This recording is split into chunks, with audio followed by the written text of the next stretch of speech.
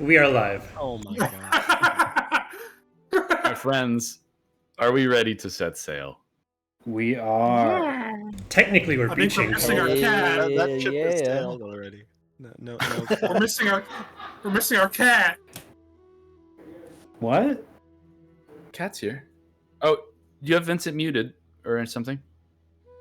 Oh, I probably do. Maybe that's why. Oh my There we go. god! That's twice. That's twice this evening. You fucker! Listen, we were playing something. Oh, it was Phasmo. That's what we were playing. It was We were playing Phasmo. Phasmo, yeah. And you dipped out before I could unmute you. So this is actually just your fault, actually. Not It was mine. your responsibility. Okay, forget it. No. Let's go. D&D. I'm recapping. We're diving in. The tide is rising. Winter is coming. Having sunk the pursuing Captain Gobadai Swami, the six of you, now seven, having been joined by Memory, dropped anchor and set foot onto the shores of Tikal's Sima Mountains to lay claim to the prize that King Main Gibraltar sent you after. Rather than approaching the beach directly, where the colonnade man of war, the Lady Cypress, had all of her guns facing out to sea, you opted to creep through the jungles to enter the island undetected. And first you encountered Kamachuk Choi, the seeming leader of a tribe of Arakakra who wanted nothing more than to see the outsiders depart from their lands. They were outnumbered by the colonnade and yourselves. The Arakakra decided to make a tentative agreement with you. If you could prove yourselves by killing a small group of colonnade, raising up a constant stream of smoke on a nearby peak, they would aid you in laying siege to the beach, just as long as you promised to leave in peace once the colonnade crew was dead. You agreed. You had no trouble killing the soldiers up at the signal fire, but on the way down you encountered another surprise. It was Tin Decker, the elf, a member of King Main's original crew, and he claimed to be there now to help you break free from King Main's clutches, as he described it. He told stories of King Main's career of manipulations, from forcing Tin himself into his services, getting Lima apparently addicted to fire moss, setting up Vincent's company as a backup operation for himself, to hiding away letters from Erikar's family just to keep the Minotaur loyal to King Main's own causes. Tin even claimed that this whole quest was just another arm of manipulation from King Main. According to him, the Lady Cypress is not carrying 3 million pieces of gold. It was at a time, but those pieces had all been spent on 3 million pieces worth of black powder from Thol, and Tin insisted that King Main was made very well aware of this fact. So Tin's method of escape for all of you was to recommend that you do as he had recently done, to take a pardon being offered by the colonnade, in which all crimes of piracy would be forgiven, with promises of a somewhat normal life, rebuilding cities in South Colonnade, which are the lands just to your north. That northern region of Tikal, north of the mountain range there, is owned by the colonnade. He noted that a colonnade ship under the authority of Admiral Duhallard was already on its way to Cape Salado to offer the pardon to any of the pirates who wanted to take it.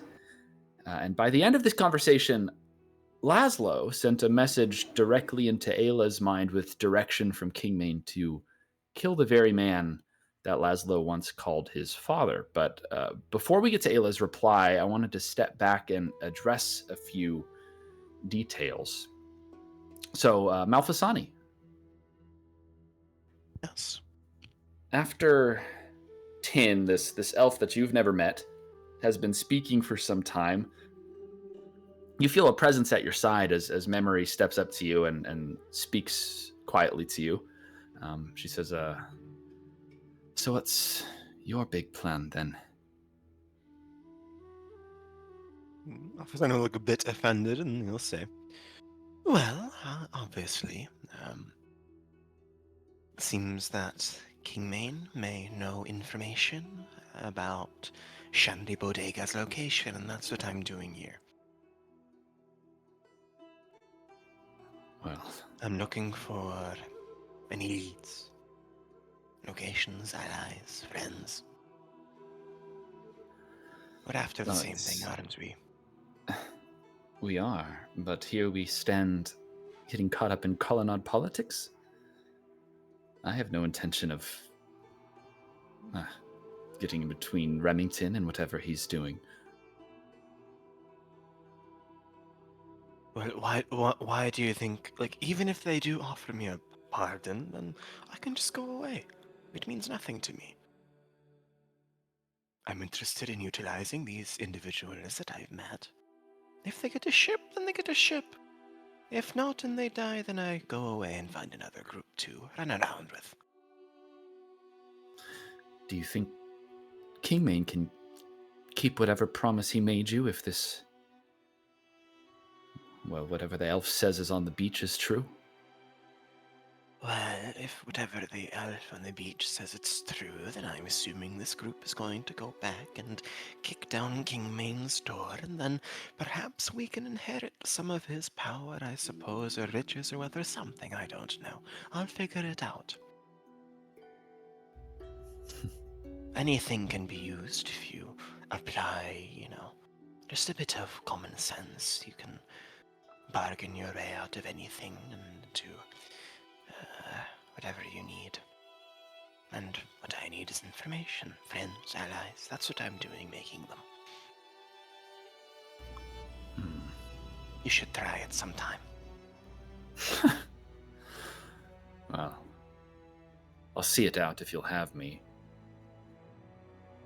Yes. Look, I'm trying to find Melody. You are as well. You're one of the only ones I can actually tolerate out of the 6 of us now, is it? Your stories are to be believed.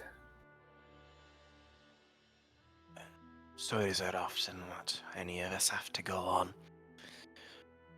Look, all I'm saying is that I like to pick fights. The one between this group and that sopping sack of an excuse for a man is not mine to partake in. If they decide to kill Kingmane, then I work with them. If they try to do that and Kingmane kills them, I'll work for Kingmane.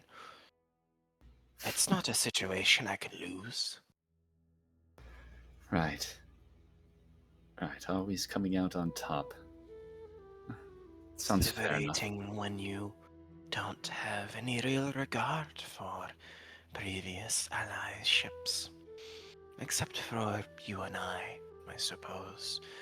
The 7 of us, now 6, well, we're different in a way. We operate on different time scales. None of us really die. She kind of scowls at that, but she turns her attention back to Tin without leaving your side.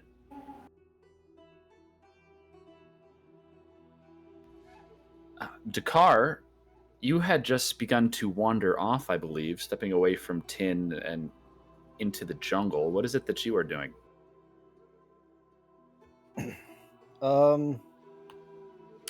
Just honestly, he's thinking about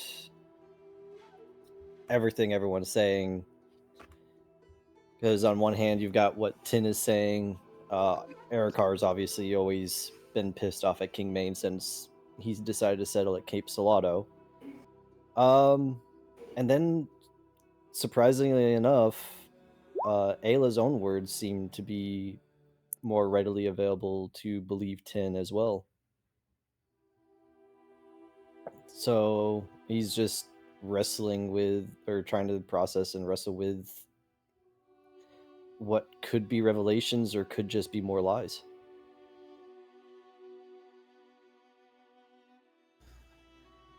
How far out into the jungle are you going? Just a couple steps, or are you setting a path and continuing down it? Just a few steps. He doesn't want to lose sight line of the group. Just wanted to create some distance and just think for himself. Yeah, you get just far enough out where the conversation's kind of muddled behind you and replaced with some of the sounds of wildlife here off this game trail and into the jungle. Alrighty then. Ayla, we'll come back to the message Laszlo had sent. Laszlo had said, Kingmane says to kill him, take what the colonnade has, and make sure that Duhallard's ship never lands in Cape Salato if possible. It is a sending spell. You have 25 words if you would like to respond.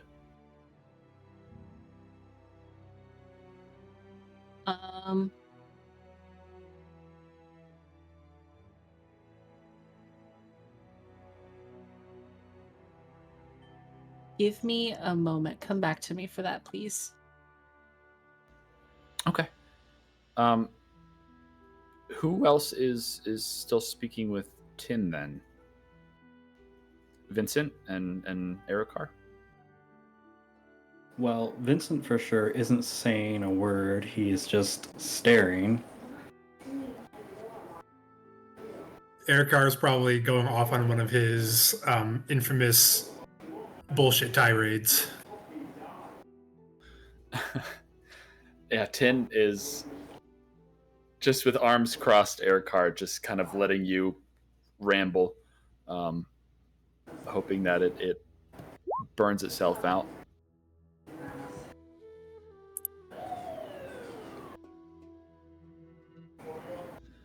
Well, whether or not you plan to go back to take the pardon, is it Cape Salato you're returning to?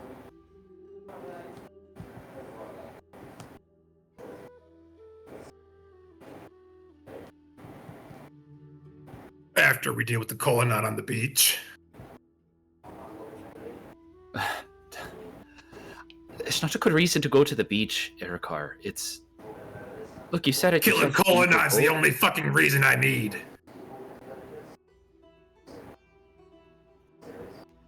I'll deal with Kingmane after I get back. And what's your plan for him? Same with every plan. I'm gonna fill him with holes.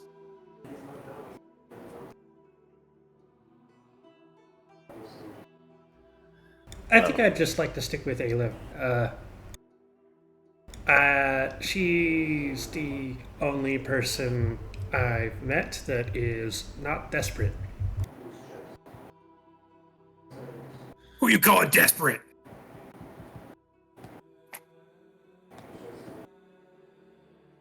Would you like a drink? Yes. Are you desperate for a drink? I'm still working on the bottle that Dakar gave me. Ooh.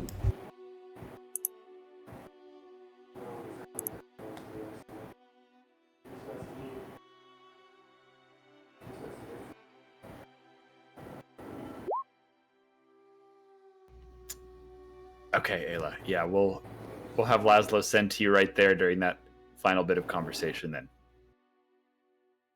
then.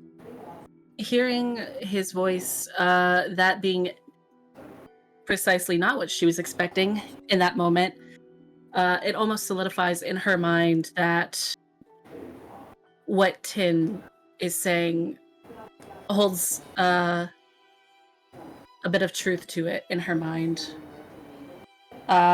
So she will respond with some simple questions. She'll just say, why? So that no one will contradict your word?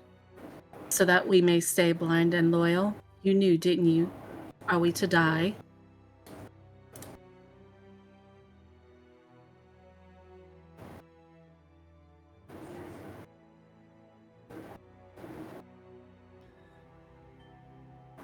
Okay, yeah, there's a moment of pause, and Laszlo will send back to you one more time.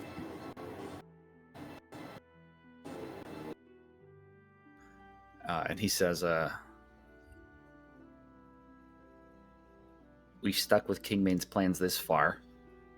I don't see why we shouldn't see them out to the end. Unless you want to waste your time.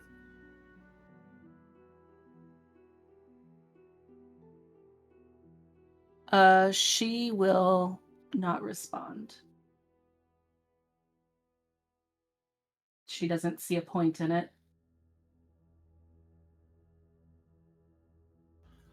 Okay.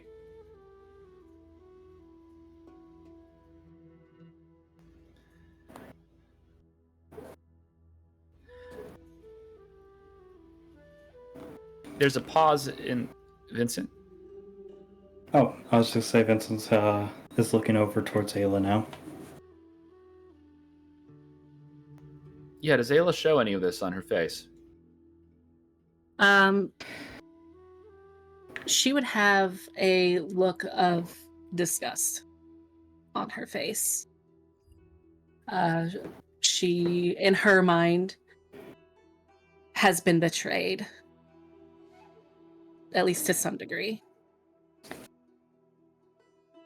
Seeing that look of disgust, Vincent will slowly walk over. And he won't say anything, but his face has that twinge of concern on it.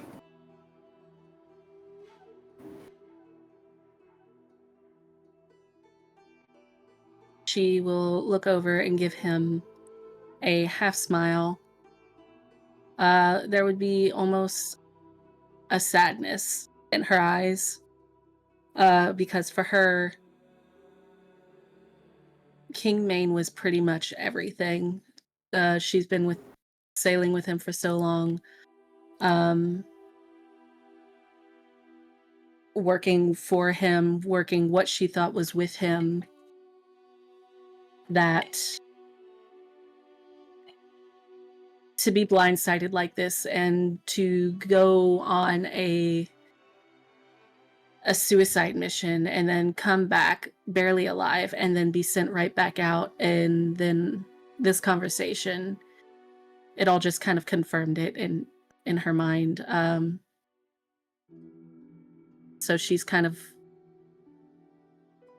in relevant terms, lost at sea in her own mind. You don't need to tell me how you know. But you know, don't you?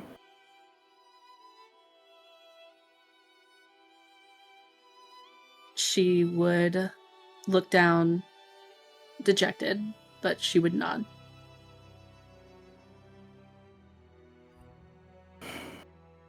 Yeah. I figured as much. Sad as it is to say, it's an important lesson. You don't really know the people you work for.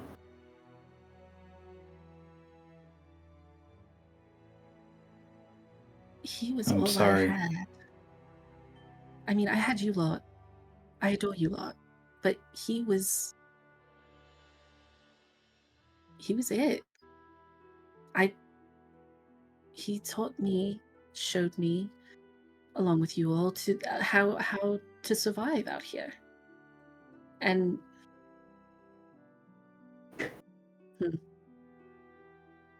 Vincent puts a hand on Ayla's shoulder very gently.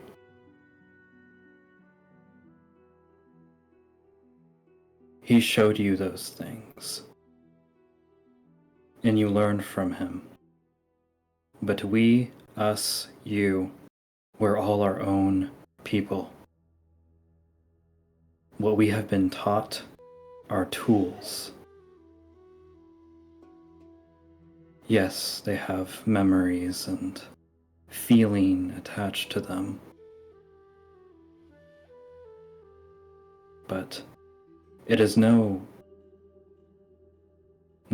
that's not right. Even if it hurts, we have to make a decision. Do we start all over again? Do we murder that thing in which betrayed us for the whole time we have known him? Do we follow along, or do we do something entirely different? It's the crossroads we stand on now. Whatever decision you make, I will follow. I trust you.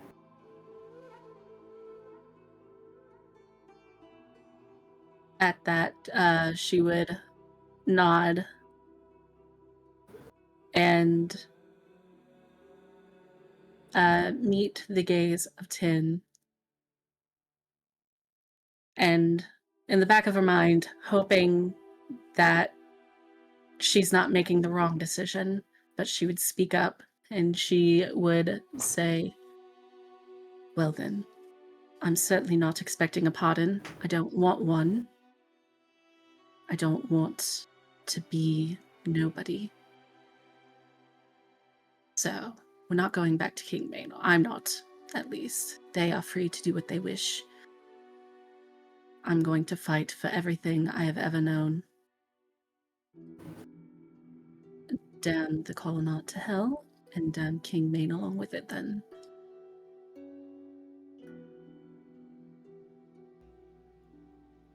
Tin looks at you, concern on his face, and he opens his mouth to respond. But before he can, there's a crack of gunfire from down on the beach, and then another, and a dozen, followed by blasts of our arcane. A battle has begun there. And Tin will look to you all and plea again. Do not go down to the beach. Sail back to Cape Salado. Sail anywhere away from here. There's nothing to gain here.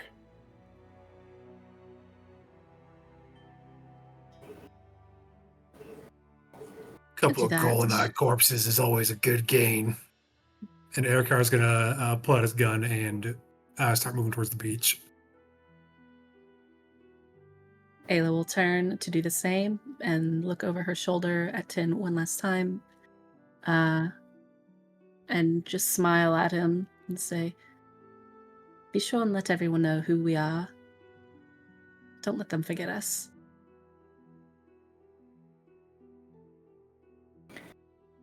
Vincent will follow along, and he'll also leave some parting words. Your heart is in the right place, but you're wrong. One day you'll see that. But that's just part of living, isn't it? And he leaves.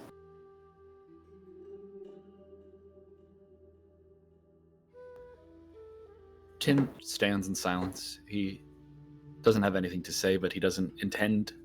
He's taken the pardon. He doesn't intend to go back to piracy so soon. And the rest of you? It's really nice to meet you. Sorry I was only half paying attention. There's some really good fruit here. Good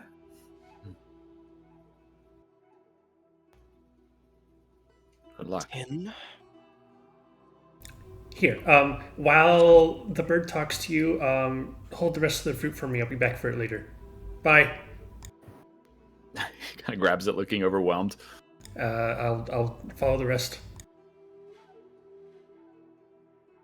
When crushed, do you make the same sound as a can of your namesake, out of curiosity?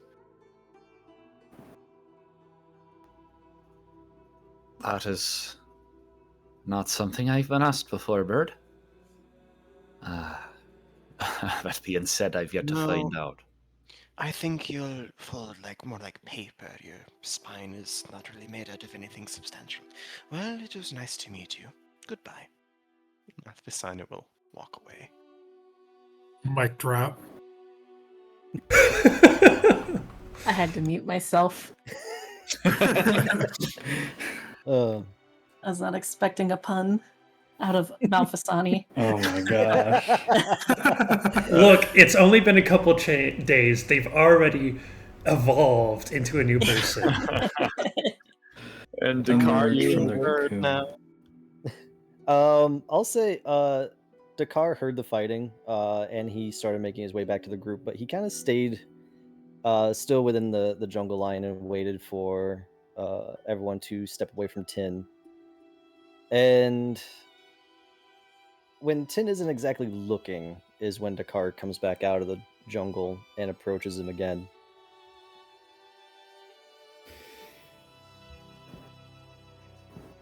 I will tell you this, Tin. If you are wrong, there be no corner of the sea that I will not find you. And Dakar will walk past him and head towards the beach. All right. You giving him the black spot? No. No. You...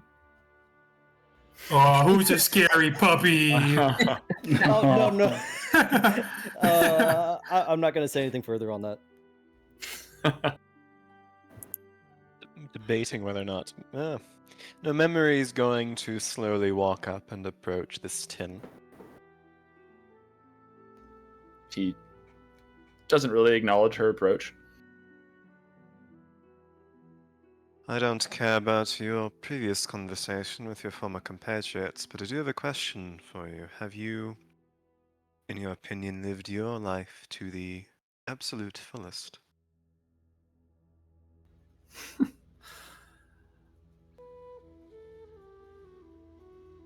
Well, you see the state I'm in? I hope to get a chance to do so, but it's been a lot of wasted years, it would seem. She's going to punch him in the jaw.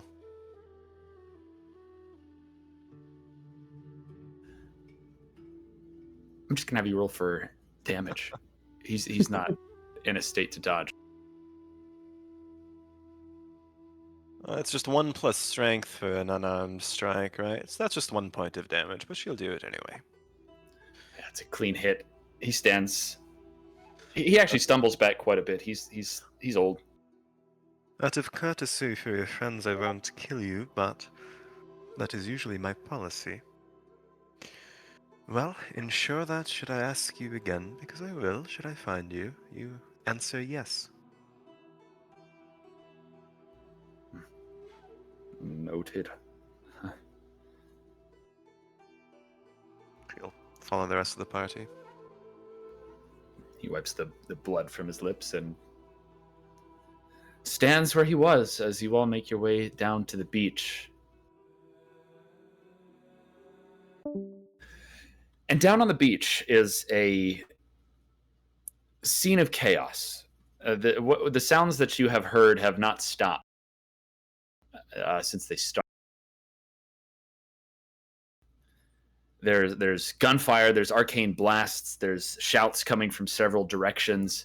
And as you emerge from the tree line, kind of on the center north end of the beach here, you see kind of several groups of battle have broken out. It would seem that the Aarakocra were either baited out early or detected, and it sounded like the colonnade probably fired first. But in any case, there are several different instances of battle that have become instigated here on the sands.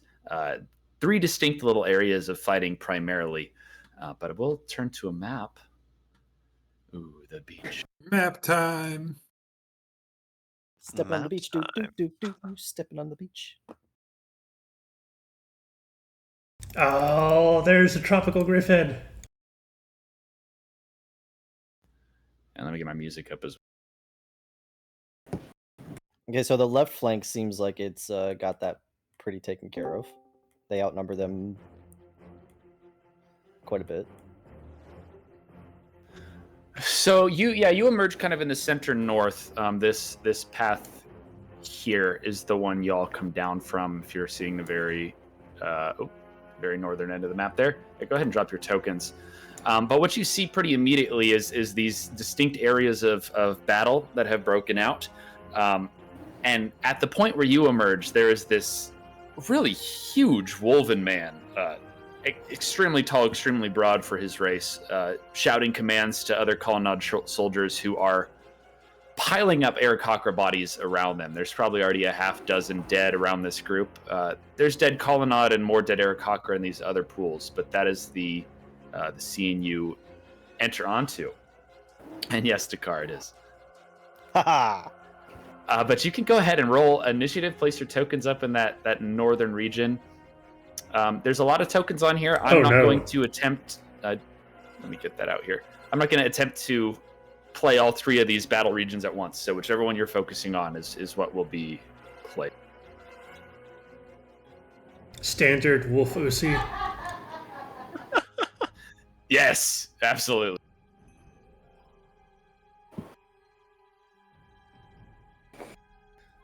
Oh, it's good to be back. Get ready for some damage. So which one was captaining the ship that sunk the King's Pride? The Wolf is the admiral of the Lady Cypher. Understood. This guy right here. I want to save the Griffin. I have a feeling the Aarakocra on the right bank is going to have a bad time. They're the only one outnumbered. We can't save everyone. It's hard to sneak when you're a rainbow. Put that in the quotes channel. What? Was that funny for some reason? I Yeah, it was. Oh. Bailiff put him in the quotes channel. No! Take him to Detroit. No, not Detroit! Actually, I have friends Whoa, there. whoa, whoa. Foul. That's a little too far.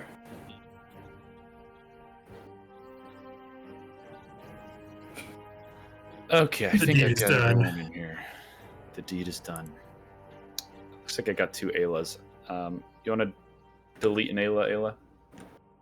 No, it's okay. They might toasted it. I'm going to delete one. I'm afraid it's going to delete your token. We're going to find out. Nope, we're good. Oh, there's 2 Vincents, too. I think you have There people is. from different, the previous map that's still on Oh, the... you're probably right. That Yeah, I makes never sense. cleared initiative. That does make sense.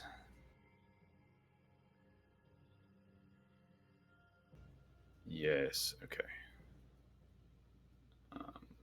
What was Malfisani's role, Phil? That would have been the first roll, so 13. Gotcha. Okay. Okay, I think we're all in here once now. And we'll start with Ayla as you emerge on this scene on the beach. Incredible. Currently reading Dimension Door.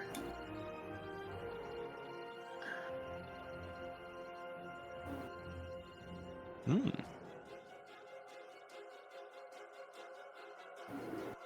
You can also take one willing creature with you. Yeah, Yeah? I was gonna say, I don't know who's more or less mobile out of you and Vincent.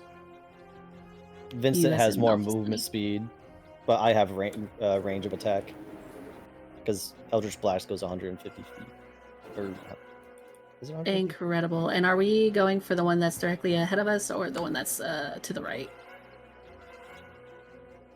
I guess that would be up to Ayla's sensibilities because you either protect the Aarakocra to the right or you've got the guy who sunk the King's Pride in front of you. The more tokens Hammond has to deal with, the less tactically he'll play. That's true. Hmm.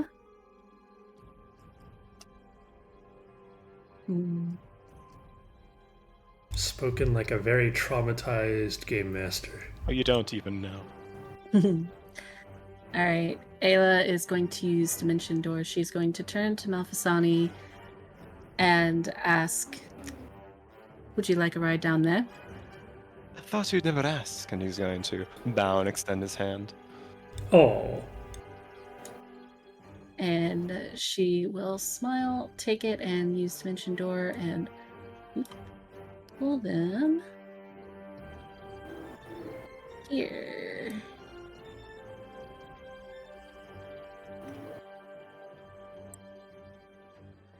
Bright Eyes is immediately going to be like, whoa, okay, I want to do that.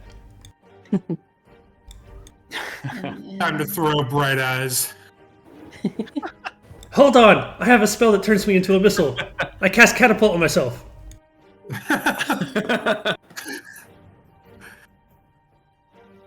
This implies he weighs less than 5 pounds, which is now canon. Uh, I think it also implies he's an object. okay, this Oh, is not a person. Yeah, Malfasani, you can move yourself down there as well with Ayla. Do you have anything else, Ayla? She will brandish her weapons, but that is it for her turn. The Wolven, hearing your sudden appearance behind him, turns and seeing you, Ayla, snarls, and he says, of course you pirates would come back now of all times. What, you killed Tin then? I told him you would. And we'll go to Dakar. You mean Vincent? Yeah. What you talking about? Oh, I have 2 Dakars in here as well still. Okay. I nuked Dakar and we'll go to Vincent. Okay, so if I want to get down here, Do a flip. is that just like technically like I can make it down there? It's just Yeah, I won't add any rough terrain here, but it is just the distance. yeah. Vince gets a running start, jumps off, does a little flip and lands, kicking up a lot of sand in the process as he slides a little to stop, and we are going straight for the swing.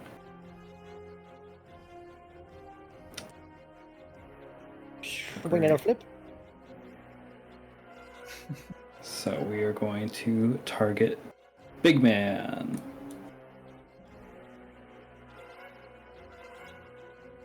Hit or no hit?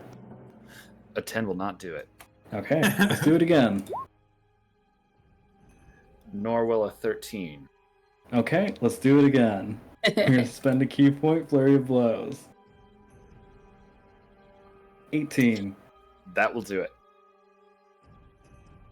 Another one.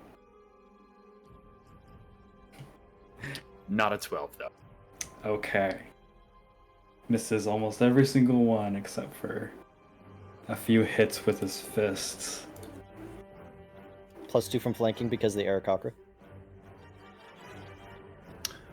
Yeah, let me see. Oh, We still will not have any other hits. okay. And that will be the end of Vincent's turn. Yeah, so suddenly surrounded, but this seems like a very battle-capable man, Vincent, as you think you're going to get a surprise on him, and he manages to parry away several of your blocks. You hit him once, but again, with that snarl still on his face, he turns, and with a legendary action is going to brandish his great sword at you. It's a 24 to hit. Ooh, that does hit. Ow. I see. For 13 slashing damage. Ooh, spicy. But we'll go to Dakar for real this time. Alrighty then. So let me actually turn that on so you guys can see. So, I think that's a weird measure, but having Dakar move probably about up here, because I imagine taking his full movement to come down the cliff and then end up around here is not going to be good because sight lines and stuff. But as he stands up here, he's going to raise his free hand and the tattoo on his chest is going to glow along with his eyes as water begins to froth up from his palm, and he is going to cast Conjure Elemental. The elemental returns.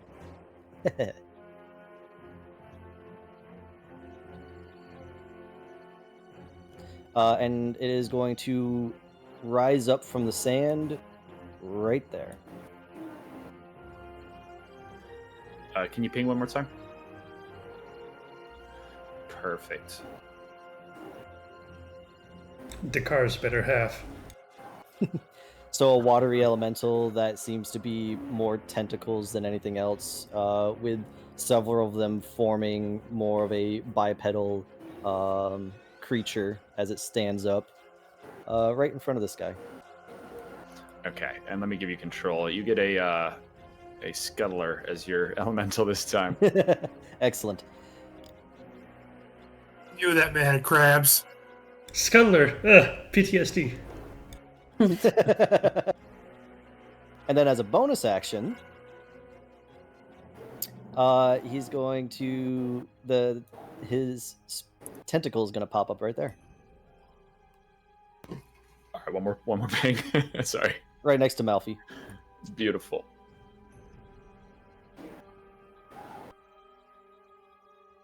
All right, and that tentacle is going to shoot up, and it's immediately going to smack this gunman. Okay, go for it. I imagine a 10 does not hit. A 10 will not hit. Alrighty then. But that is Dakar's turn. Immediately after his turn is the elementals. Yes, go for it. Alrighty. So this elemental is going to make 2 slam attacks on the man in front of him.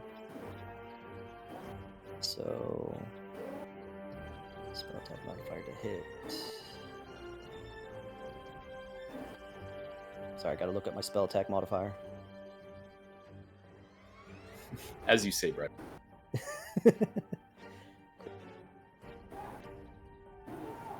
Okay, so it's got a +4. Alright, sorry. You're good. That is a 15. A 15 will hit. Alrighty. So damage.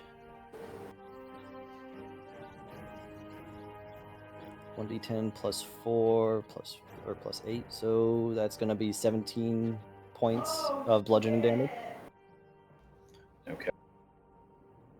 And it gets to attack again. For a nat 20. Would that be its third attack, though? Is it 3 attacks? No, it does 2 attacks. I only did 1 attack. I believe you missed the... Oh, no, that was the tentacle, huh? Okay. Yeah. Yeah, the tentacle missed its first attack. So this is 2d10 plus 8. Or we're only adding bonuses to 1 damage die, right? Correct, for a crit. Yeah. So that's 14 plus 8, so 22 points of bludgeoning damage. All right.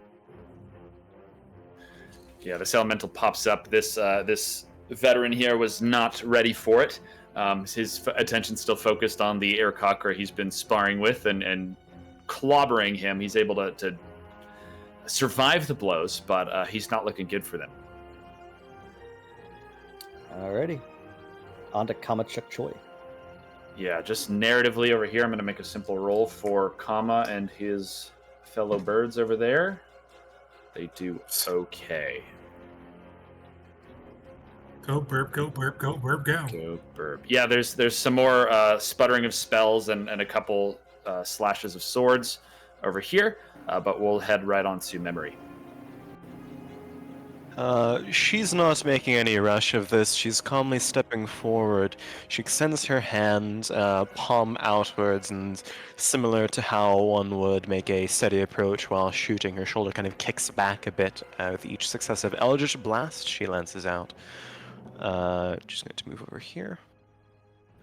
Right next to Dakar. and send 2 Eldritch Blasts towards, let's make it, this guy over here. All right. Let's go to the roll of proficiency and charisma, which should be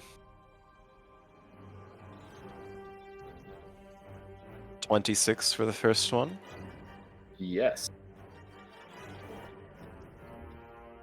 And natural 20 for the second one.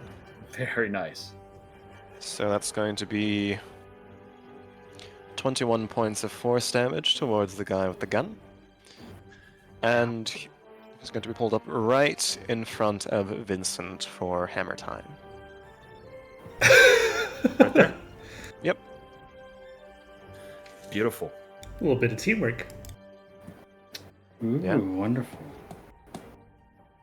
Food delivery. And right on to Vincent doesn't eat them. as far as we know. Just turns them into salsa for others. Salsa. Yeah. Malefisani is going to begin a blade song as a bonus action, kind of kick into the air, start dancing. And the first thing he's going to do is, from his component pouch at his side, draw a bit of molasses on his shoulder, swipe it across his arm, and mutter a spell. I'm going to cast Slow on every single one of these guys here. Okay. What is the save? Wisdom saving throw, and that will be a DC of...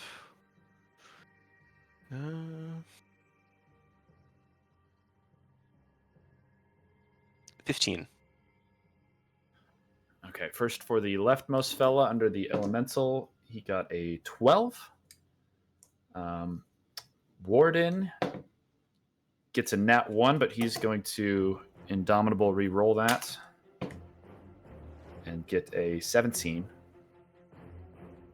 And the gunman is going to roll a 4. Congrats.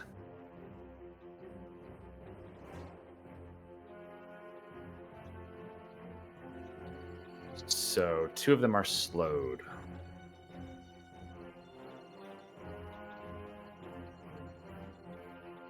All right.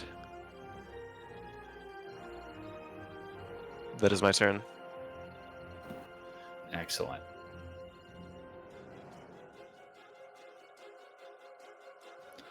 Okay, just making sure I know how slowed works, but got it. Okay, it is now their turn. I'm going to start with the leftmost one. I'm going to take all of their turns on Rook's turn here. And so this man is going to...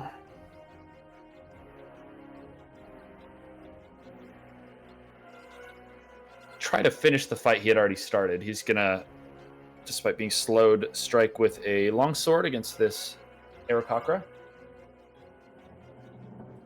He's going to hit.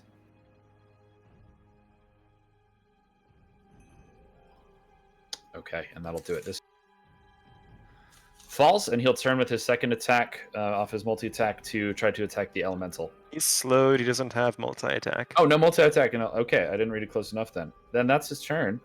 Yep. Rook's turn, though. He is going to likewise try to finish his initial combat.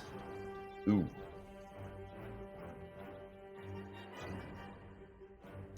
Okay, yeah. Another Aarakocra falls. They were looking very bad when you came in, and it did not take long to pick them. No, the birds are not the words. But he will attack you next, Vincent. Oh, wonderful. That's a 17 to hit. It does not hit. Okay, yeah. This great sword comes towards you right after striking down the Aarakocra. But you are able to parry it away.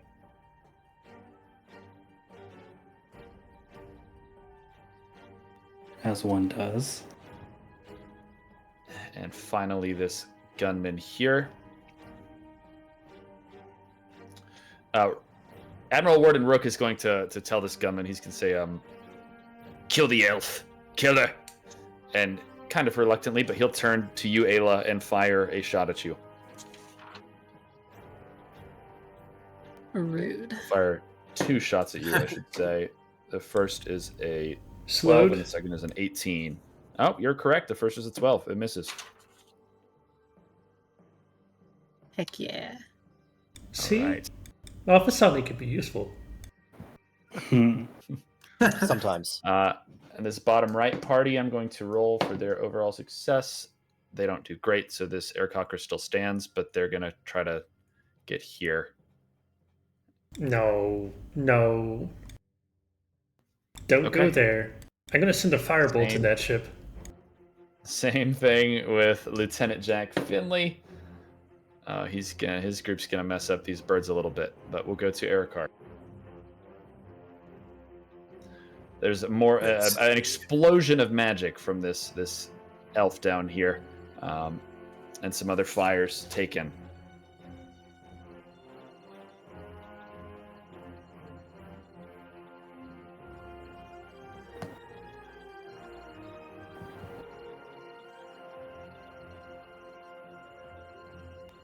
Back to you, Eric Carl Eric. bonus. Yep. Eric Carl bonus action. Hunter's mark on the admiral. And then go for his 2 revolvers. That No. 1. And No. 11. Wonderful. Oh gosh. Arthritis kicking in. I'm not Yeah, drunk Eric enough for this battle. Reeling with sobriety, your AVR kind of distracted by the fireball that was just blasted over on the western end of the beach, distracts your vision just enough for your shots to fall short of any of these column-out individuals. That's Eric's turn. Alrighty, let's go to Bright Eyes. Bright eyes! 1, 2, 3, 4, 5, 6, 7. Alright, I'll stand at the edge of the cliff here.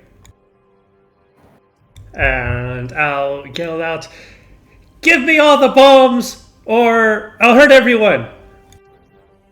I'm gonna drink my potion of bravery. So for 1 minute, I have a D4 to add to saving throws and attacks, and I'm not going to use it. I am going to bonus action use something that isn't an attack roll, and I'll cast Healing Word on Vincent. Get that 12 health back. Okay, just a small question. Can Vincent take psychic damage? Can he? Just from what Bright Eyes said. You know. Oh. Brad has learned how to use just mockery on accident. Take 400 psychic damage, Vincent. Aw, damn, I'm dead. Get back up! I think 400 is more than 3 times his HP, so... I cast Necromancy. Oh no. Let me die. Oh no, Brad is morphing into Reed. It's all Reed. Anything- I keep Anything trying else? to take it out, but This they keep whole time. dragging me back in.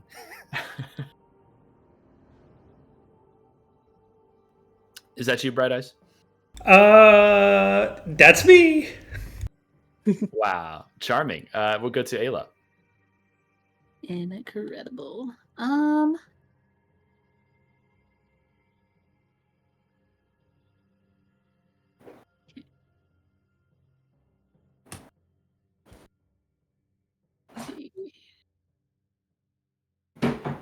She is going to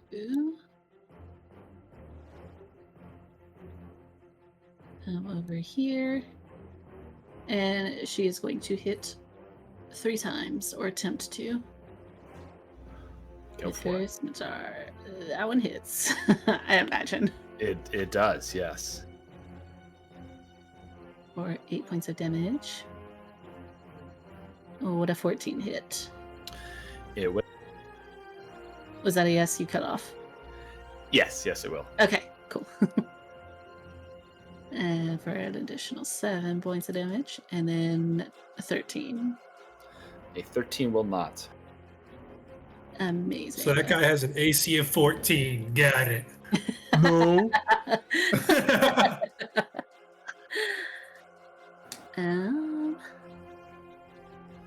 Let's see.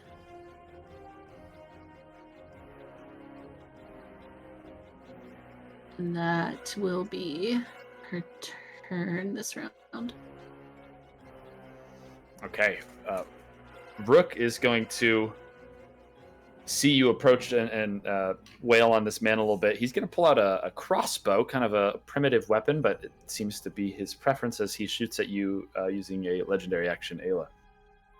Wow, he's got kind of a vendetta. Gale? 18 to hit. Unfortunately, it hits. For 9 piercing damage. Reaction Guardian Coil. Reducing it by 5. Okay. 4 piercing damage. As the spectral tentacle wraps around Ayla, taking the shot a little bit.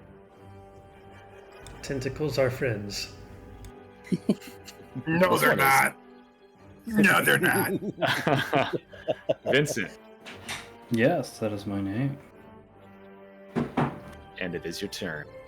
Commit bonk. You know we gotta do it to him. So, just for a little house cleaning, we'll target this poor lad. 21. Ooh. Will hit. Another one. 22. Ooh. Will hit. Oh, I forgot. At the end of their turns, they do get to resist the slow, if it matters. Oh, yeah. Well, it doesn't matter for this guy. We but, continue, I mean, yeah. Well, The other guy failed his save, so thank you, Phil.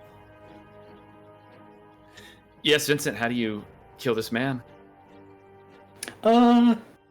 Nothing fancy, just, you know, In his face. hammer to the chest, all their ribs crack and pierce their internal organs, causing instantaneous death. Nothing fancy. Maybe not quite instantaneous. You know, they're still kind of, you know, spasming. I'm partial On the to floor. wood chipper myself. There's a lot of uncomfortable noises. Vincent, as this soldier falls, Rook bares his teeth at you, and kind of an oppressive aura washes over your mind. Can you make a wisdom saving throw? Oh, I can make a wisdom saving throw if you'd really like me to. Hold on. Can I like to use Flash of Genius? I think he's trying to scare you. So I'll use my reaction, and you get a +4 to that. A 13 will not quite save, making Vincent frightened until the end of Vincent's next turn, as this large wolven suddenly seems quite terrifying Vincent just in his presence. Damn. Shiver me timbers. You are timbers. Not your Vincent turn. actually says that. Oh, that's how that word's used. Dakar. All right. Dakar is going to stylishly slide down this hill and use his full movement to get right up next to Vincent and Ayla. As he does get up there, he's going to look at Ayla. Am I correct in believing that this be the one who sunk down the pride?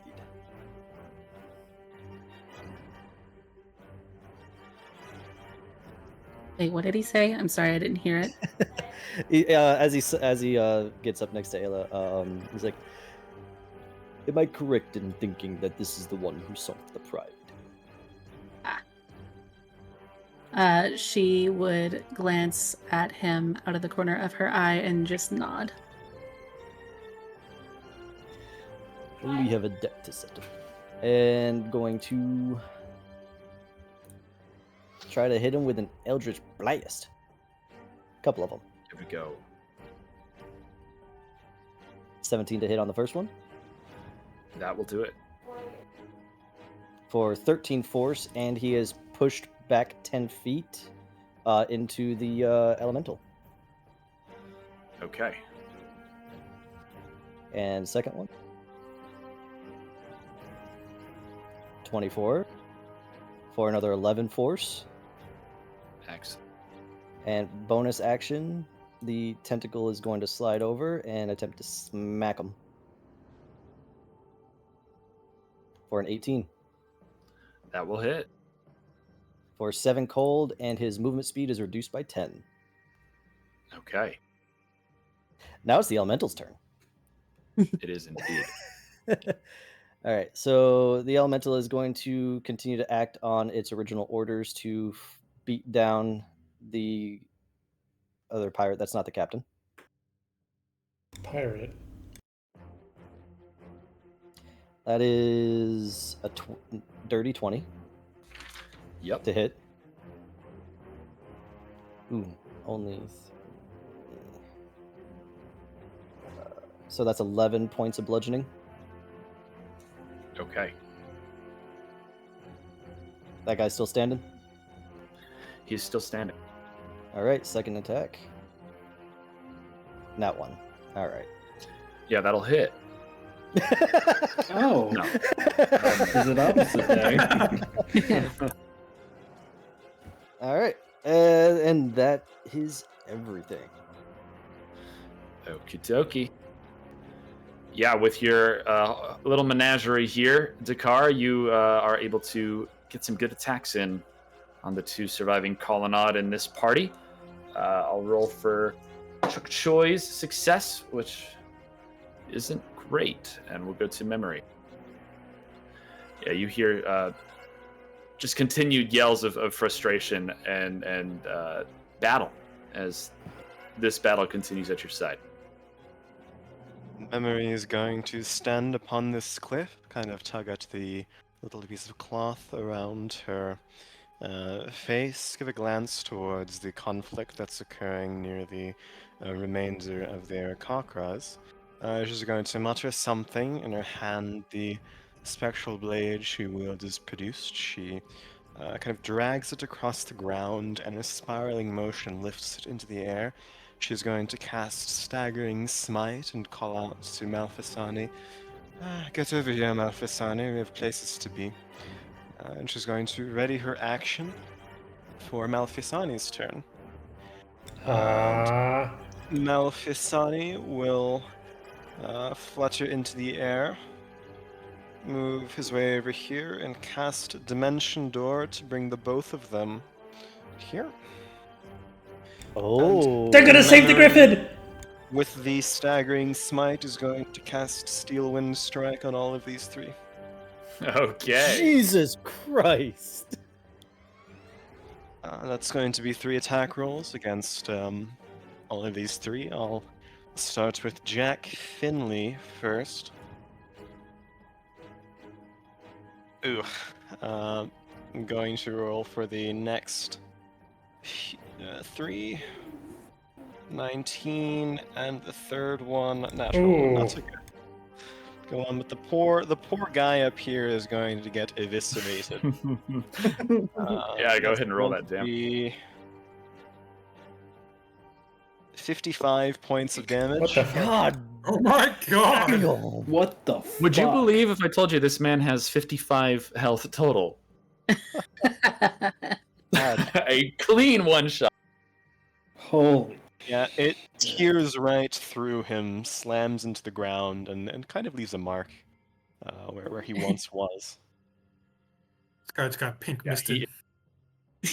The others are able to avoid the brunt of Memory's attacks, but he pink misted is a good way to put it. He's done. The staggering, yeah. Just a quick question: Is it sort of like a nuclear flash where only their shadow remains? Yes. And there's the sound of something akin to a thunderclap. She slowly stands back up, and that is their turn. and it's an excellent one.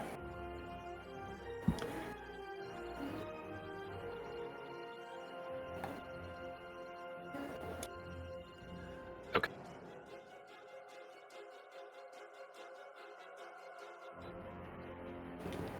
Back up to the Admiral and his gang.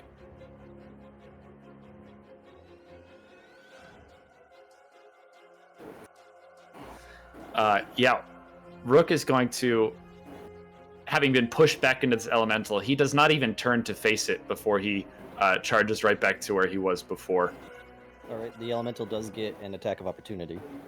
Yep, go for it. Yeah. Hold on. I forgot math. Okay. That's only a 12. That will not do it as he quickly jumps right back into position with his great sword. He's going to attack you first, Ayla. That is an unnatural 20. How dare he? Honestly, so rude. For 14 slashing damage. And then he'll just go down the line. He'll go to you next, Dakar, and he'll take a strike at you. Okay. That one is a natural 20. I'm feeling lucky. Yeah, go for it. He's got to roll that again. Now it is a 22. It still hits, but it's not a nat 20. This is correct. He does max damage, though, for 16 slashing damage. God damn. And that is his turn. We'll do the turn of this poor little man here, who's going to attempt to continue getting this elemental off of his back. That is a 14 to hit the elemental. That does not make it. He will try again for a 19. That does hit. And he'll do 7 slashing damage to it. Alrighty, that's tracked. Okay, this group down here.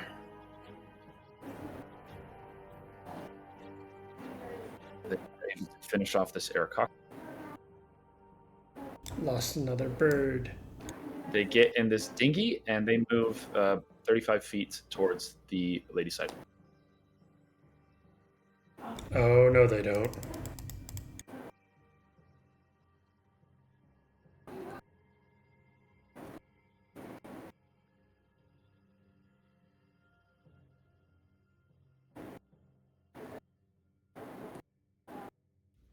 Jack was having a great time and suddenly he's not.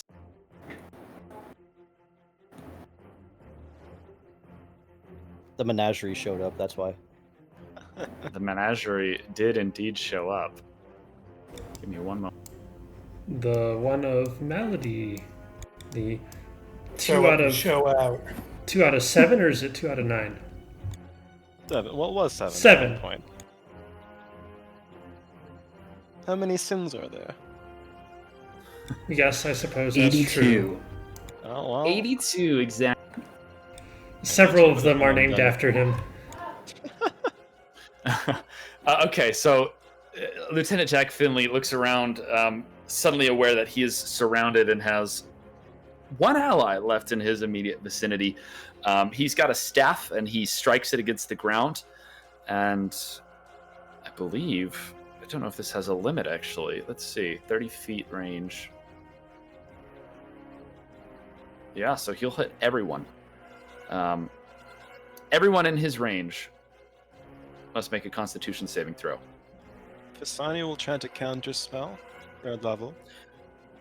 Yeah, this is a 5th level spell, so Okay, that's going to be a check on my part. it is. Right. Intelligence roll of... that succeeds. He looks both frustrated and horrified as this spell, this wave of energy begins to creep out from him and suddenly is disrupted and collapses in on itself. He seems to identify you immediately, Malfasani, as the source of this counter spell, but there's little he can do about it. This I take a real gunman, person. With your weapons. Oh yeah, that'll go much better for this veteran who tries to shoot you, Malfasani. Or not veteran, the gunman who tries to shoot you and rolls for his first shots a 17. And for his second shot, a 9. So weapons do well. Erikar. All right. Gonna bonus action planar warrior.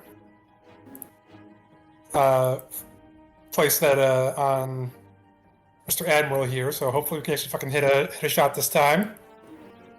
Does a 22 hit? It does. Wonderful. So he takes 15.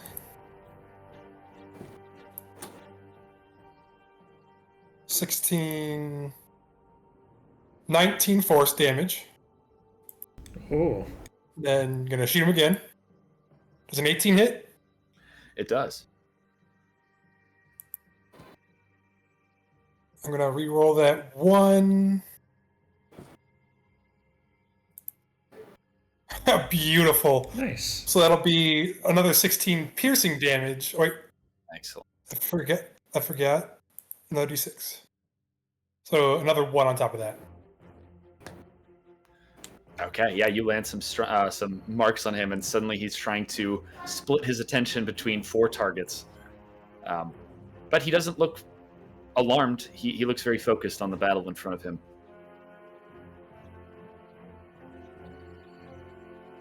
That is Erikar's turn. Beautiful. Okay, Brett. Oh, sorry, Phil. What was the save for Sloan? 15 The wisdom.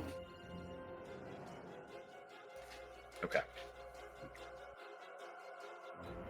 He does not save.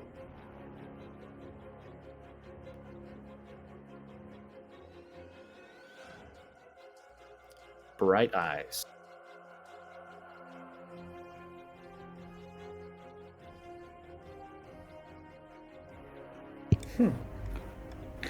I'm gonna yell, "Hey! Some of them are getting away!" I will slide, almost fall down the hill, into with a good leap over here. I'm gonna put in a little tube of alchemy chemical stuff in my chemical extruder, point it like a bazooka at the dinghy, and I'm going to fire a firebolt right at this little red target way out there. Okay. Quite the range on that thing. 120 feet. Fucking sniper over here. So 27 Sure. Yes, indeed. for 23 fire damage, almost max. Yeah. So it twirls through the air and collides and explodes into fiery sparkles like a firework. Yeah, his jacket is smoldering and on fire, and you can see from this distance as he's kind of like neglecting the rowing for a moment as he's trying to pad out the fire on him. Let's see. Do I have any more movement? Put down. Okay, so I can make it there. I'll go prance out over to here. Does Ayla look hurt? I mean, she's a little banged up, but she's been worse.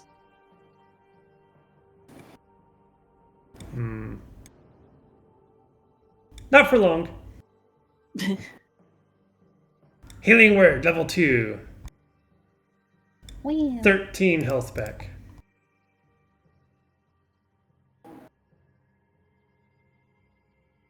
Incredible, thank you.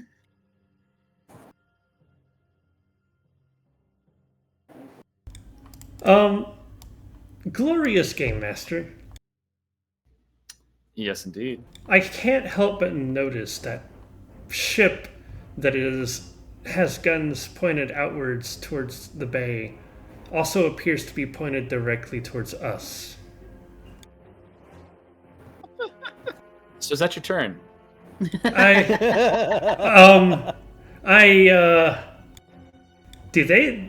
the guns at the ready?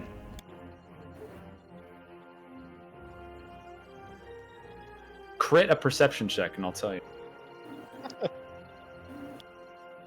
It's an insight on the DM, not perception of the character.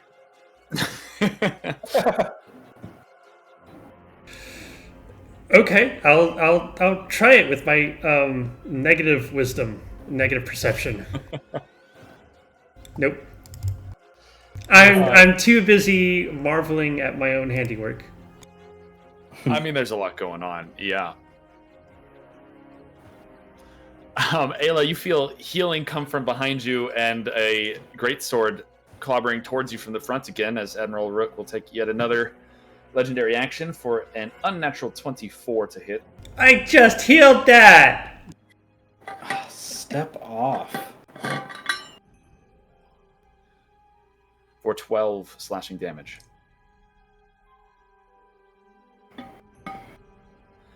But it is now your turn. Okay. After getting hit, she is going to yell out in frustration as she looks over to the bay and sees who Bright Eyes was talking about. She's going to turn back to Admiral and cast Heat Metal. Sick of your sword. And then, let's see. I'm going to cast that at the 3rd level.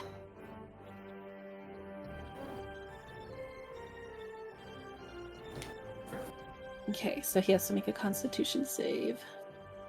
Okay, let's see. That's a 16. Alright, that succeeds. And then for her bonus, she's going to cast Healing Word on herself. Now, Heat Metal, I believe, still does do damage. He just won't drop his sword because he saved the throw.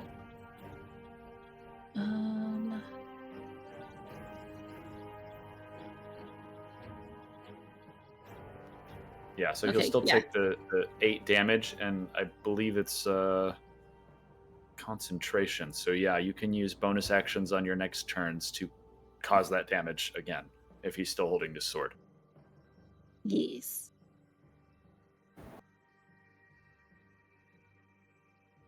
And then on herself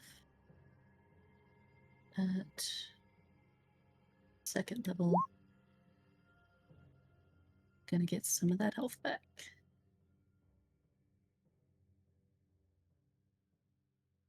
Okay. And that is her turn. Okay. Yeah, his sword glows a little red hot as you cast a spell on it, and you see him kind of grip it white knuckled, but he doesn't let go of the thing. To Vincent, you are still terrified of this man in front of you. Oh, I'm still terrified? Yeah, I don't believe you've had a turn since he's put it on you, so it'll be till the end of your turn here.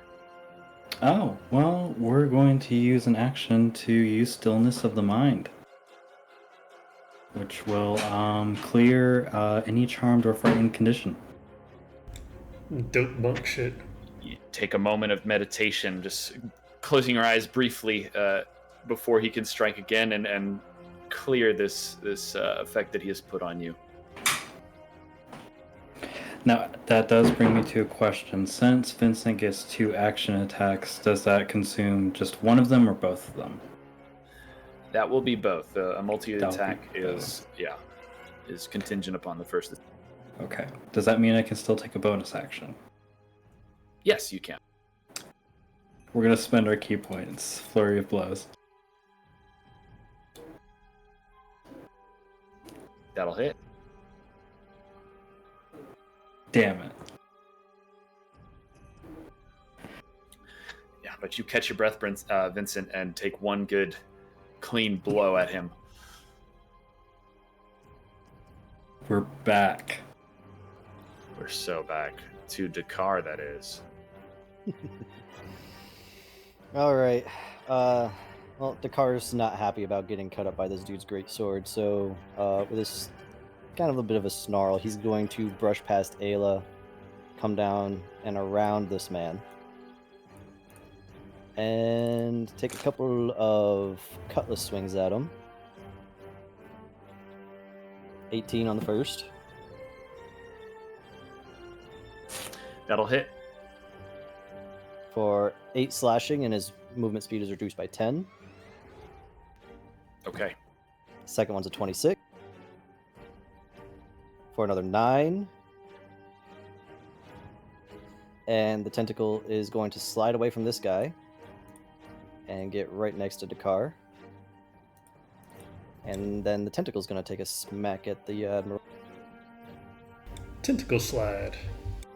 14. Tentacle slide. A 14 will not hit. Alrighty. Actually, I'm gonna stop thinking about tentacle slide. Yeah. Oh. With that that would only be a 16 if it gets flanking from Vincent. That will not hit. Okay. Alrighty then, on to the elemental. After Dakar takes 2 quick swings and then the tentacle pops up and gets dodged.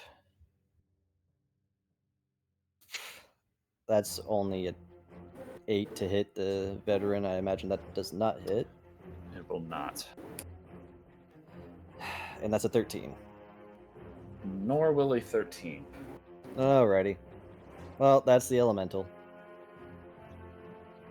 Okay. That one veteran's really toughing it out. He's a tough fella. I'm going to roll here despite Malfasani and Memory being here. Just play it like I have been. They cast some spells. Let's see how much damage they do altogether.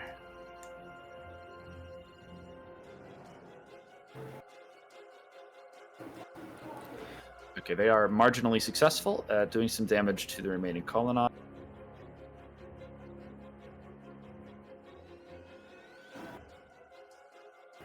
We'll go to Memory. Excellent. Memory is going to walk up to this lieutenant and just say, I hate people like you know. And she's going to mutter a Hexblade's curse onto him.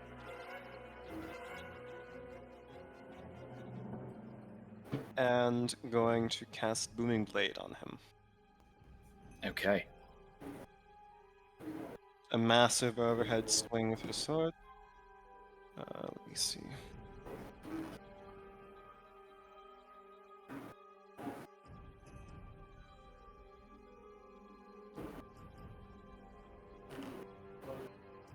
Does a 16 hit?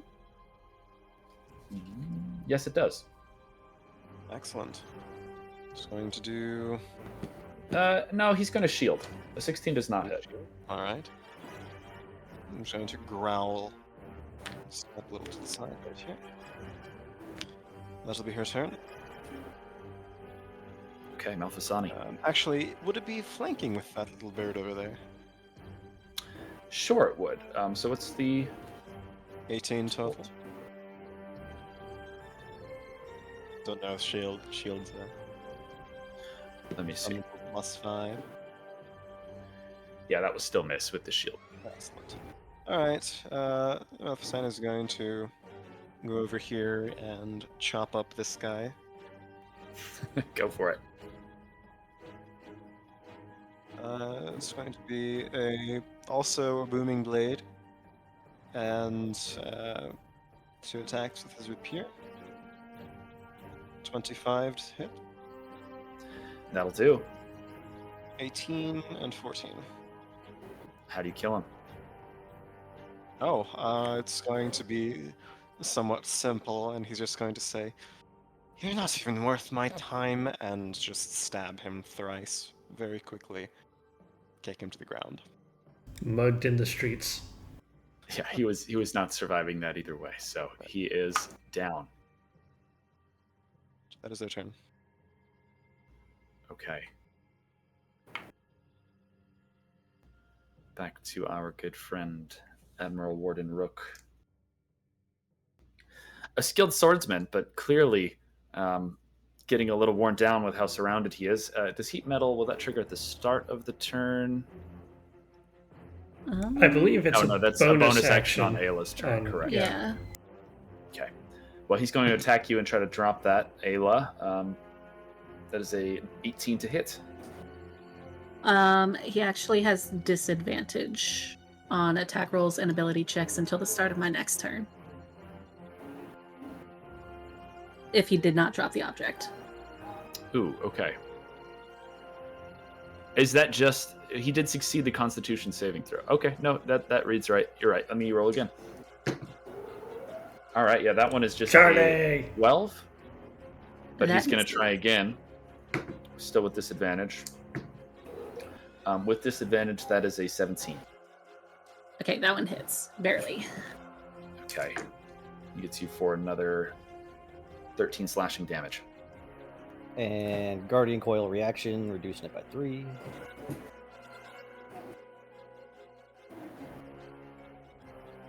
So it was, 10 total after that? Yes, 10 total. Okay. And he is going to, seeing that he still has this one veteran standing. No, he's still slowed. Just kidding. He's not going to do that. All right.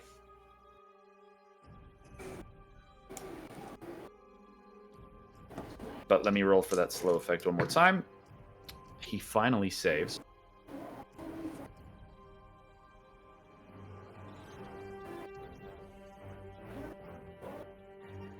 Okay. And these blokes at sea are going to keep paddling to the lady side.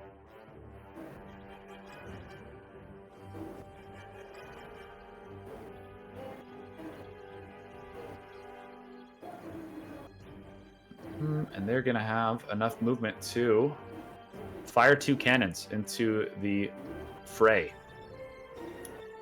Bright Eyes immediately turns around and starts running the other way. Fucking kidding me. The first one's going to be aimed directly at Memory as the center point. So let's see how it goes. I first got to roll my kills the D10. lieutenant. It is possible. It does not misfire. I'm now going to roll a 10 again.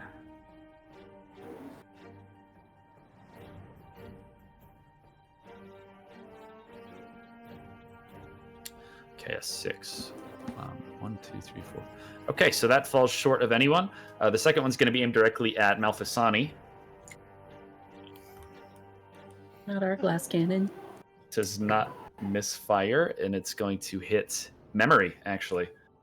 Oh, ow. I'm so sorry.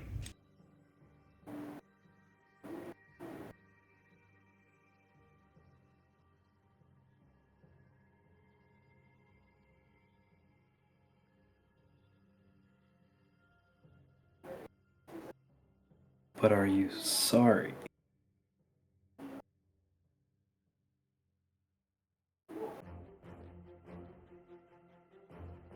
Please tell me you don't need all this time to roll the dice. That's a lot of dice he's rolling, yes. Emmond? Oh, sorry, I forgot that I need to hit a button to talk. 45 damage to Memory. Oh. There's a 25 to hit, 45 damage. Fair enough. She's going to staggers to the side, pulls herself up, and just mutters a vile curse in some unknown language. She seems okay. Okay. Hold on. And- Isn't Memory like a animated teddy bear? Yeah. Is there just like stuffing just like flew out? Is there a hole in the middle of Memory? It's not blood. Yeah, there's some fine. viscera, but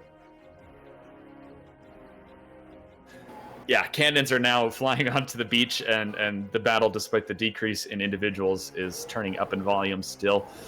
Jack Finley, seeing that he is surrounded, seeing as well that Warden is surrounded, he is going to cast another spell.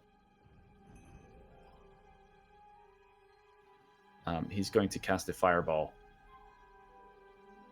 Not with that attitude, I'm going to counterspell. Okay. At third level, if it's relevant. Yep. Okay. That does counterspell then.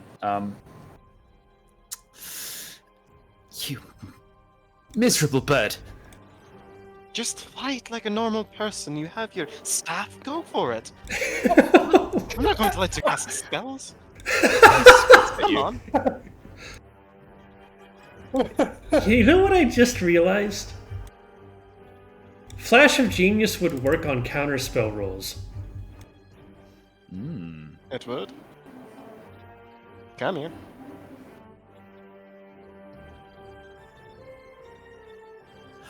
Well, Malfasani, I will admit, I'm glad you didn't let Jack blow up the black powder stash. We'll go to Erikar.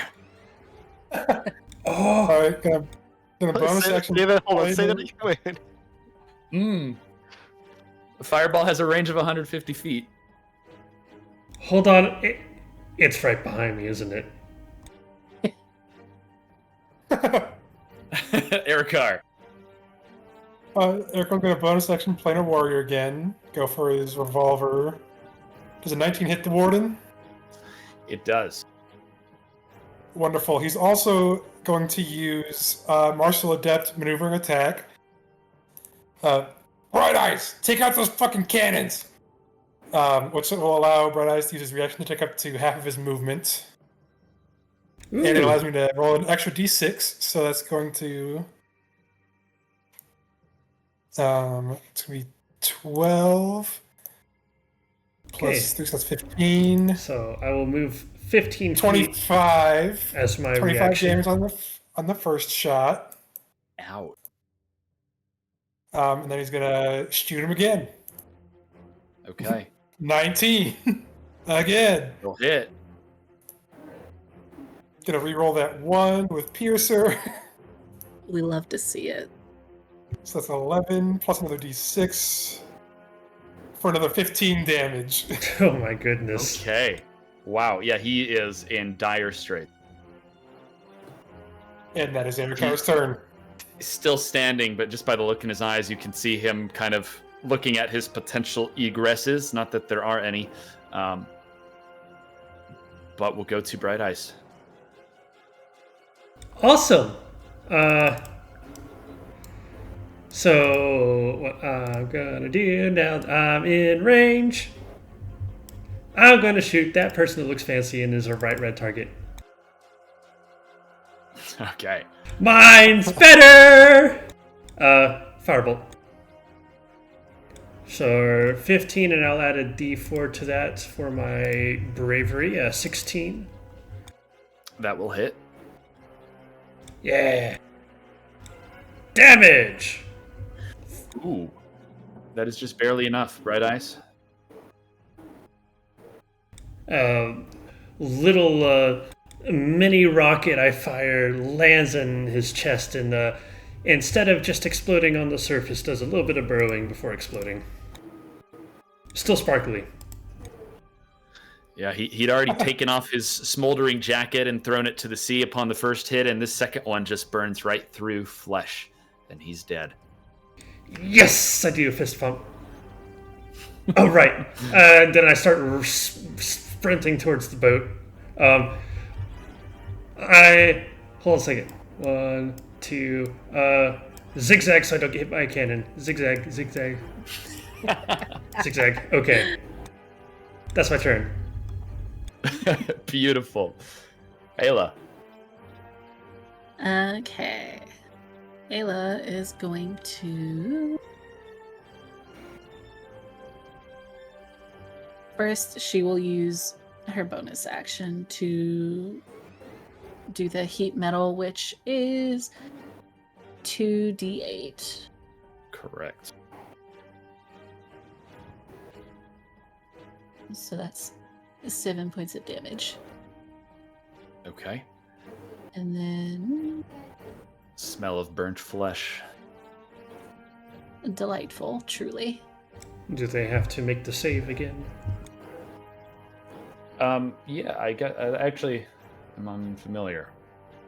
Yes. I think it's whenever they're dealt damage, they have to make the save to like automatically drop it, or not. Yeah, and he fails.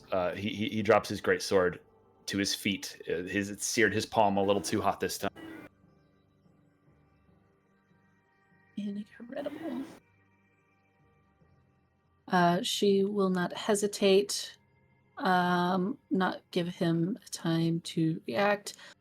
She is going to expend one of her bardic inspiration and use mobile flourish.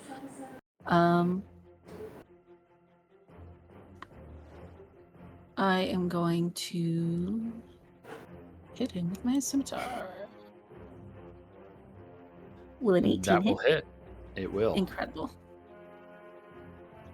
For 6 damage. 6. And then 21. So another 8 points of damage after that. Ayla, this man sank the King's Pride just days ago, a ship that you spent a significant portion of your life on, and you get your revenge. How do you kill him? As she dashes her blade into his stomach, she just looks down at him, just a scowl on her lips, a look of disgust. And she says, "Tin's alive, but you should have killed me when you had the chance." Cold. He goes down, Fuck his this body bitch falls limp to the ground, thuds into the sand, kicks up a little crater around him. Okay. Bad dog. Vincent, Yes. to you. Okay, so Not is much the, life left on the beach. so is the water considered difficult terrain? Not the little shallows of it, but the deep water. Yeah, like past here. Yeah. Okay. So is there a little thing that I can get to cross the water? Is there any left there on the are- shore? Yeah, all of them except the far right one are still on the shore. And do they benefit from my movement? I treated their movement as your walking speed for the colonnade individuals. Yeah. We're gonna do feline agility, Oh which shit! doubles Vincent's moving speed. So, Hold on, are you speed hacking across the water? yes. He is. You blink, you miss him. He is gonna be all the way. Woo! Hold on. let me Incredible. measure. Is that nope? Just one more, 2 more forward. There we go. And then he is all the way over here. Phenomenal. We made Vincent some really not taking a nasty chance. characters. Oh, yes, you did. Not at all. I honestly so- feel like my character's the least nasty out of all of them. I still have my turn left. So, I guess we'll just try to fire with a revolver on this guy. Do I need to roll disadvantage with that?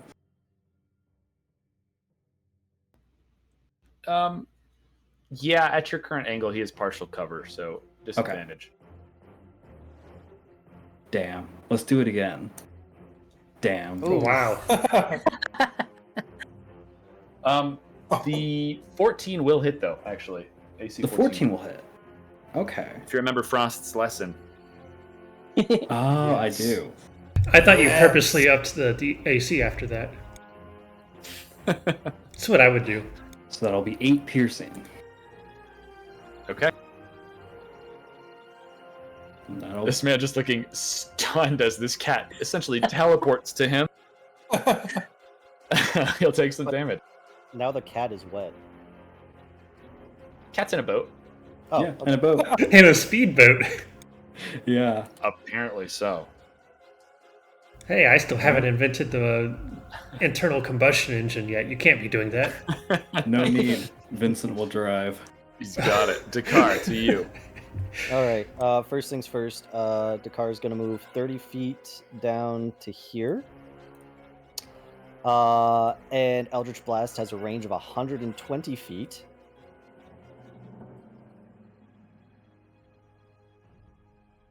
So he's in range of that guy. Yep. Does he have any cover from the beach line, or is that only because Vincent's in the water? Yeah, that was Vincent's angle, so you should be good without disadvantage. Alrighty, first blast. Hey. Second blast. Oh. Right. It's a long shot. But, yeah. I don't think I described any of this, but Dakar's Eldritch Blast is he holds his water cutlass out straight in front of him, and a bead of water just, like, lances out towards the target. But yeah, you both... He has a water gun. Super cavitation water drop? You've seen this water gun kill people. Shut up. No, I know. I'm just like imagining like a similar effect as like the. No. I'm talking to Erikar, not you. Oh, okay. That's fine. You're a cute little water gun. And bonus action, the tentacle is gonna slide over and try to smack this veteran for a crit. That'll do it. That'll do it. Or 14 points of cold damage. Nice. My man's is killed by a tentacle. You see the tentacle swing out, wrap around the dude's throat, and then just like Hulk slam him back and forth a few times before letting him go. Fantastic. Puny god. And then it's the elemental's turn. With this thing dead, the command to attack is still in effect, so... You turn him over. Yeah, it's going to action dash, which gives it a movement speed of 80 feet.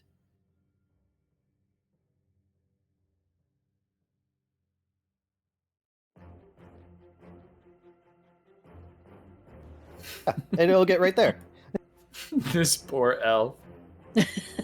So Sonny and Memory just see this watery, eldritch tentacle thing it sinks into the sand and then it flows over and then reforms right between them. Fair enough. And that's all it can do. Love it. We'll roll for the Aircocker shenanigans, which go, yeah, okay. Jack's looking pretty jacked up by the end of this round. He's looking pretty fucking dead. If he's not dead by this turn from memory, I'll be surprised. Memory is just going to keep on slicing kind of an upwards hack from the waist. That's going to be a singular attack roll.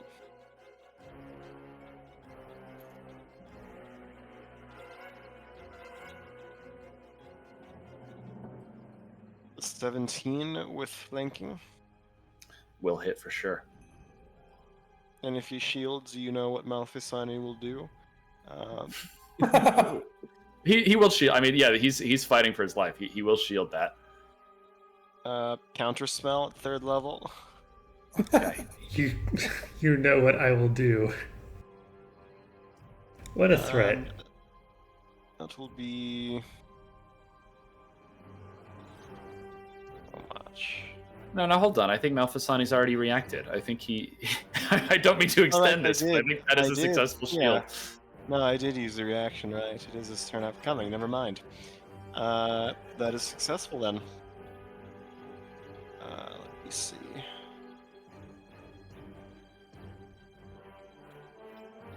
Oh, there's her turn.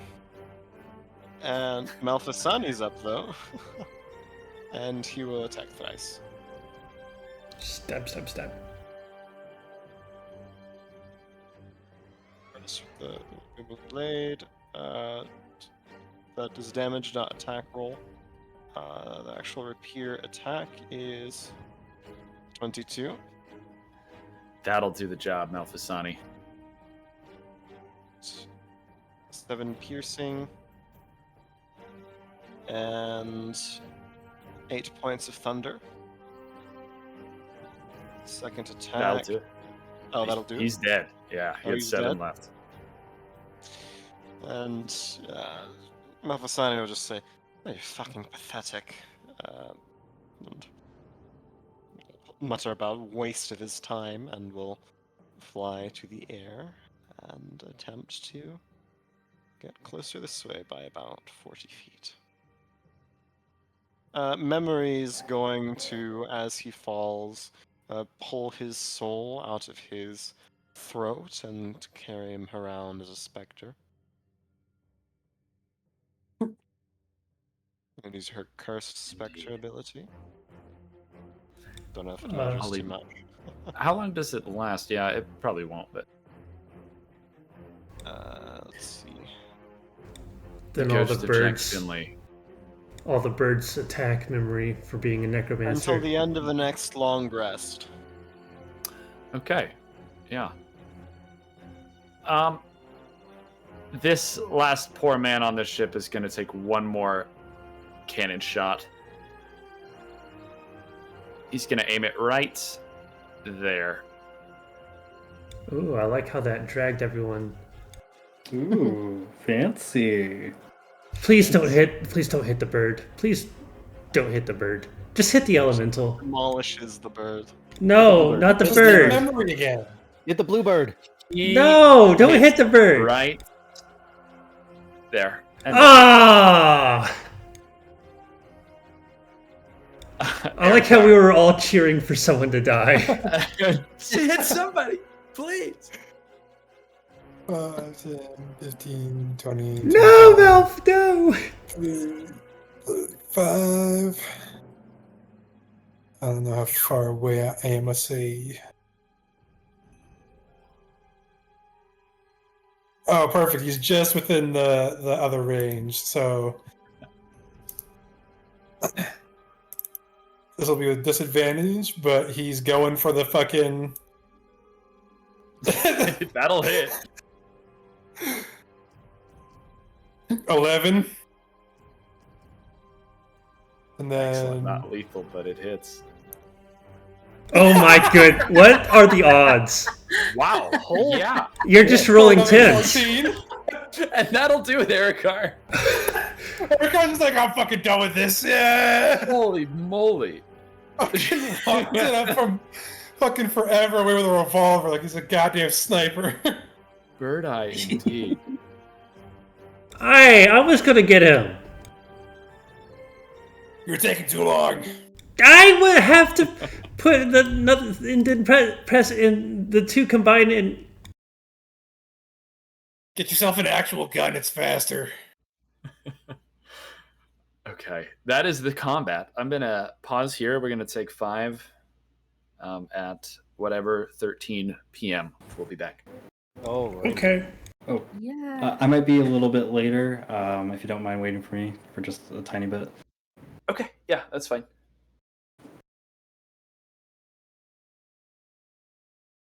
Charlie bit me. Ouch, Charlie.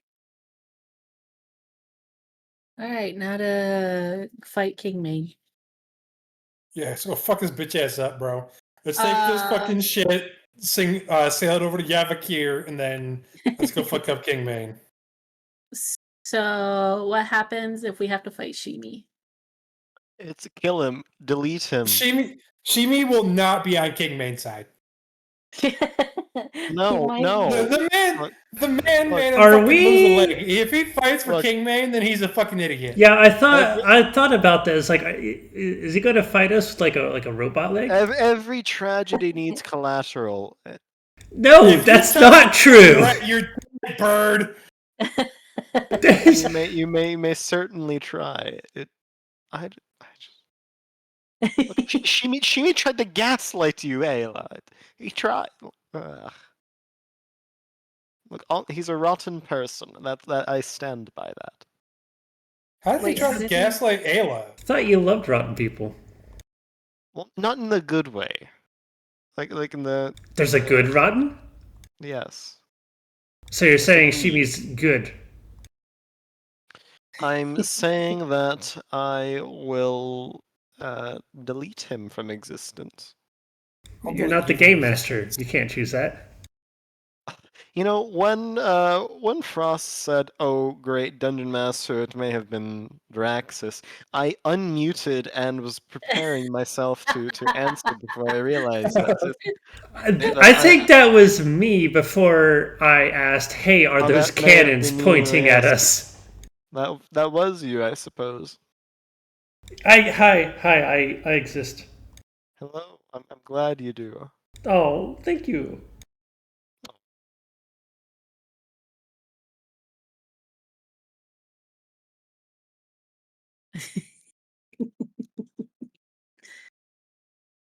You laughing at Wheeler?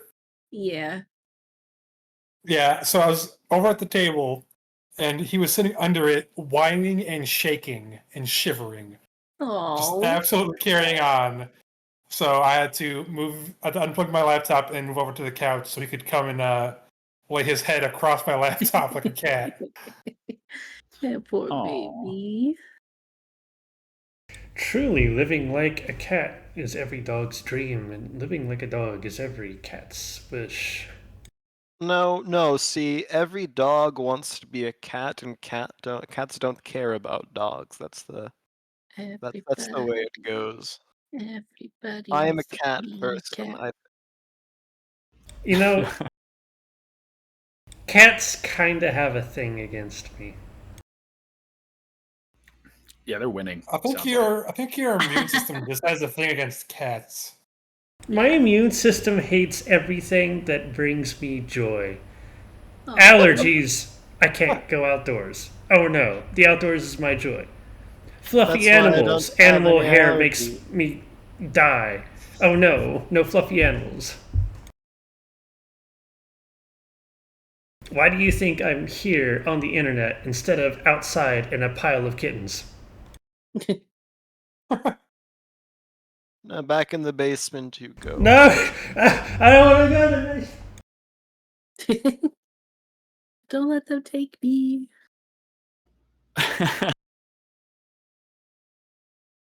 Oh, what is a stupid repo enemy that just yoinks people?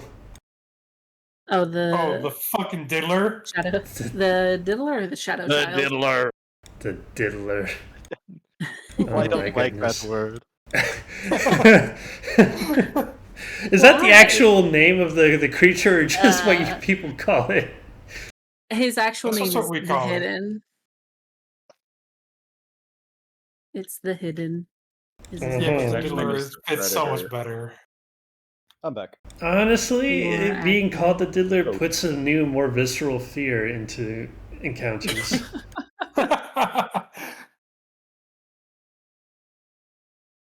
Hammond, how'd you like me adding all this extra dice to all my rolls? I think it's great. You're rangering it up. Yeah, it's funny because I'm pretty sure one of y'all still has the bravery potion and two of y'all still have the speed potion. I used my speed potion on the fight on the hill. Next time I make a campaign, I'm going to balance combat by just making everyone a 10th level spellcaster, and I think I might be able to hurt some of you. No, Ayla still has You're- her bravery potion.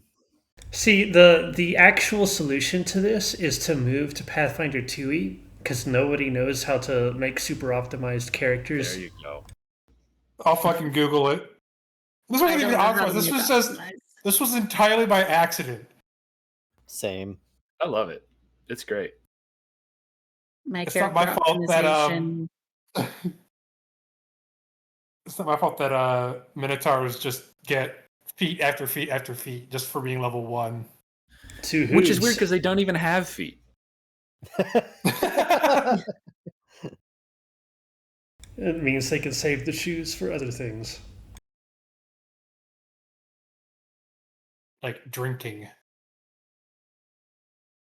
Shoe drink?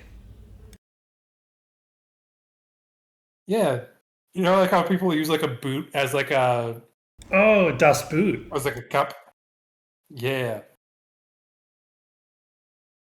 I mean, a glass boot maybe, but I don't think I'd like drink out of a like leather. Even though technically You it's kind of wouldn't. the same thing. Air car would. I Alright, I'm back. Welcome back. coming.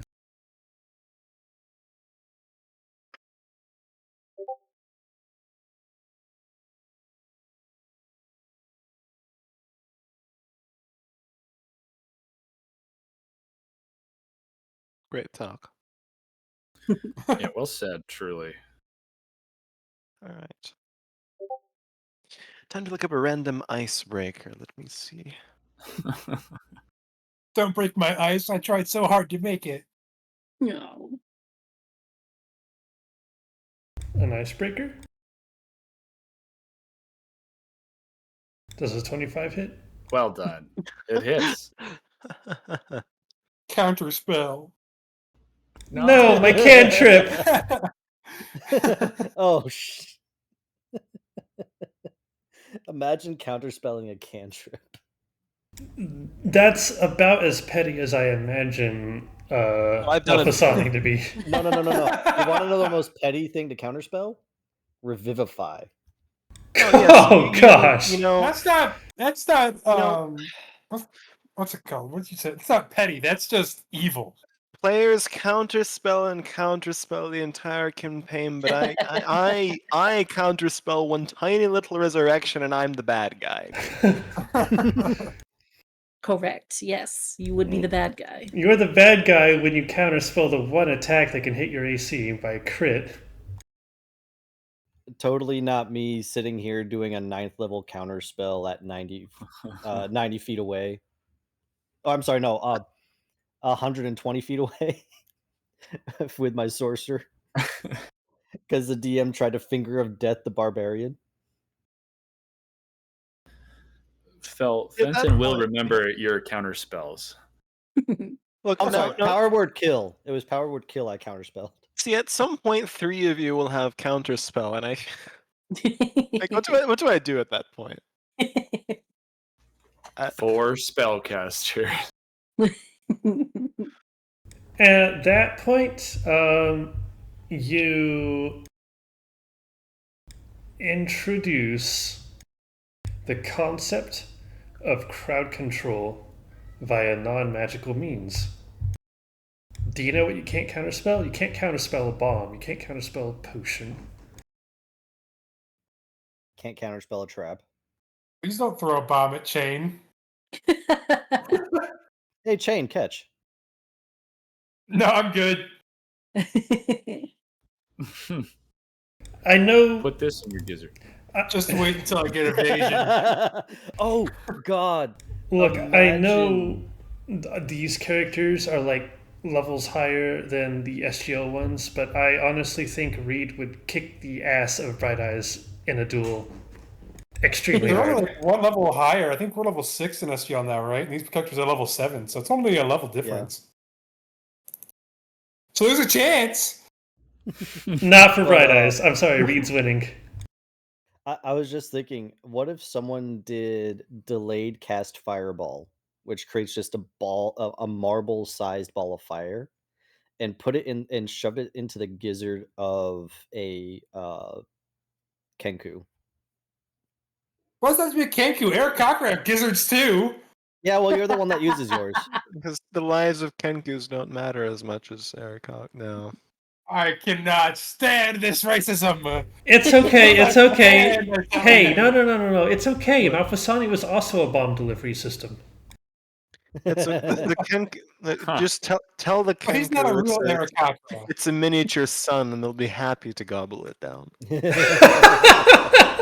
And then, next thing you know, the Kenku then waltzes back into the Kenku compound in 30 saws.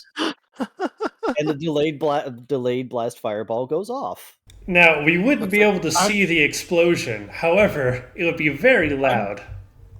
I'm consulting Echo on how to survive bombs. If it's in your gizzard, you're not surviving it. Oh, I His can't. response would be Echo. luck. Echo will tell me if that's true or not. You don't have a gizzard, you stupid lizard. Hey, that rhymed. King Gizzard and the Lizard It Wizard. did. Okay, I am back. Welcome back. Welcome back. Hey, Hey, quick Arthur's question. back from the war. Quick question before we continue. Art, Quick answer. who would win in a Okay. duel, Vincent or Lorenz? Vincent. Vincent's terrifying.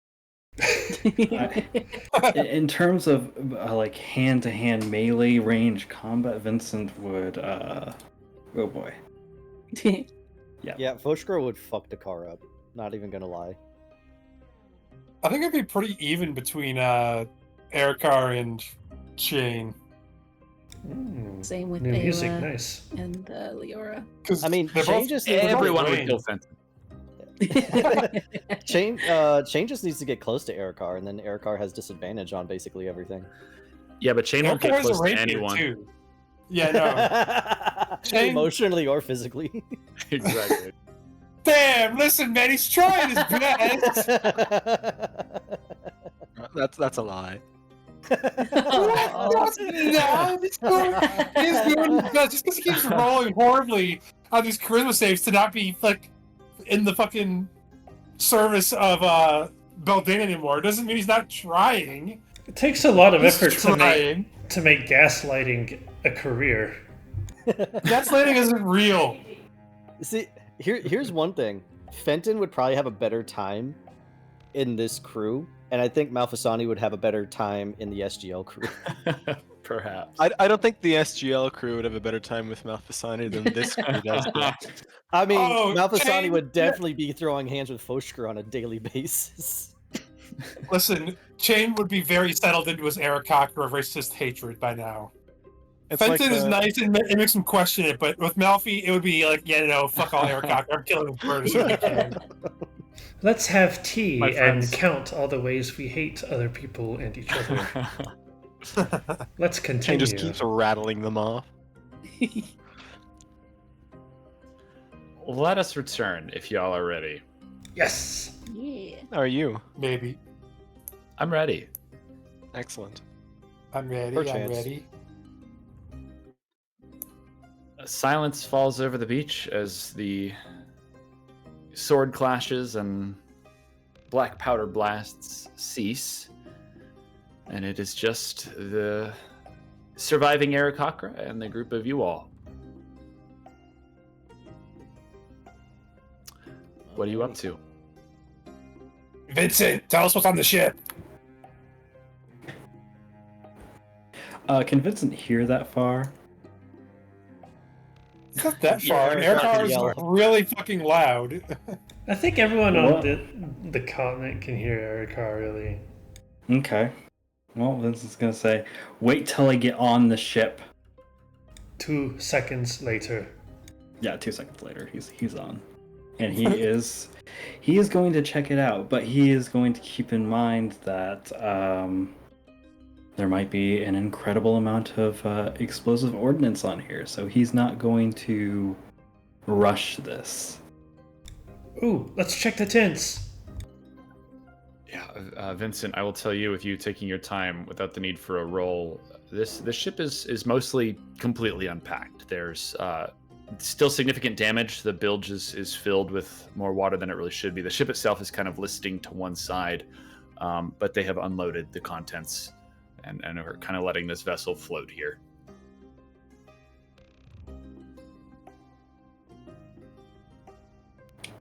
Did you go to the tents, Bright Eyes? Yeah, let's go.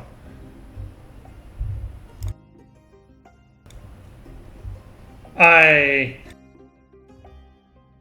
with much gusto, throw open the flaps. This tent has been converted into a makeshift warehouse. It is filled to the brim with crates and barrels and casks and the like. Ooh. Yeah, let's explore it.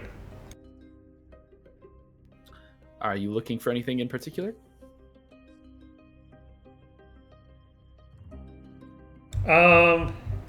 Well, I heard something about 3 million gold pieces, and I heard something about 3 million gold pieces of black powder. So I'm going to assume no fire, but I'll use any other means to kind of open some of this up and sample it. I'm going to be a pirate and loot booty. It does not take much investigating to confirm Tin's words. This is a tent filled to the brim with black powder. Vincent is going to go over the side of the ship and yell back, "The ship is empty, it's unloaded." Bright Eyes is going to burst out of the tent at a full sprint. The tent is full! And it's going to run past everyone. What was in the tent? Big bada boom! So it is black powder and ordnance. One of these little peacocks whispers to Kamachuk Choi, who says to you in Avian, Erika, remembering that you speak it,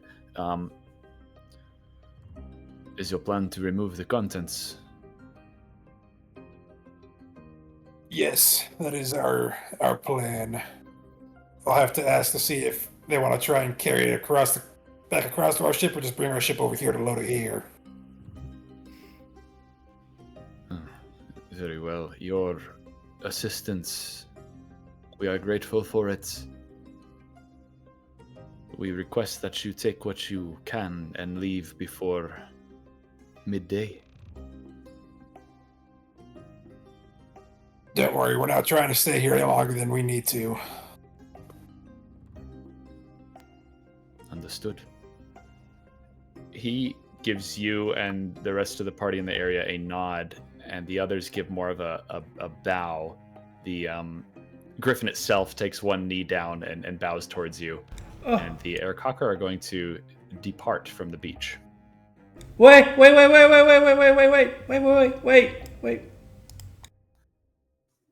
Can I run after them?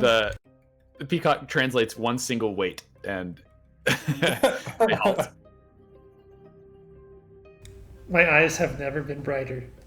I must do this. Slowly with one hand out. Step towards the griffin. It's so big. Can I touch it?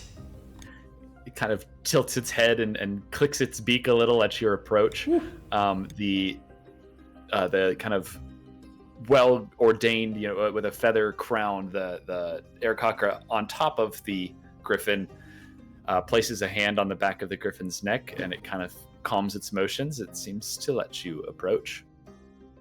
As soon as I'm within arm's reach, I give it a big hug. It steps back a little bit with you still clinging to it. Wasn't quite ready for a full-on embrace. Okay. But it does no harm to you. I'll step back for a minute. Thank you. Bye. The griffin. Oh, go ahead. Yeah, well, that's it. The griffin turns and walks, but the individual on its back throws one look back at you, bright eyes, looking kind of inquisitive, but they depart. Wow, that was the biggest bird. I'll say as soon as Dakar hears Bright Eyes and Vincent's words, and Bright Eyes runs off in the other direction, Dakar walks up past Erikar up to Ayla, and it's just, should I retrieve the ship? Ayla would nod to him and respond and say, yes, that would probably be easiest. We'll work on bringing these crates out to the shoreline. Make things easier once you get here. Be safe. Alright. The card turns, but pauses mid-step, looks back over at her.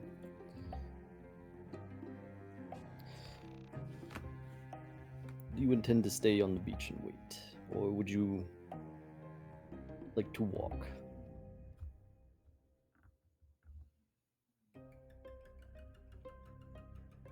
She would turn to the rest of them and nod back to the tent and ask them, we'll go grab the ship. If you could please grab these crates, put them on the shoreline. That way we're all ready to load up and head out as soon as we can. And then she would nod to Dakar and say, well, let's be off then. As you wish, Captain.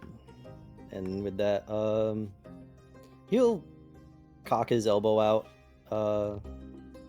as if to offer his arm to her, but whether she takes it or not, he's gonna lead the way in walking back towards the ship through the jungle.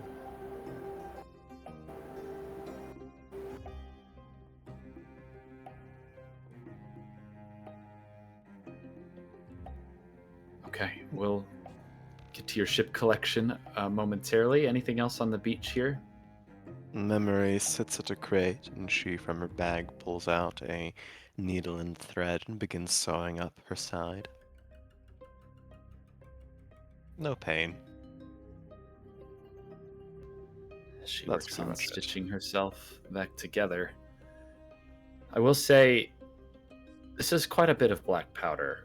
Vincent, as you get back to the shore, you determine pretty quickly that this is more than can fit on the heirloom, but you assume you can get some 2/3 of it. You can get a lot of black powder if you choose to do so.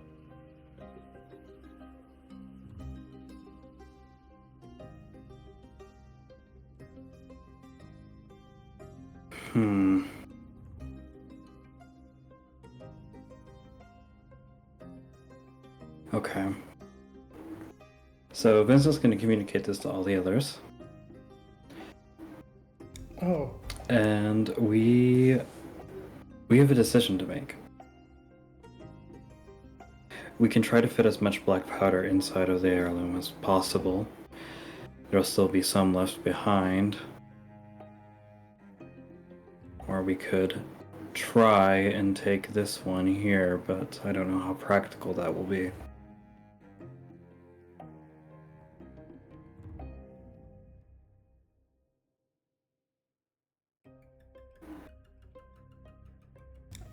well, I do have a special bag I made that holds a lot of stuff. Maybe not all of 1/3 of it, but I can certainly fit a whole lot. And then, I don't know, maybe I can use the bag as a bomb too.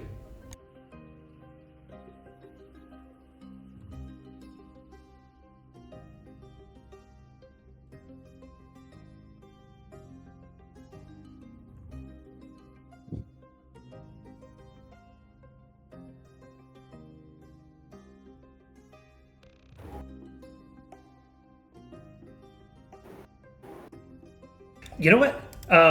The silence is really nice and calming, but I hate it, so I'm going to go ahead and fill my entire bag of holding with black powder. Okay. Do we intend to take all of it?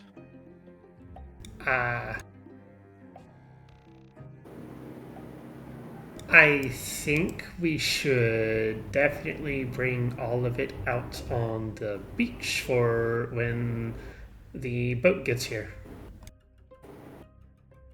Okay, then get We to should it. take as much of it as it can.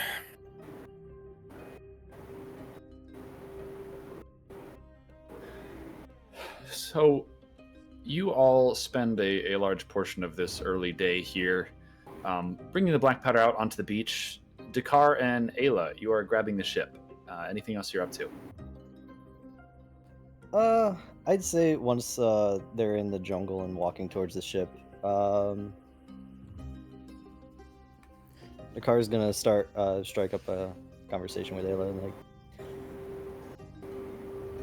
so we return to Cape Salado after this. To King Maiden.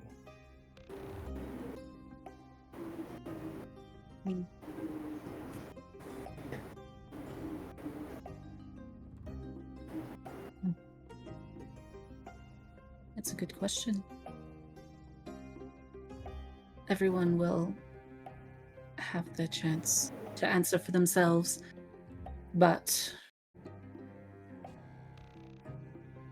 she reaches up to the choker that she's wearing. It has a lion's head cameo pendant hanging off of it, and she yanks it once, hard enough for it to snap. And she just looks at the cameo for a minute before stowing it away in a pocket of hers. And she says, I don't think that I can just leave without confronting him. And I know that may very, very well be the end of me, but now is not the time for me to be a coward. So you believe, Tin, that King Main has used and betrayed us for every step and every year? Not sure when the betrayal started. It's not like many of us had much of a better option. I didn't really have much of a better option whenever he found me. But, hells, you saw the crates. There was no gold here. And he sent me out on a second suicide mission for powder and lied to me about it. He told me to kill 10. Well, Laszlo, I suppose. But it was King Main's order. When you mentioned that you were told to kill Tin, Dakar's ears kind of twitch, and he looks at you at the out of the corner of his eyes. The bird. We were followed.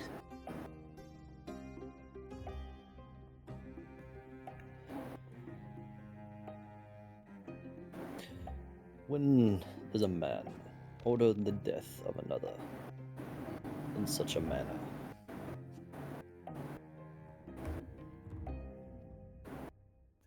Are we talking about a good man, or are we talking about King Main?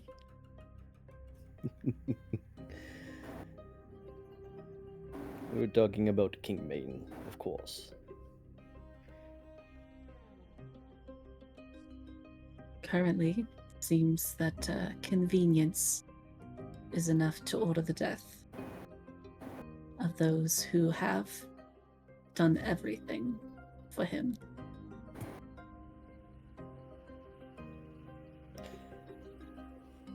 And so, Ayla, your mind. You wish to you will fight King Maine.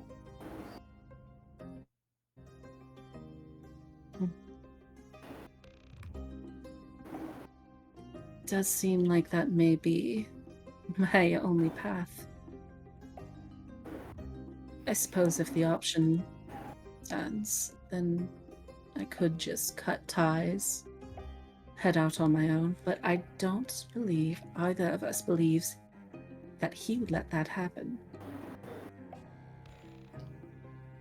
Not with everything that we know.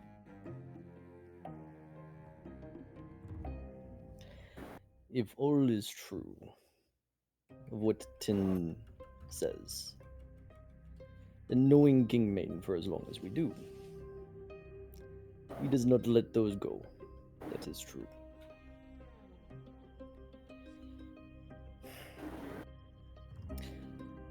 And it is now that I am reminded that I have not truly spoken true. Probably not since the very first time we met. Before King Maine and you all fished me from the sea, would you believe if I told you I was simply a fisherman's son?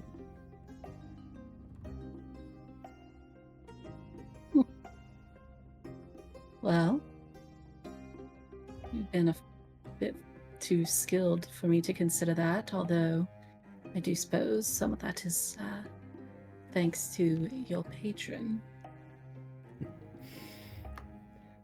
Well, and a few lessons learned from watching one of the most skilled swordswomen in the entire sea.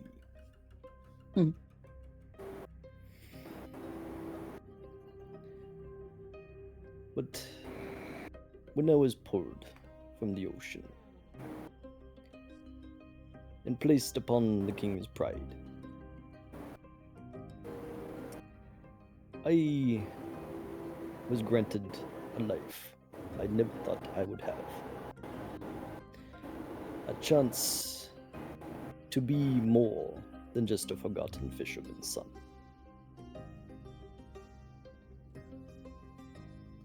It was only 4 years, but I learned a lot to further that goal.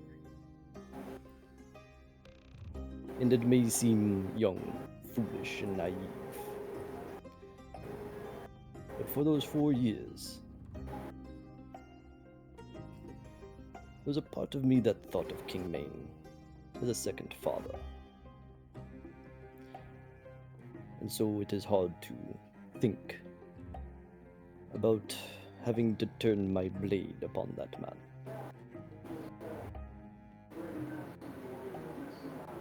Not alone in that sentiment. I don't particularly want to. I don't see a way out of that, though.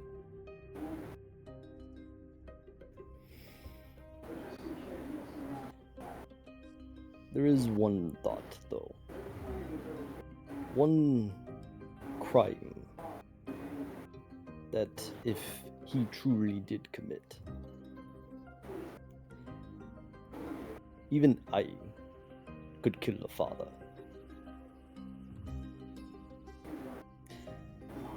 And he pauses and turns and looks at Ayla.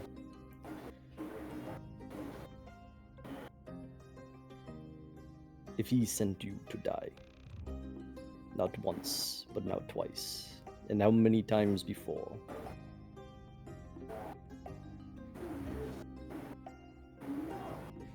For he may be your father, Ayla. But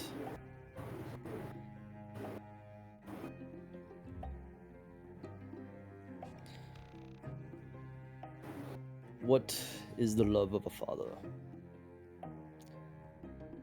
when I love another more?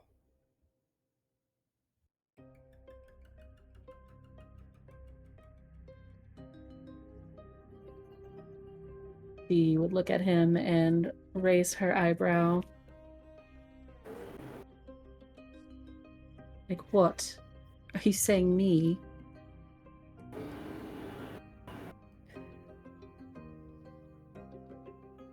I am.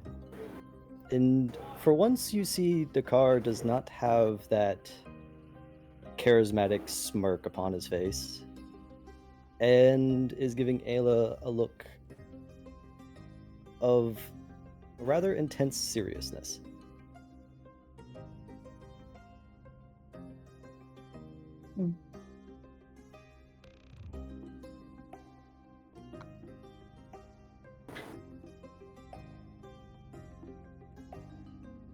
How many girls have you said that to? She has just like a half smile on her lips as her eyes cut over to him.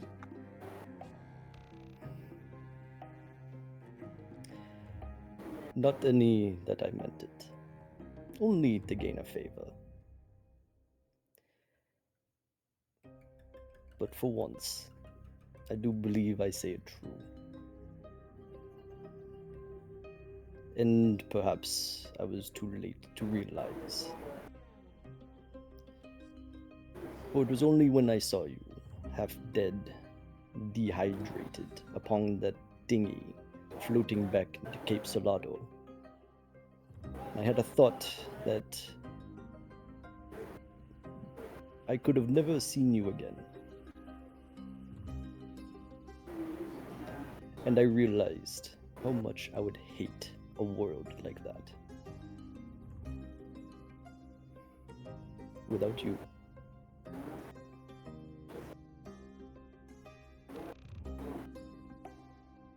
Her face would be red and she would look away, but she would say, well,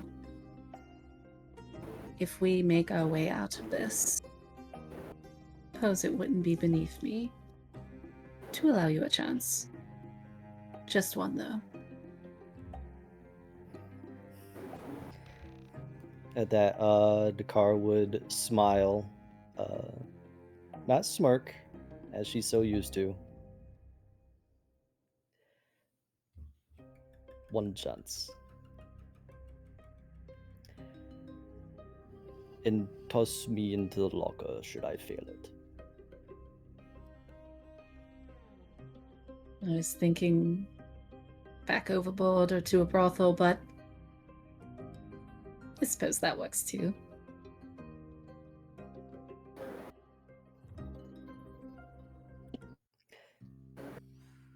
And perhaps with a slightly lighter step, Dakar doesn't say anything else. And as the two continue walking through the jungle to the ship, unless Ayla has anything else to say. Nope. Beautiful. Beautiful, beautiful. From there, we'll jump ahead a bit. We'll get right on the ship. The ship has been loaded up. Noon has come and started to pass, but the Aarakocra haven't chased you out just yet. You've had time to, between Bright Eyes' bag and the heirloom itself, load up the vast majority of the gunpowder and cast back out to sea. So where are we going? Captain Ayla. Yes. She would approach each person independently so that no one were to feel pressured one way or the other. But she would ask them each the same question, and she would say, well, in the light of everything that's happened, and in light of what we've learned from Tin, and in light of what we may or may not now believe about our dear darling King Mane, would you like to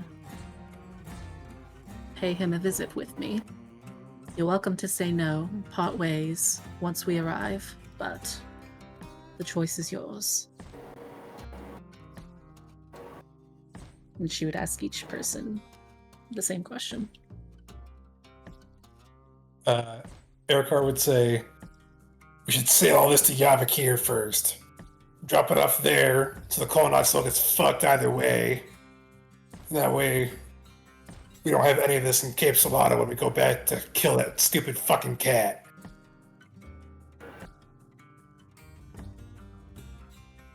We could. I imagine he's set something up by now, given Laszlo's bird followed us here.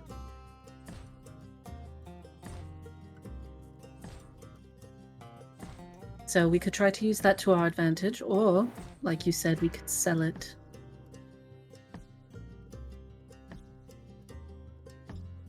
We've survived thus far without it. It's too risky to take it back into Cape Salado. You could have somebody come and take it off the ship while we're dealing with him. I say we drop it in Yavakir and then go get him.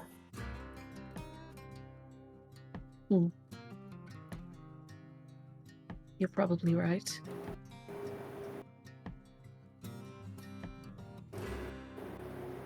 This is a private conversation, right? I mean, if he's nearby, then you're welcome to say whatever. I just wanted to give everybody the chance to answer. I agree with that. I don't think we should bring it into the port of Cape Salado. What are the chances that our bright-eyed friend here could use all that gunpowder to hold a proverbial gun to the entirety of Cape Salado?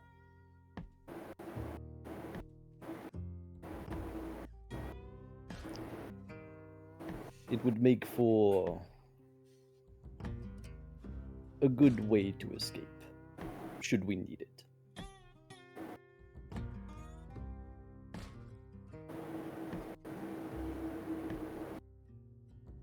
Huh? That would be a waste. Sorry? Did I hear my name? Hi, could you say that again? I was, Would it be a waste, Erica, if the blast was enough to take out not only King Maine, but a imagine a galleon full of colonnade that is apparently docked at Cape Salado to grant pardon. We don't know how long they'll be there. If we take it to Yavakir, they could be gone by the time we get there. Or dead.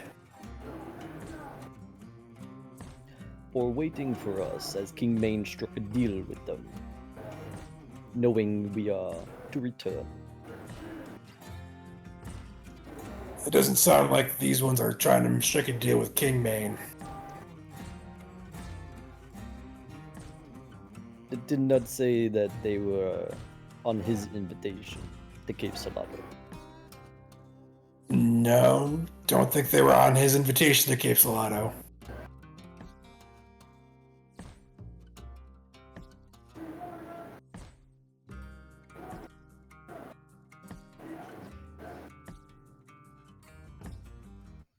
Well, that is my idea. Anyway, Bright Eyes. Huh? The idea I was proposing was asking how big of a bomb you could make out of all that black powder below decks. Well, you reach a point where the explosion doesn't get bigger, it just is able to destroy more in the same area.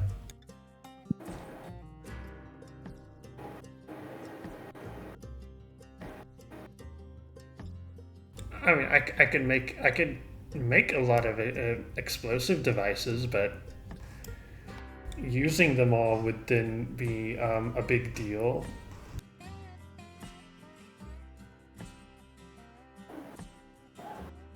I could probably, if I have a little bit of time, make us some better cannons.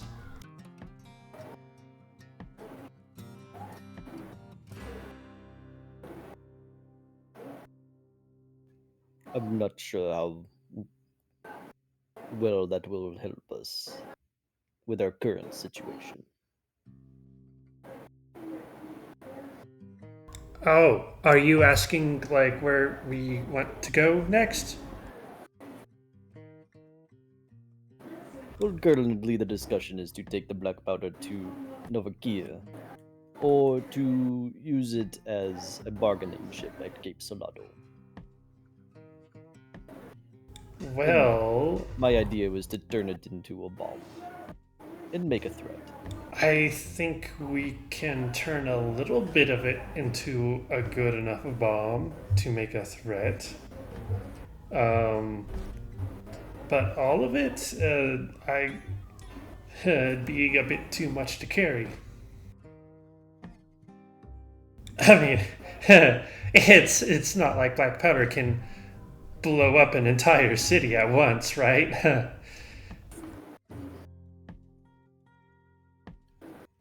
Dakar's gonna look at Bright Eyes a little curiously with the way he said that. Have you ever blown up a city, Bright Eyes? I have done many good and glorious things.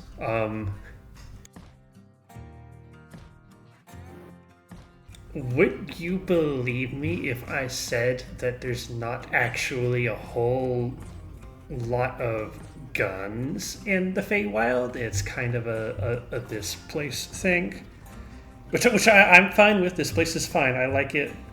It's so much better.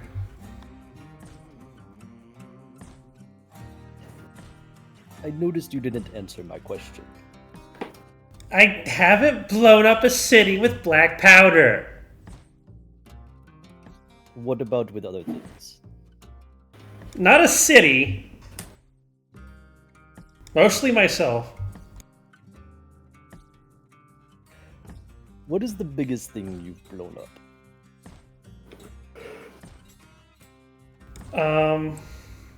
There were some really big trees.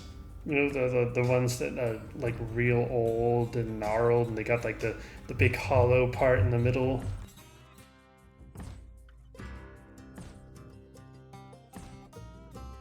Dakar just kind of looks over at Erikar to see if he knows what Bright Eyes is talking about.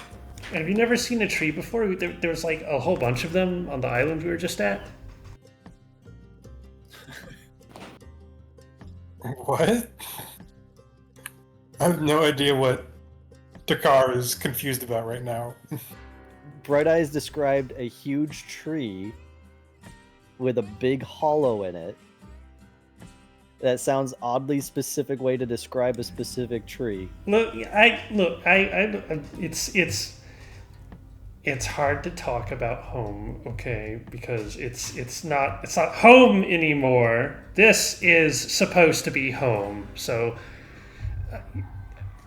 I like you, but maybe just stop asking questions.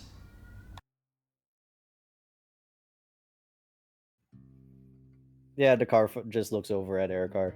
He's totally blown up a town or something. I have not! I didn't! I promise! I mean, if you did, it would have been extremely cool. Legendary, even. I'm not falling for that trap.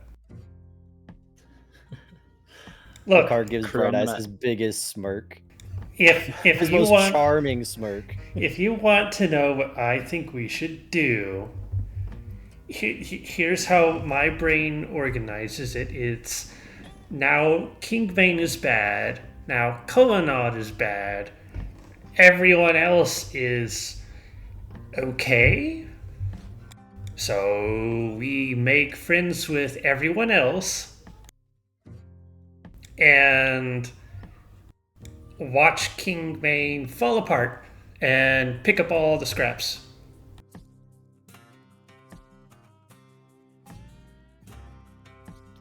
We don't need to make friends with everyone.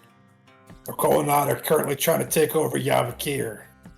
So we take We take all this there for the Minotaurs to use against the Colonnade, and then we go fuck up Kingman ourselves. Oh, there's Minotaurs there?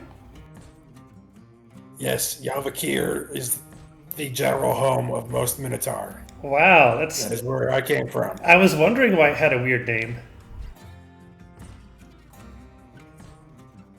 Your name is Bright Eyes. Yeah, it makes sense because look, I'm so special.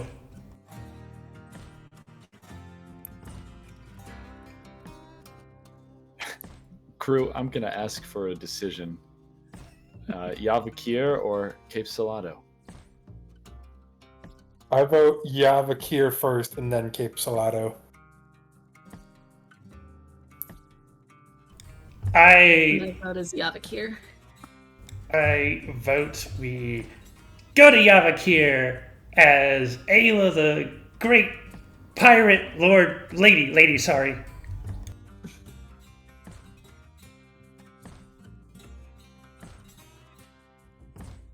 The car, Malfi, Vincent.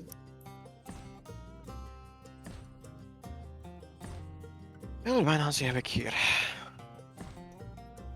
And then I don't know, maybe we can go back to King Maine later and save a little bit of the black powder for Like what's in your bag?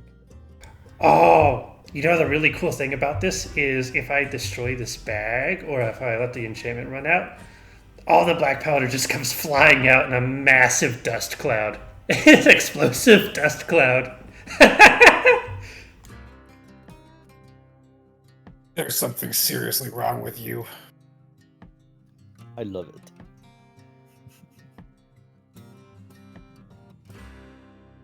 Then it seems we're going to Yavakia. Okay. So the decision is made to set course for Yavakir. And we'll do some things narratively here. It's a short trip. Depending on where in Yavakir you're going, it could be a longer trip. The little pass right there between Tikal and Yavakir, is a pretty contested area as far as the Colonnade War goes. The Colonnade uses that northwestern tip of Tikal as kind of what was once Tikal as a staging area for the war. So presumably you go down somewhere in the southern regions of Yavakir. And the voyage takes a couple days, a couple nights, uneventful. And getting to Yavakir itself, interestingly enough, there's not much Colonnade presence. Yeah, go ahead and take a long rest, Dakar, as a couple days and nights go by here on the water. You might see in the distance a Colonnade vessel here and there, but Yavakir seems to have the stronger presence on this side of the island for sure. Finding a client for the black powder is interesting. No one's necessarily in this war-torn region ready to accept a strange ship offhand, but after some discussions, after some bargaining, you are able to find a buyer who realizes what a boon this could be for the war here, and is ready to buy it up. Of course, Yavakir does not have a ton of money. How much are you trying to get off of this black powder? Erikar leaves that up to most of the other people because he would be perfectly fine just giving it all to them for free because it fucks over everybody else in the process. Can we buy friends? Perhaps this is a question for our quartermaster. Oh, kitty! Give me 1 second. And this is a reminder that Bright Eyes dropped ball bearings all over the deck of this ship. What? Only a couple. Awful. Look, I know. I'll go pick them up every time I see them. I'm sure you will. He never finds them all. Walks around with the blindfold. Haha, joke's on you. I'm Faye. These eyes are just decoration. So are mine. So Hammond, would Vincent have any rough idea of what? Because I'm assuming Vincent is probably looking to turn a profit here. He does not want to sell this at a loss. Well, you do know. You think the number that you heard was pretty spot on as far as what the colonnade would have been able to purchase from Thul in black powder. You didn't get quite all of it, but you have 2 or more million in a perfect transaction. 2 or more million gold worth of black powder aboard this ship.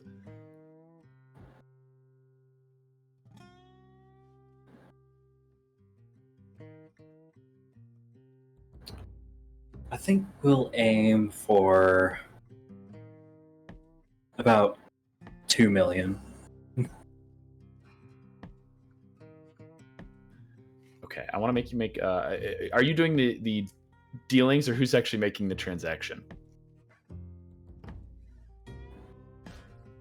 I would be happy to make a roll if roll 20 would let me back in here.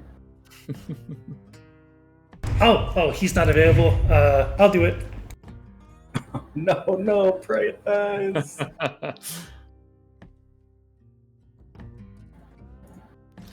In any case, a persuasion roll can be made either assisted or with advantage. Obviously, I think Erikar should do it with his -3 charisma. Yes. A Minotaur tradition. Vincent talks the price. Ayla does the sale. Sounds almost like a good cop, bad cop routine. She does have the highest charisma. So I vote one of the I'm pretty sure you charisma-based do. people do it. You're also proficient in charisma skills. I don't have. Oh, Captain, persuasion. my Captain. I only have deception. as a Oh, no wonder it proficiency. won't let me back in here. Do you have like a second instance open or something? No, it's not. My password is a bunch of bullshit. A bunch of bullshit. The username. Yeah, a Jackal. long time ago, I used the Google, generate me password thing. Sorry for your loss. And now it's Well, I'll come back to continue bite more me. a little narratively. You're at a port kind of off of a pretty beat down city here on the south edge of Yavakir. Not quite all the way up to Kilnholm in the interest of time, plus that might be a more dangerous area to try to sail on the waters. But you find a higher ranking military official who has word brought to him that you have black powder, and he's come out to discuss. He comes out to the ship. He if you let him on board, investigates what you have aboard. And when it comes to dealings, he'll just say, well, I'm not going to question why you'd suddenly deliver such a payload here. If it was for money, well, we need the product. The fact of the matter is we don't have the gold. The war's been long. Perhaps... Well, if you're willing to wait, I can get more down from Kilnholm. Here in the city, I have at most 40,000 pieces. Okay, what was the roll that you wanted me to make? Roll a persuasion check if you're trying to get more out than his offer. Okay. Oh, I rolled that at disadvantage. That's okay. Either way, it'll be the... Well, I said to roll at advantage, so we'll take the 14. What is your case?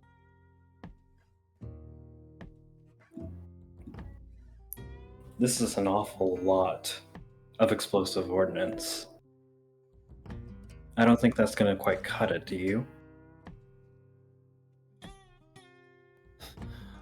understand. I can see that it is, well, more than we can afford. If it's what you're parting with, we'll take 40,000 worth of the black powder, but all of it is not an option. Not for me and my city at this time.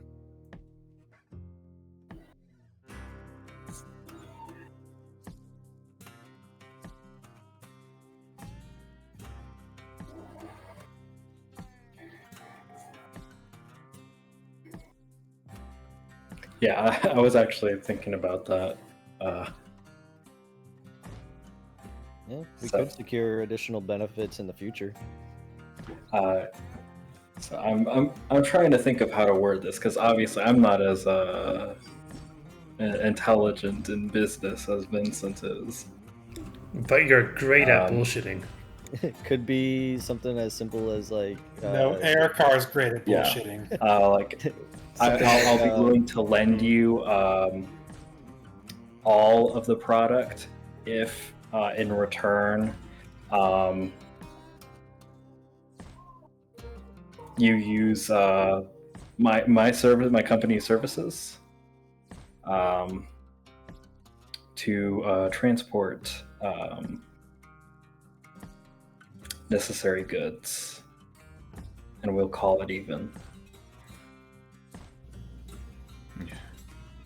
If Yavakir still stands a year from now, or however long it takes, we will be indebted to you, certainly. We can make it contractual if that is your prerogative, but...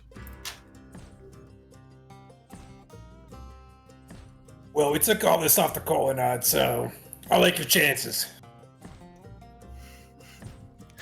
It It's is. refreshing. If we have a deal, just tell me. We have a deal. Your timing is...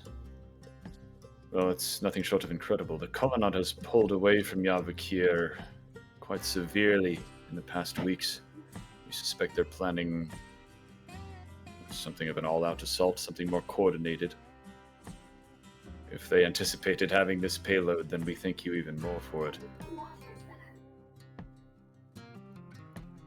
Vincent nods his head. He is actually drafting a short little contract in his notebook to rip out a page and have them sign.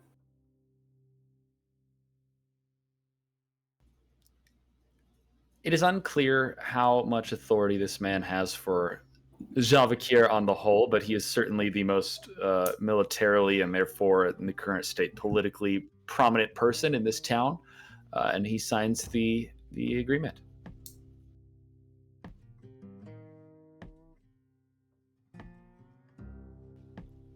Thank you again. I'll get this distributed to Kildenholm as soon as I can, and that might be enough to turn the tide. It's been a long couple of years.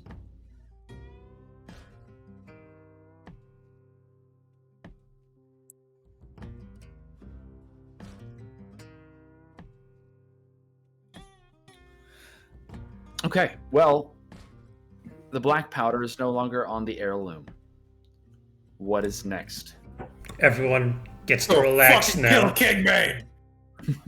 You do get 40,000 gold pieces as the deal, as whatever additional benefits Vincent negotiated for in the future. We basically 2 get to million be or so gold worth of black Minotaur powder. royalty for the foreseeable future.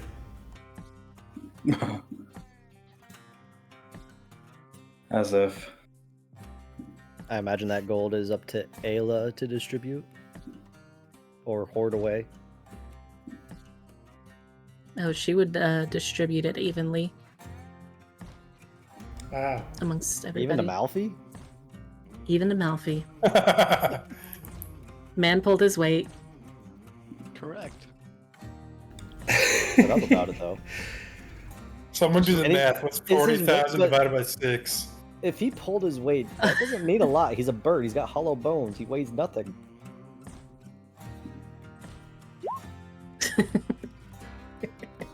Beautiful. 6.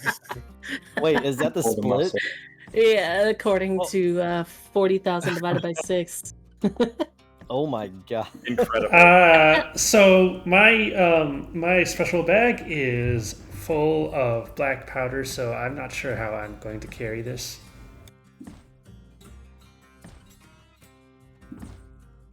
Erica was going to request that they stop on the way back down, because you said they were kind of like up here, right? Correct. Erica was going to request that they stop at a port somewhere around this area, and he's just going to drop off 6,000 of his share of the gold to the Boldhorn family at their dock. Is this just done anonymously at the dock? Unless any of them can recognize him. Yeah, he basically just walks up to whoever's in the family that's working the dock and just drops it. Erkar, this village you have not seen in a long while, and there's not much left of it, truthfully. It's been largely destroyed by this year going into its 7th, 8th year. This war, that is, going into its 7th, 8th year. There's still a village there. There's a dock master. There's a small military presence. And the dock master confirms the Boldhorn family still does live further within the city. He promises that if you leave the gold with him, he will see to it that they receive it. I'd hope so, because the Boldhorns are supposed to run that port.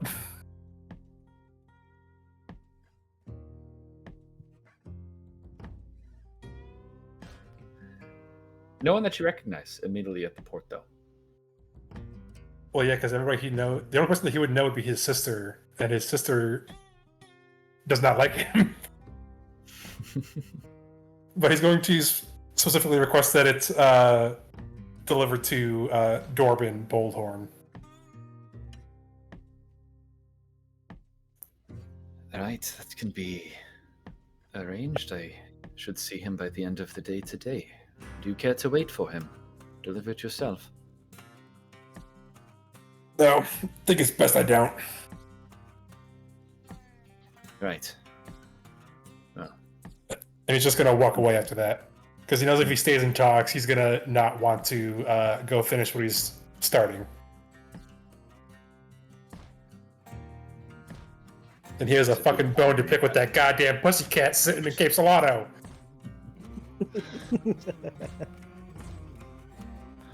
Okay. Then onward to Cape Salado it is. I'm going to take just 1 minute here and run to the restroom before we do so. Okay. And before I make any final decisions, is everyone okay with going over a bit tonight? Yeah. Yep, I'm Sure. good. Yeah. Okie doke. Then I'll be I back. have one small RP thing I want to do on the boat before we get to Cape Slaughter, though. I'm actually burning the boat down, so it's up. Oh no, my bag spilled. Kaboom! Oops, no more. Oopsies. Campaign's over. On the bright side, there's no more ball bearings on the ship. No, the ball bearings are now spread between 3 different continents and oceans. They're not Vincent's problem Just anymore. like what happened with the King's Pride. I'll be right back. Give me just a second. If we explore the wreck of the King's Pride, we'll find some ball bearings in the hold still.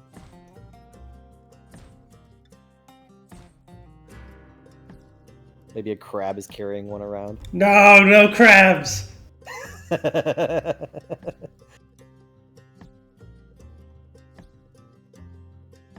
I've returned. Annihilate crabs. As have I. Incredible. Eviscerate crabs. I think you mean incredible. Destroy Erikar. Obtain bird's eyes.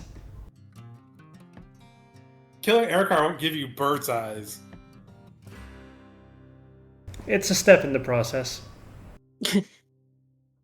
Good luck getting Averin to bond with you if you kill Erikar yourself. Oh, I don't need the bond. Malice. I don't need the bond, I just need the eyes. Take And Malky's eyes. What the fuck? 14 and a half Leave Avern alone. Avern is such a good boy. pounds of sulfur too. I'm actually now that I have all this money, I'm thinking about getting a shopping list. Do you know where I can find what was it say? Essence of passion fruit extract?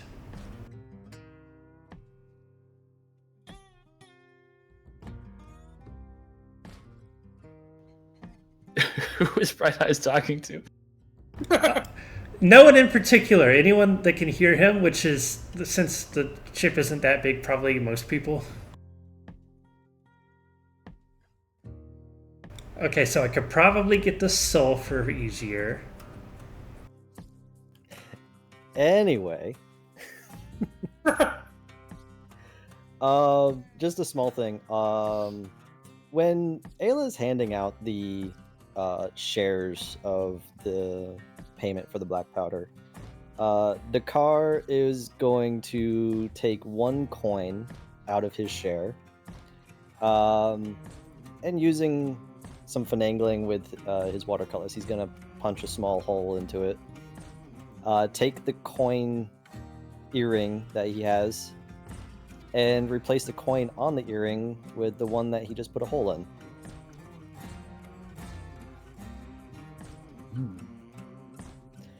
First coin from my captain.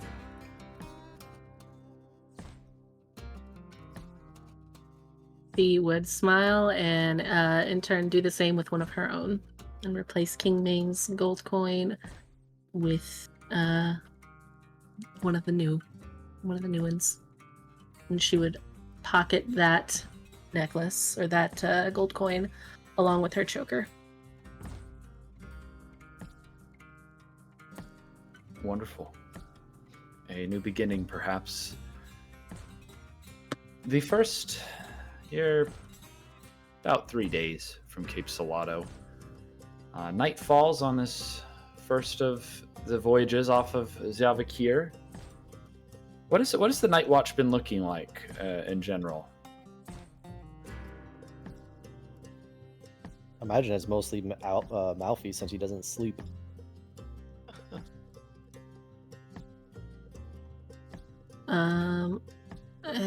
Malfi and myself probably, because I only need 4 hours a day. Memory notably doesn't sleep either. So on this night, the 3 of you are still awake up on deck. Malfasani presumably up in the crow's nest. Ayla, whether in your cabin or at the helm. And Memory is standing at the bow of the ship, kind of staring out to sea. And the wind's slow to a stop. The sea falls very, very still, with the moon kind of shining high above in a cloudless sky. And suddenly the heirloom finds itself dead on the water.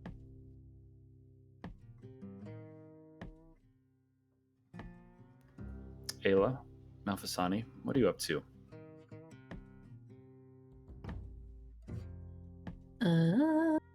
Say that again? Basically, the wind stopped blowing, so the ship stopped moving. Yep, it's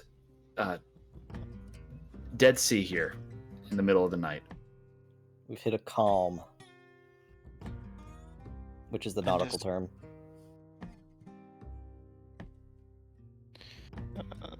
Malfasani flutters down and says, "Well, it seems like there's something unnatural on the wind.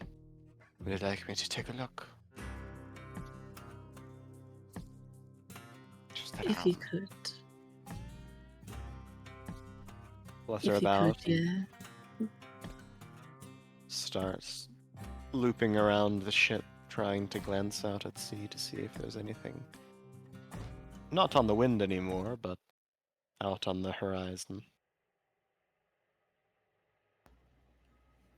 Malfasani, you see from your bird's eye view that sea is still in a wide berth around the heirloom.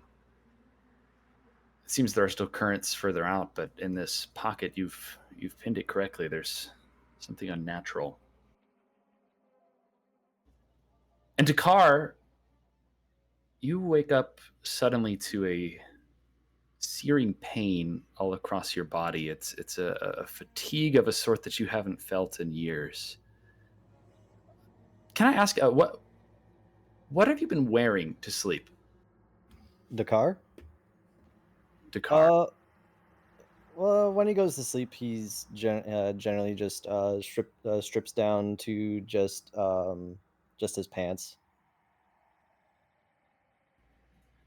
Then it's not hard to see, Dakar, in the dim candlelight of your cabin as the ends of the tattoos on your chest begin to creep and expand quite painfully. The tentacles of ink begin to work their way onto your shoulders and down onto your arms. This is a occurrence that has happened maybe twice, but unmistakably, the deacon is here, physically in your realm. And as you're kind of woken by this feeling, you know that you asked for this. What do you do? So Dakar wakes up, screaming in pain, uh, tips out of his hammock below the decks, where I imagine he sleeps with probably most of the others. As I imagine a ship this big or this small only has the captain's quarters as the only private area. And despite the pain, he's going to. He knows what's happening. And he's going to try to stumble his way to the stairs to get to the top deck. To try to do the one thing he knows can be done to avert a complete disaster. While you are sliding out of your hammock, Dakar, Malfasani, from up in the air, you witness as water explodes back into motion, as tentacles half as thick as the vessel itself burst out from the water on 4 and then 6 and 8 sides of the heirloom, and one comes crashing down towards Memory. And in a moment, she steps through a dimension door onto the far side of the ship, and the tentacle hits the bow of the ship and tilts the whole vessel forward. The rest of you are woken up in a moment as this still water is suddenly jeering the vessel to the side. Malfasani, what are you doing?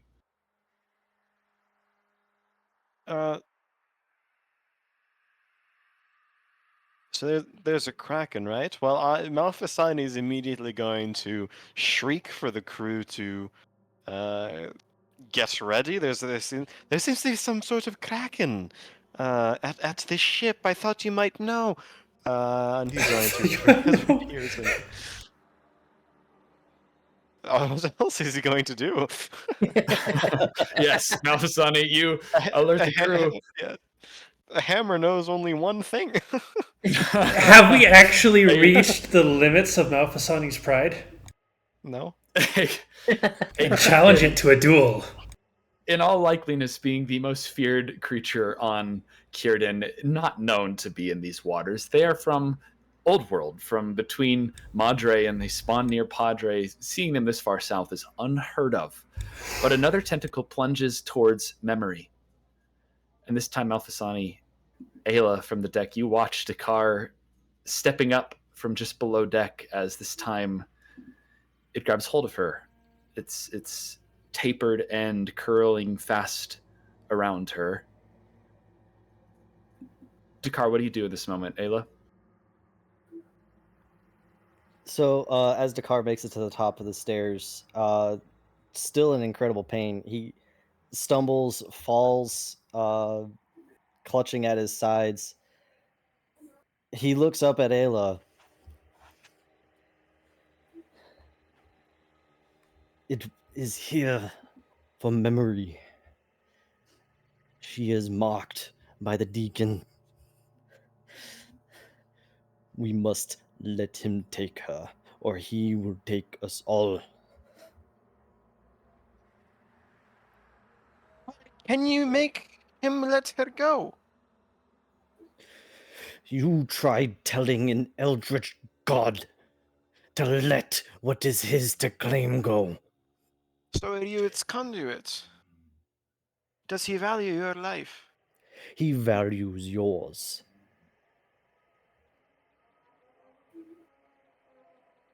Well, Malphasine is going to yell at the Kraken. Well, if you take her, then I will kill your vessel. The car is his name.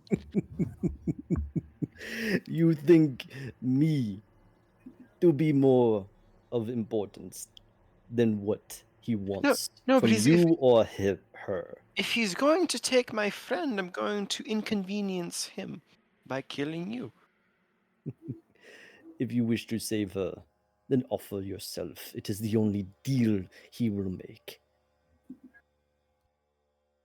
The tentacle has been pulling on this squirming memory, and she's over the edge of the deck and down towards the water, and it pauses for just a moment at that offer from Dakar.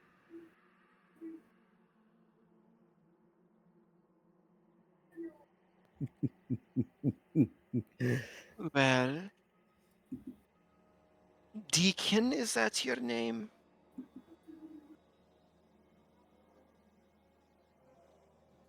Whatever There's it just is. a resonance in the water that kind of vibrates the ship like a bass deep, deep below. I don't care what kind of deal you've made, what kind of deals you make, or whatever eldritch abilities you can give the individuals that you, I don't know what you do. Save from the water, I suppose, but yes. Look. If you want memory, well, do any of you have a coin?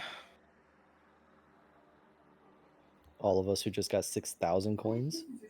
I was gonna say. Well, what I'm going to do is flip a coin. And since, well, we're all part of the menagerie, I think I'm quite a good duelist. I think memory's quite good as well, so.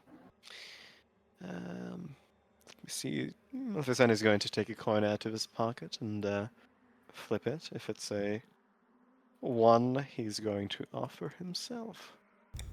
Oh no. Oh, Okay.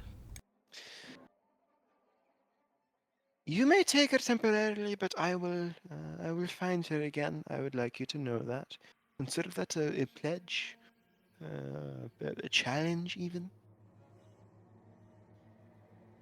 And she's plunged into the dark depths.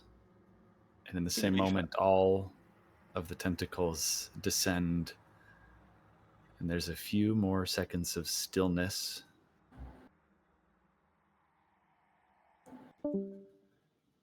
And then the wind resumes, just like it had before. The sign is going to flutter down, draw a rapier, and place it to Dakar's chest. Well, I'd like you to explain precisely what that was, who it was, and why they want memory.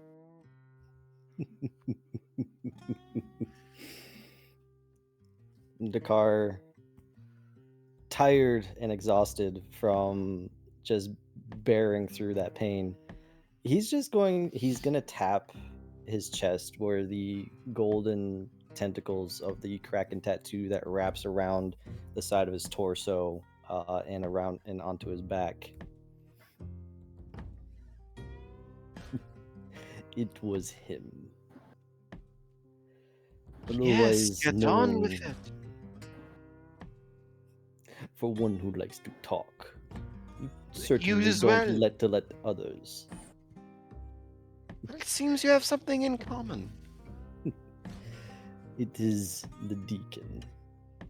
I know not how old he is, where he comes from. But he made it so I cannot drown.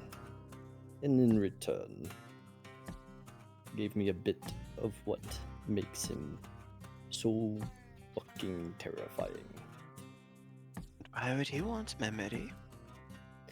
Because he wanted you. He finds you, Malphasine. Very interesting. He told me to sever your head from your shoulders and kick you into the sea for him to claim. I found an alternative to your life.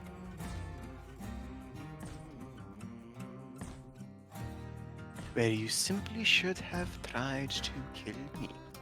That would have been easier for all of us. You don't understand. I would not have challenged you to a duel.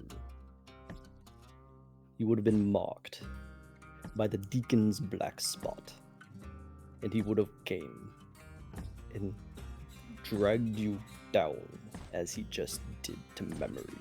You realize I can fly. You Can the think you deacon- can hide and run from that. You think I can't? No one can hide from his eye.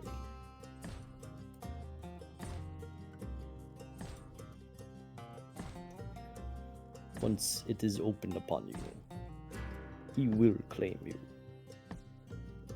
It is a defeatist attitude you are displaying. No wonder you capitulated so easily to his demands. You're weak. I'm strong. Well, I suppose I'd answer it. Well, I'm going to kill the deacon someday. And then, well, perhaps he'll die, perhaps your powers will be gone, but that's not something for me to worry about. And you're welcome to think that I'll die trying. Perhaps I will, but I don't die the same way that you people do. And until then, I'll live. And you'll keep running your mouth, I am sure. Yes. Nobody will stop me. Well, it's been a good talk. I'll get Memory back at some point. She'll live. Don't worry about that. Bright Eyes is standing there, mouth agape. Smacks himself out of his stupor. What was that? What? Memory's gone? Weren't you listening at all? What? Why is nobody crying? Memory was really cool. The car's just gonna groan and pick himself up off the deck and like limp back down the stairs. What? I don't understand it. Do we work for that thing? Are you actually crying? No, You are. I'm not crying. I woke up too fast. Vincent hands him a handkerchief. Wipes his eyes. What? Is it gonna come back and take more people? Are we just gonna keep losing people and then inviting other people on and then lose them?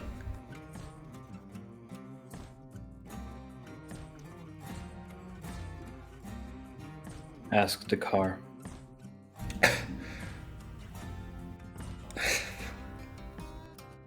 Who is climbing back into his hammock.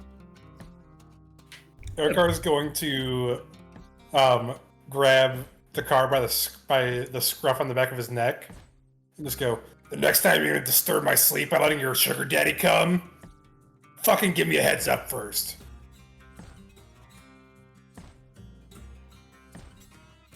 The They let car him go. uncharacteristically doesn't say anything sassy or in return to Ericard as he just shuffles and tries to ignore the remnants of the pain as he climbs back into his hammock.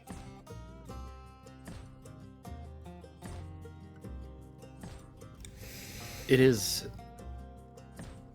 a 2 days with more tension than there was previously, but you continue the voyage to Cape Salado.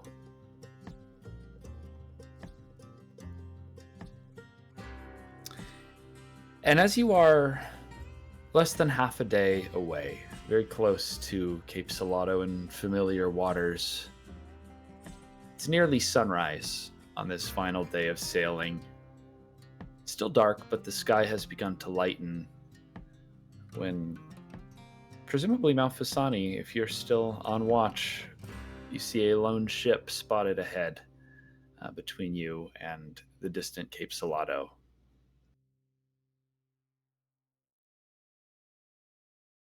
I'll signal down to the crew.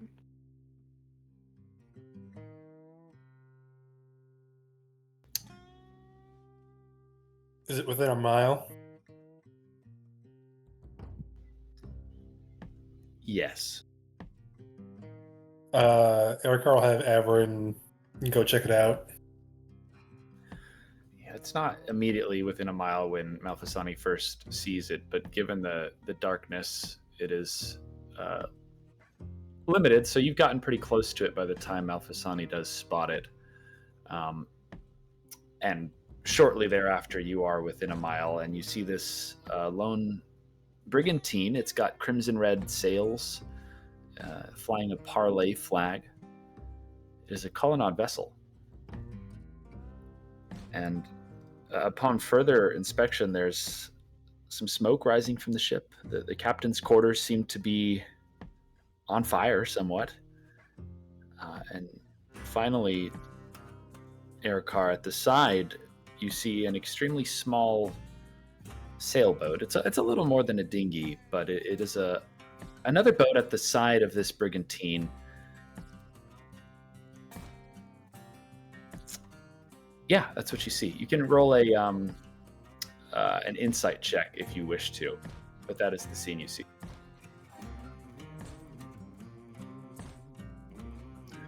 Yeah, colonnade vessel near Cape Salado, and some other little stupid ship. That's what you see. Do I see anybody on like the deck of either the colonnade ship or the sailboat? Yeah, definitely. You circle around a little bit. It's still, not perfect vision through your Oyo at this distance. But yeah, it doesn't take too long to discern. There's a fight going on deck. There seems to be some colonnade officials, as well as Kingmane and Lima and Laszlo and Shimi.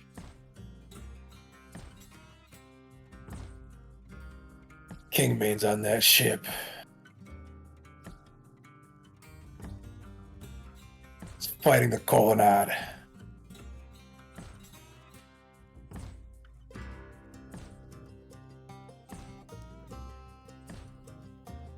What is our plan, Captain?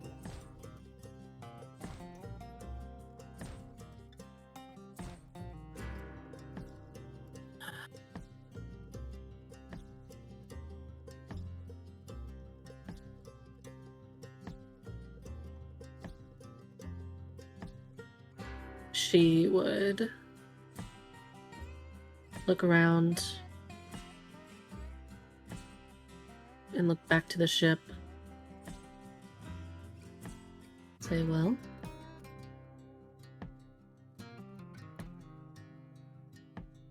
I'm not sure which one I want to do first. Do you have a preference? If we want to take them both, without questioning Kingmane, we could use the cannon.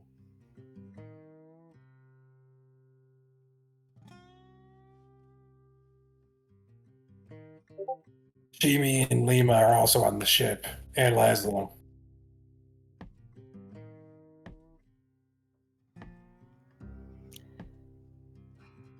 I don't know how much I can trust Laszlo right now. Oh, I could get two fucking shits about him. But Shimi and Lima, She was always a right cunt, but she's got fucked over by Kingmane just the same as all of us. Right. Well, I won't abandon Shimi. not after what we went through together. So I'll at least give him the opportunity. Let's go take care of them. Captain, Yes. if are you certain you can get everyone you want to leave the ship?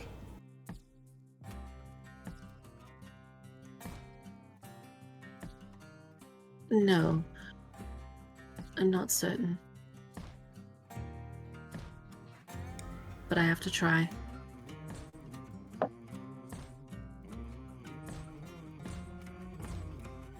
So, Bright Eyes nods, starts taking out some rope and leather strips, and begins tying basically a big harness around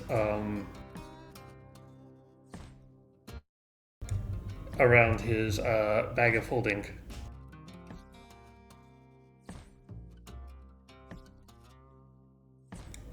So I might be able to jury rig one of the cannons to shoot the bag of black powder.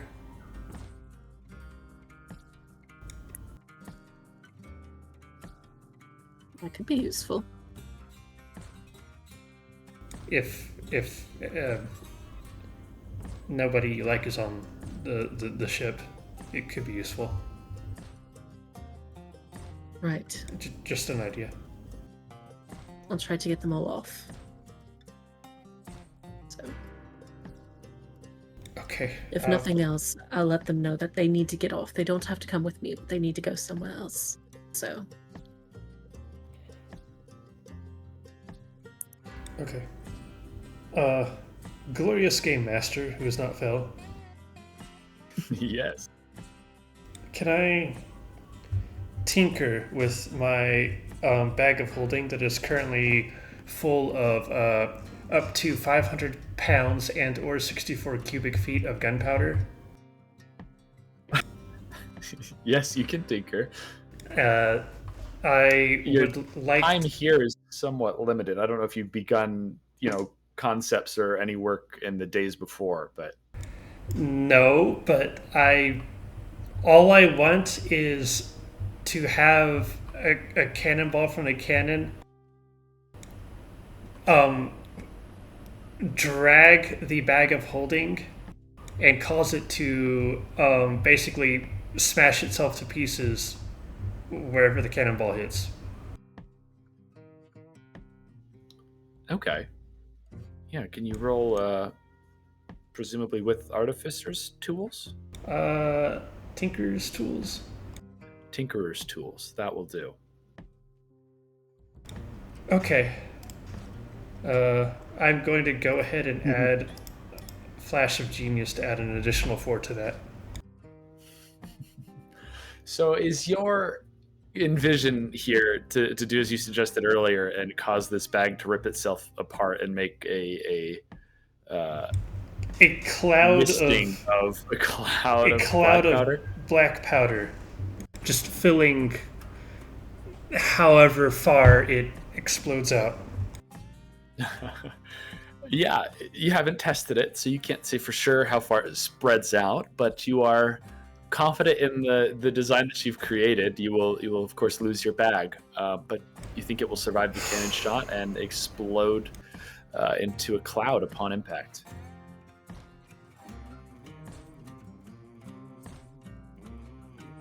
Goodbye, bag. I've had you so long. Now you're just like a memory.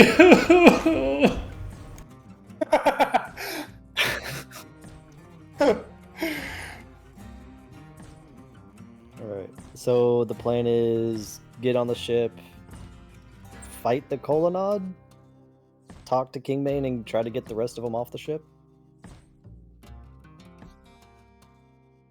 yes. I mean, Erikar's vote was to kill Kingmane outright. But think of the cool dialogue. Think of the drama. Captain needs to talk to Captain. Think of the drama when we show up and he thinks that we're gonna help, and then Erikar shoots him in the fucking face. After Captain talks to Captain. After Pirate Lord talks to Pirate Lord.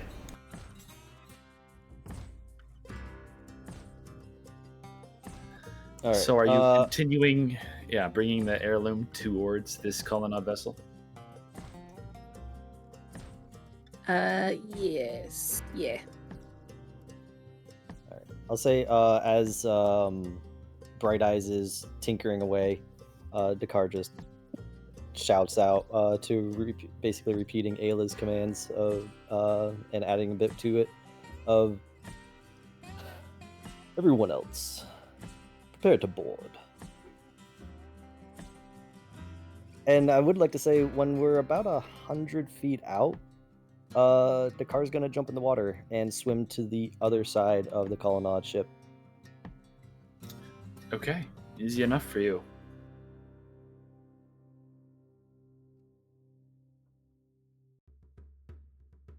Or sure this means that like a golden retriever or something.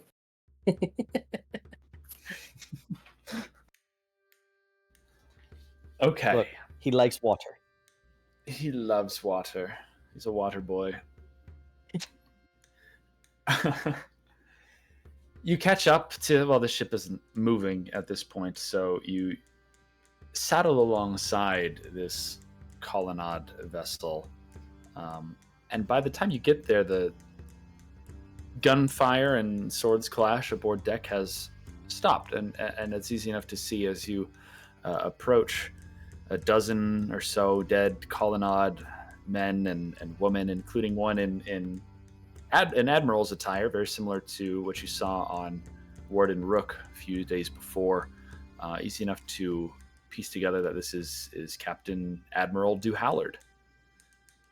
But now, kind of cleaning off their blades, catching their breath on the deck are, as mentioned, Lima Vandalway and Shimi Fly, who seems to have a new leg, presumably retrofitted, customized for him by Laszlo Decker, who is on deck as well, with his mechanical Oyo perched on his shoulder, and of course Captain Kingmane Gibraltar, who notably you haven't seen at sea since he initially set foot on Cape Salado over 2 years before, but here he is half a day's out, taking care of business.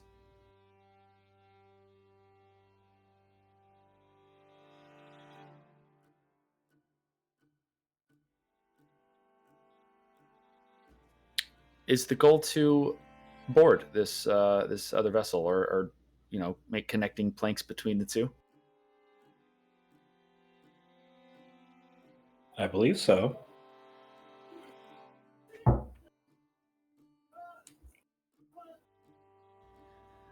Well, it's not too difficult. You're not stopped. You're not fired at or anything along those lines. You're watched by the 4 surviving on deck. The heirloom pulls up alongside, and you're even helped by Shimi and Laszlo put down some planks. Their ship has the higher level, and a passage is made for you to board the colonnade vessel. Is it required that I also board, or can I stay on ours? Up to you.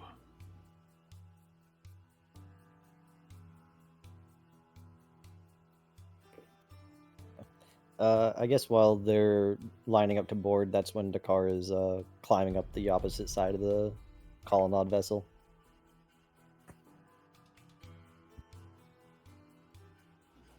Is your goal to remain undetected on that side of the vessel? Are any of the gun ports open on that side? No, there are no gun ports open at all. In fact, They got taken by surprise. Well, they were flying a parley flag. Yeah. All right. So there's no way to slip into the belly of the ship. Yeah. As Dakar nears the upper railing, he's going to kind of just hang there by some of the ropes. Something he's probably done 1,000 times. And he's just gonna listen, and wait for a little bit, without poking his head up above the deck.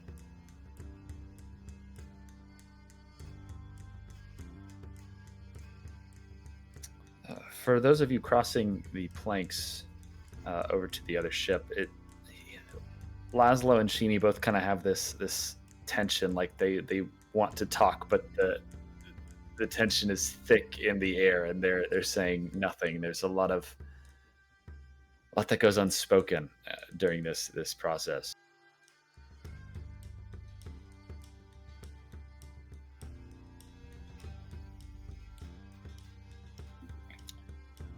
Who's going aboard?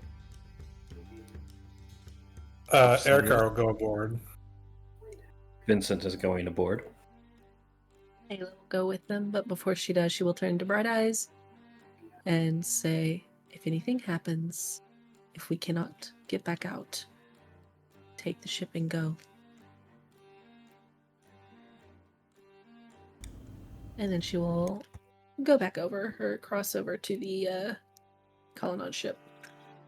It takes Bright Eyes about 10 seconds to remember that he doesn't know how to drive a ship. And the frown deepens just a little bit more.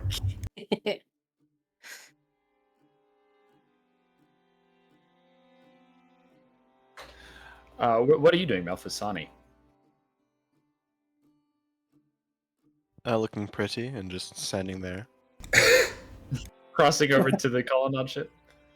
Yeah, staying with the rest of the group mostly. Okay.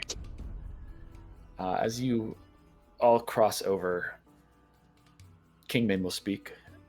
He'll say, I'd begun to wonder if you'd found yourself stashed across the coast of Yavakir. I see you're missing a few. The Satyr and Dakar, of course. Anyone care to explain?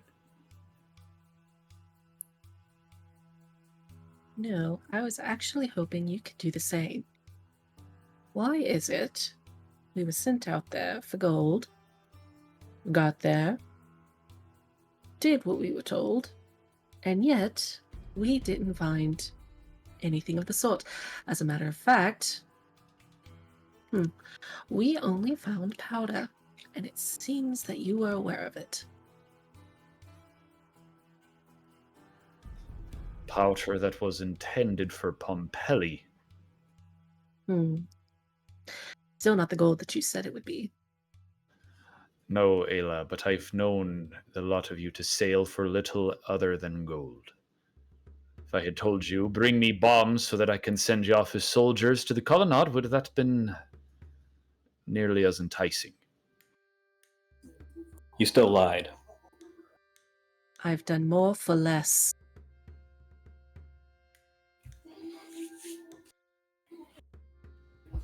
Fact remains, it seems none of us have come back with anything at all. That's plans back considerably. Not as much as Duhallard here would have liked to have seen. I understand Colonnade is losing its patience here. We have a small window. Disrupt Pompeii. Invite the other nations. We can slow them down yet.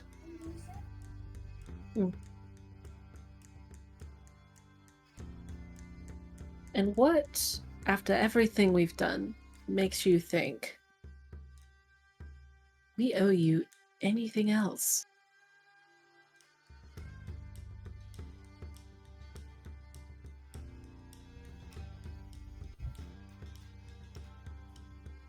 I was under the impression our goals were the same. Goals, yes. However, I've never felt the need to lie and send people out on death missions to get the goal done. I don't think you've got a firm understanding of what the world is up against in Remington. Perhaps if you had been honest with me, I would have had an idea.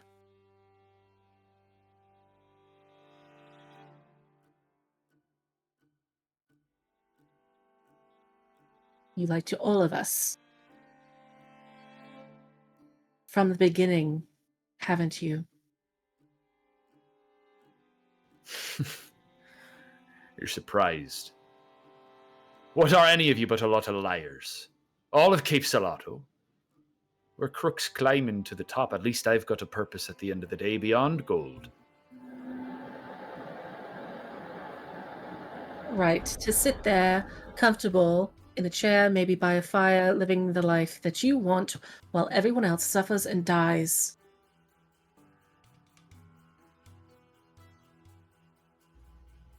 It's never been the life I want, Ayla. Hmm. It's not what it's ever been about. I would have taken 3 million real pieces of gold a lot sooner if that was the case. Why share with the lot on that island? It could have been mine, it could have been ours. There is no more ours.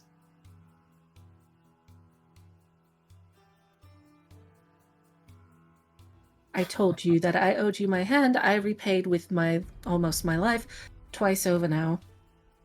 I think I have done enough for you. And here you stand, pretty as ever.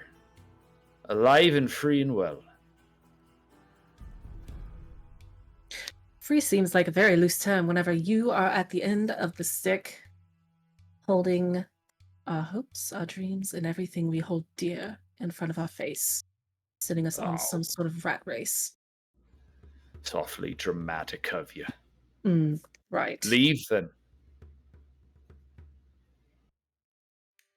I could. Why return at all?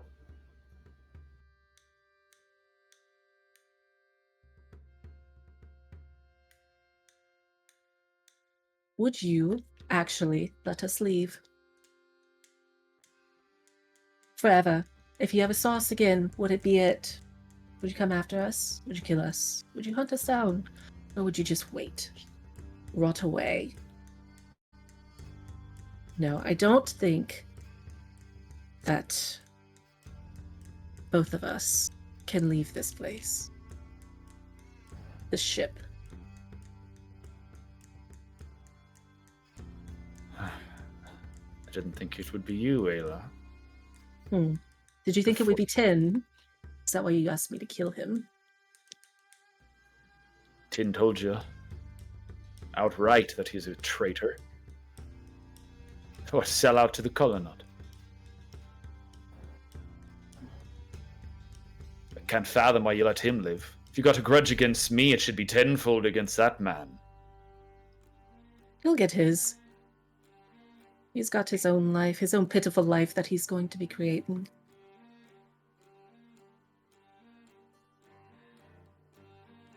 But you are no longer going to benefit from my life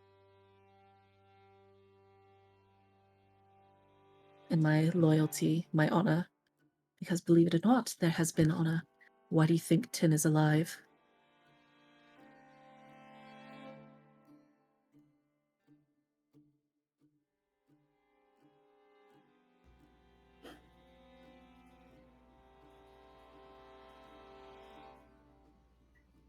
Come to me and preach fairness, honor, as if there's any honor to gain. No, we're in the business of killing, Ayla. You've already reached the same conclusion. Don't pretend it's out of justice, out of kindness.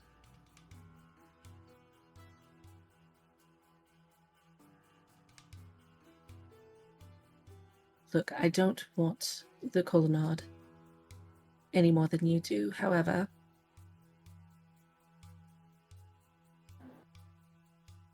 you were willing to set me out.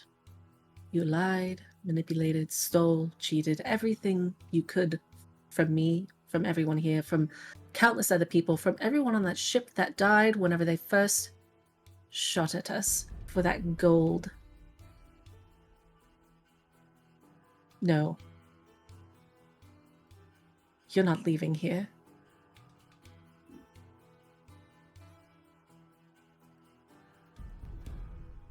I take it the rest of you are in agreement. You've had a nice little chat with Captain Ayla. They're free to do what they want.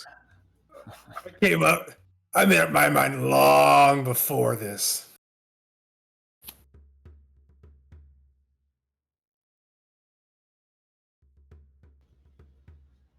I wouldn't like to see any of you dead. Perhaps besides you, Erikar.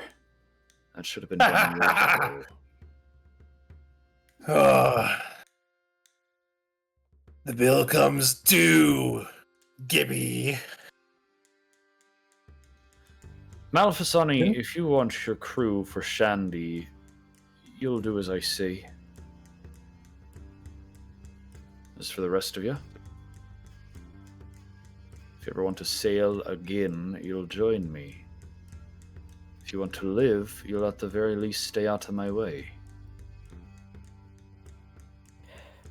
Vincent has begun unbuttoning his shirt. Oh, shit. He's going to ask, I just have one question. Was it really coincidence that you found me there in the alleyway with that dead man? Because I'm starting to doubt it. I've got eyes all over Cape Salato, Vincent. I mean more than that. What, friend himself? Yes or no, were you involved?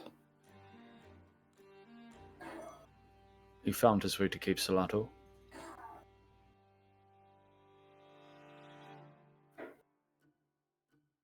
That's all I needed to know. He takes off his shirt and he sort of stretches his arms, cracking a few joints. He takes a deep breath in, closes his eyes, and then opens them. And he gives Kingmane the same look he would any other person that Vincent has killed in his lifetime. Just a bag of meat and bones waiting to be disassembled.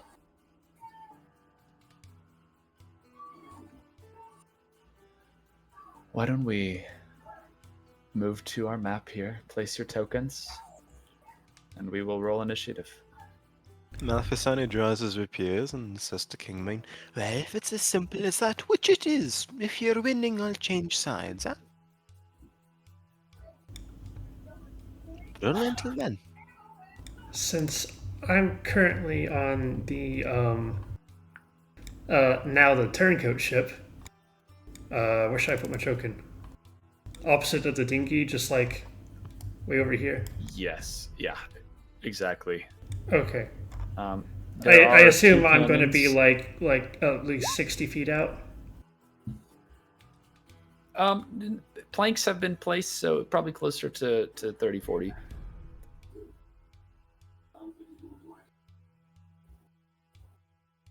Fell. No.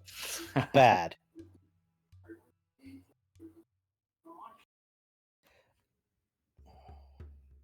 If he's on the initiative tracker, it's fair game.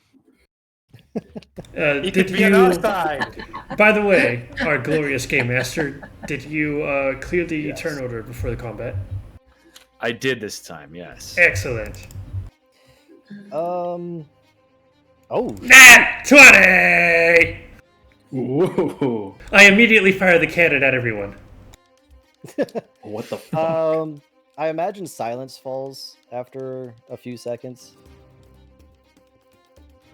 As everyone is getting ready. Yes, yeah, there's a death to the conversation here. Does Dakar get a surprise round from where he's hiding off on the side of the ship? I guess roll stealth. Don't fail me now.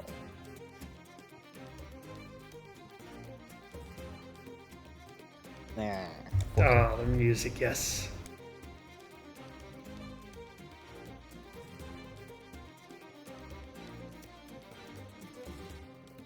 You are unnoticed by Lima and Shimi and Laszlo.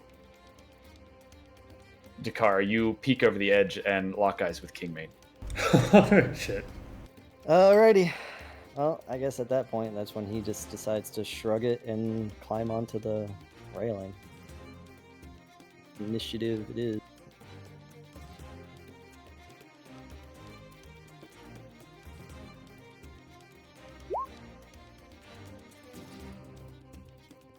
I clicked on my token. Why did that not go to the tracker?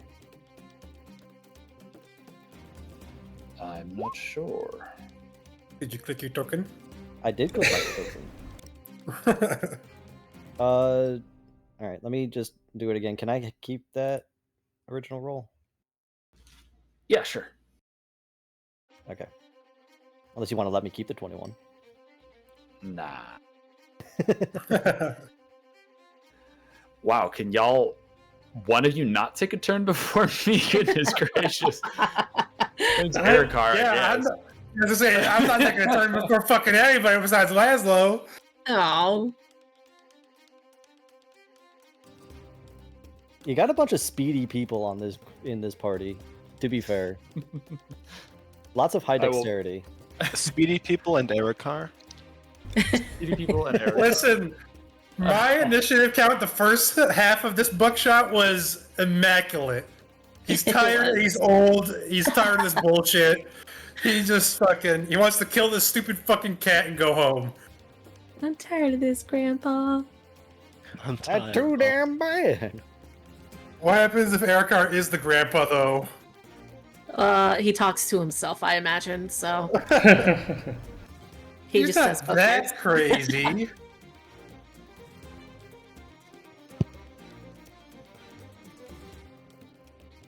Okay. Is the scene set?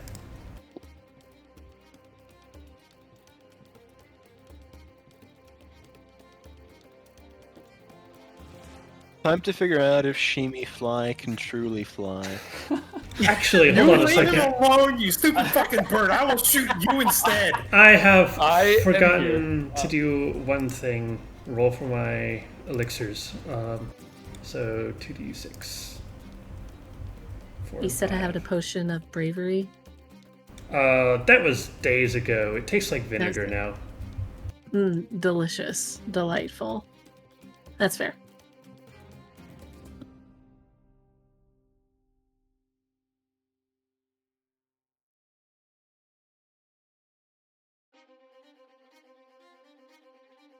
Okay, so are we starting? You may begin, Bright Eyes.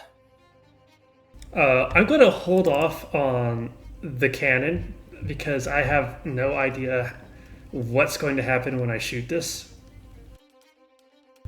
But it will be ready. Instead, I'm going to cast Web. Web. So a 20-foot cube, and I am going to just web around King Mane.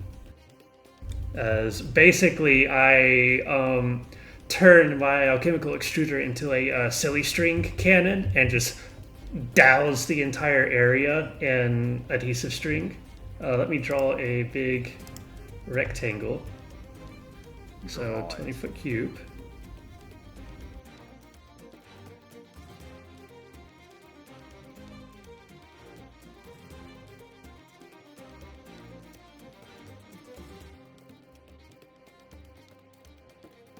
All right. So, whenever a creature starts its turn or enters it, it must make a dex saving throw. Okay. Web's shooting across from the other vessel right onto King Mane himself.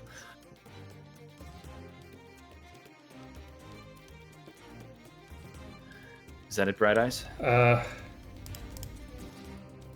I'll duck because I am a little bit scared of the lion. That's it. Okay. Ayla.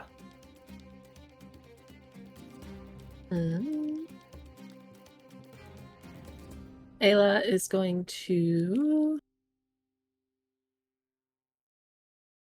look over to Lima. And before she does anything, she calls out to her. Did you know King Mane is the one who got you addicted? He's the one because you were just a bit too ambitious for his liking. He was afraid of you. That is a wild fucking thing to say, Ella. If I wasn't sure, I wouldn't say it. And she would then cast bestow curse on King Maine as well. Debuff, crowd control.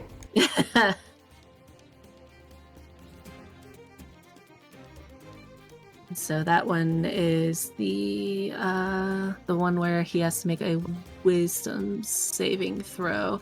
And if he fails, then he gets nothing, or he does nothing on his turn. Okay. Oh, are you touching? 13. Oh, am I touching? Ooh, yes, it is range of touch. Is that just 5 or is that 10? That's probably That is 5. 5. Yeah. So I have to be in this. Sorry. It's okay. No! I did the thing. I'm not gonna do takesies backsies. Well, at least your dex is high. Yes, make a dex saving throw as you enter the webs. The DC is infinity. Sorry, my character's so strong.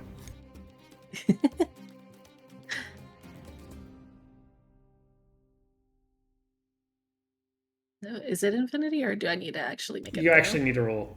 do roll a dex saving throw. Like, is that something that I don't? A 21 will succeed. Hell You yeah. are lightly obscured in difficult terrain, but you are not restrained. Incredible. Okay, and King Maine rolled a 13 on the bestow curse.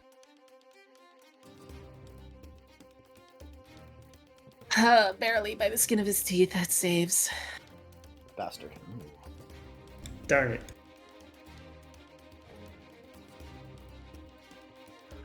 Okay, Vincent. Vincent doesn't care. He's going right in. I say sorry again. There's no response. So that is a dexterity save? Yes. Correct?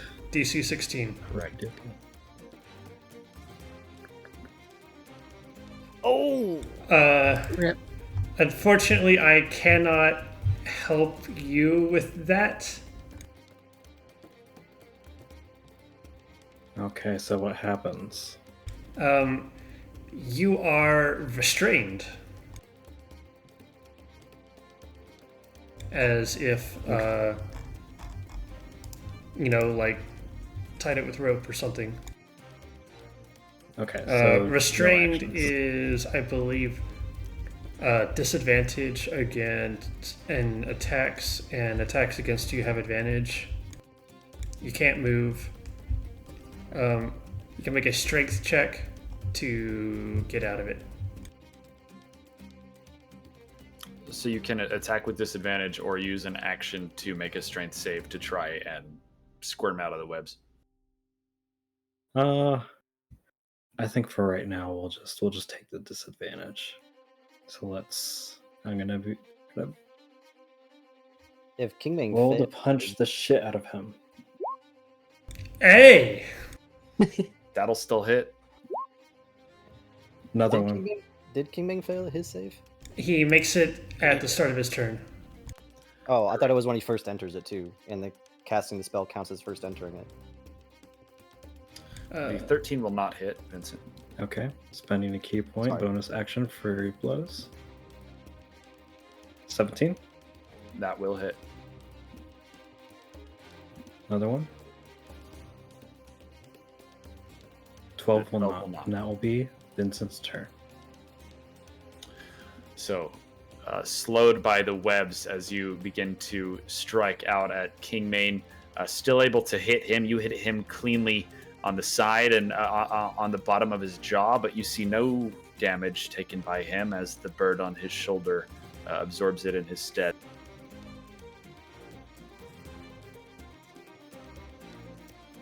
Dakar. All right. So Dakar is going to swing over the railing And he's going to walk up a little bit. He's going to hold his arms out to his sides, his water cutlass gripped into in one hand.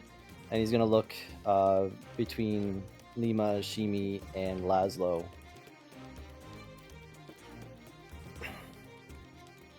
Over the years we have sailed together.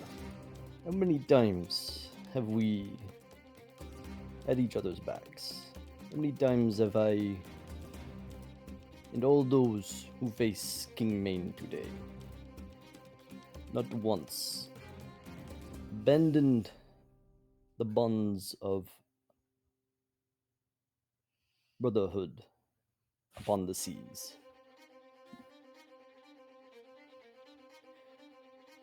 You know I have flung myself into any fight to have your backs. Do not let this be the day where I may have to face you on the other side.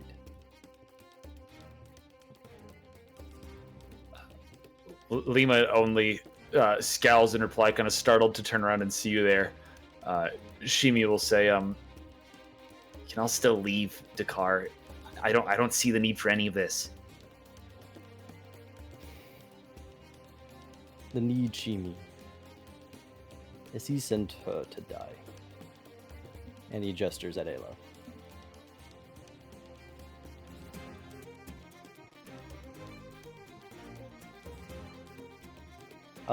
And with that, if that is the only interaction that he gets in response, he is going to cast Darkness right on top of Shimi.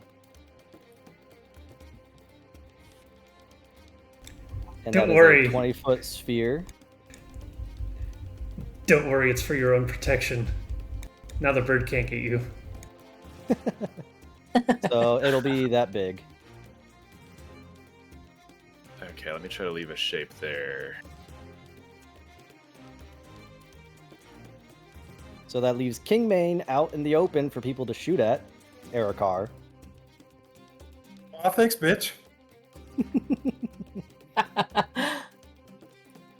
All right. Perfect. And that is Magical Darkness. And for the rest of his movement, so that was 5, 10, 15, 20. He's going to get right up behind Lima. And the only thing she hears is his boots upon the planks. Bonus action. Tentacle. Right here, please. Okie dokie.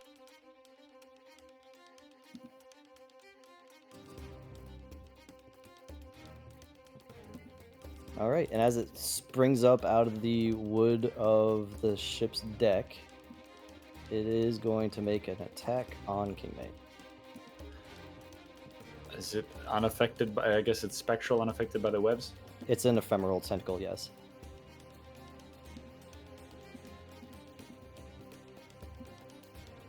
Uh, 14. I will miss. Alrighty. That is my turn. Okay. The chaos has begun. Malfasani. I will flutter over here and tell King Main. You know what, King Main? I am on your side. I trust you. I'd rather be working for you than these people. I can get you out of that mess. Just trust me for a second. He's still holding up a guard between himself and the others, but he just looks at you skeptically.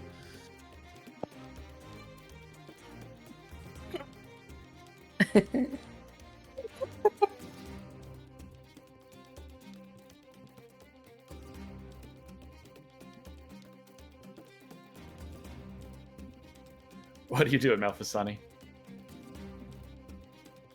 Easier. Every time I try, he just shake his head, draw his repeaters, and mutter a haste on himself while he starts a blade song. But imagine if it worked. One of these times it's gotta work, right? If I didn't reveal that little party trick to Hammond earlier, I wonder if it would have worked. Gosh, that would have been hilarious. Get the boss to trust you so you can cast haste on them and then immediately end concentration on their turn. I would have dimension and doored him right up. Oh, that trick. Hey, I wonder if I could land a cannon shot on him in the air. That would be incredible. Skeet shooting. Anything else? King Man is the fucking pigeon. No, that's my turn. Use the grape shot. You'd have a better chance at it. No, I'm using the Roll bag on the of webs. black powder. That is a. What's the save for the webs? The ability? As a DC 16 dexterity. He meets it. It's 16. I forget Meets which way that beats. sides. Okay. So he succeeds. Beats it. So it's still difficult terrain and lightly obscured, which only affects ranged attacks. He locks eyes with you, Ayla. Ayla, there's not time for this. You do this now. All the progress of years against the Colonnade is gone in a moment. Not time to start over.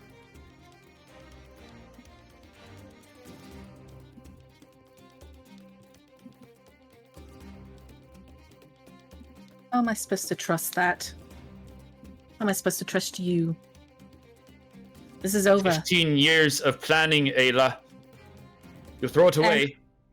And I knew none of it. Friendship for what? Am I supposed to just be a servant? Follow you blindly as you lie? You couldn't be bothered to tell me the truth, not even one time. This is on you. This has nothing to do with me. All of this failing is your fault. He draws his rapier, Ayla. He's going to attack you thrice with it. It's an 18 on the first, a 12 on the second, and a 21 on the third. Oh. He hits twice. Okay.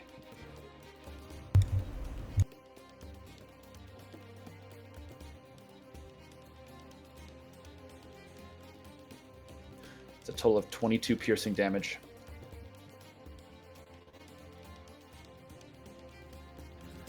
He's going to action surge, and he's going to do it again.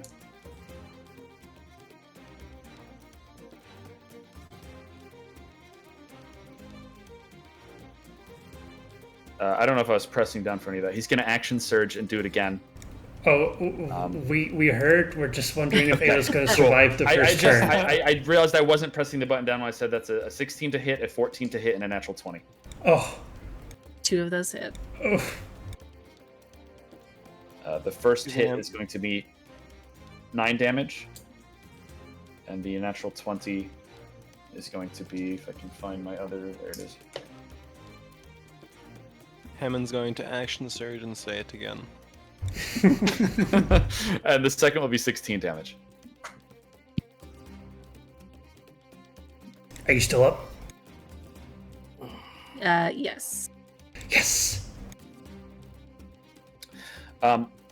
He has the inspiring surge feat, so he's action surged, and he's going to yell at Lima to get over here. It's going to let her attack as a reaction. She doesn't know where you are, so she's going to do it at disadvantage to Carr, but she's going to attempt to take a swing at you. All right. The scimitar. That's a nat 1, so there you go. She can't see you in the darkness. You feel her swing the wrong direction. This doesn't need to be your end, Lima. He says through the darkness as he hears her swing and miss. You're right. Shimi already said it. Go.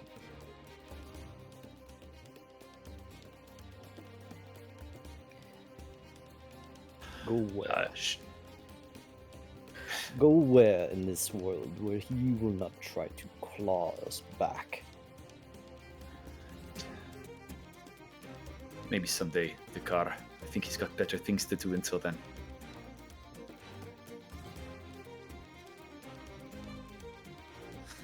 Shimi is going to do his best to get out of this darkness. He's just going to scramble.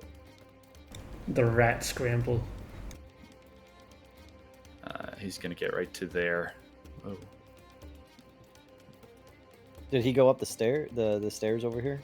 He did. Yeah, he's feeling his way around this deck and climbing away from. I guess, yeah, he did pass you, Dakar, but that's up to you. Yeah, as Shimi scrambles by, Dakar will begrudgingly try to give him a nick. Stealth pat on the head. And it's at advantage because it's in the magical darkness. For 17. That will hit. That deals 9 slashing, and his movement is reduced by 10 feet. Changes plans, I guess. Okay, you kind of you hear a squeaked yelp as you slash him as he runs by, but he continues to scuttle along. Creatures eeping and scuttling. Erikar. Erikar is gonna call to Shimi.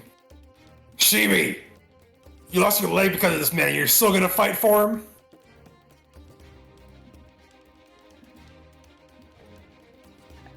I never said I'm fighting, Erikar. Then get to the back of the ship and stay there. Right. And Erikar, how bad does Ayla look after those attacks from Kingmane? Pretty rough. Then he will...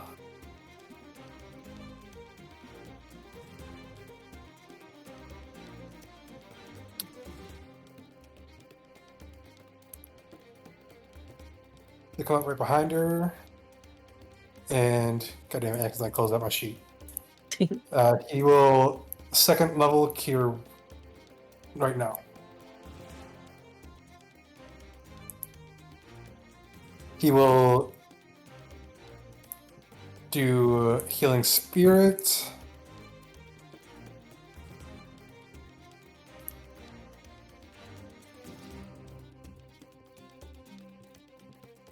That's what, a D6, I believe? Yeah. So it's 6 HP for Ayla. And then for Erikar's action, he's going to try and shoot Kingman. Finally, someone that doesn't just walk into the webs. Ooh! 17 and a nat 20. Oh, Gibby! This one's personal. He will parry the 17, but the 20 will hit. Wonderful. So it's 18. I'm going to re-roll that 1 in there.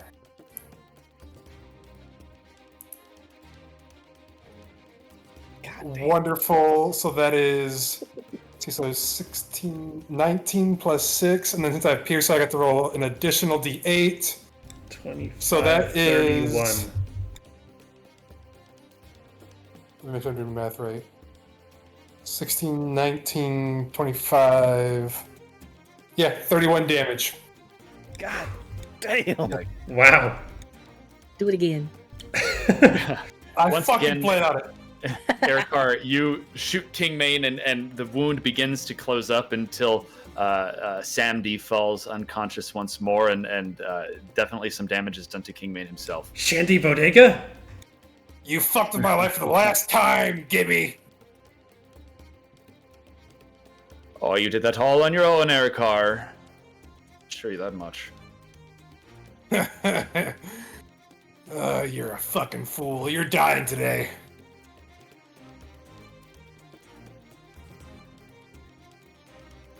That's Erikar's turn. Okay.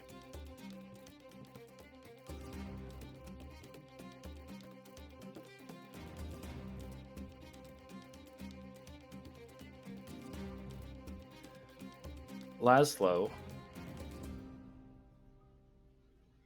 Dakar, you watch him as he looks around at his surroundings, pulls a bottle from his bag and drinks it, and turns invisible even to your eyes. Okay. If that lizard steps Okay. within 10 feet of me, you fucking let me know. Okay. Pretty sure the lizard just pressed escape and then clicked on leave game. He's still got to be able to find his way out of the magical darkness.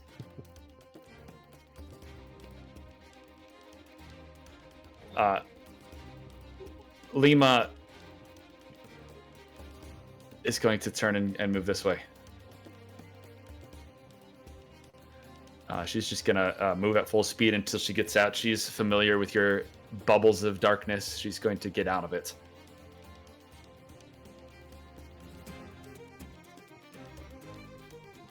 She'll position herself there, and she will fire 2 Eldritch Blasts at Erikar.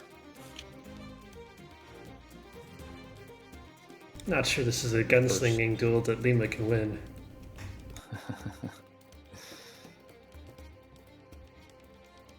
The first is a 13 to hit. That's a miss. And the second is a 16 to hit. That hits. Okay, that'll hit you for 10 force damage.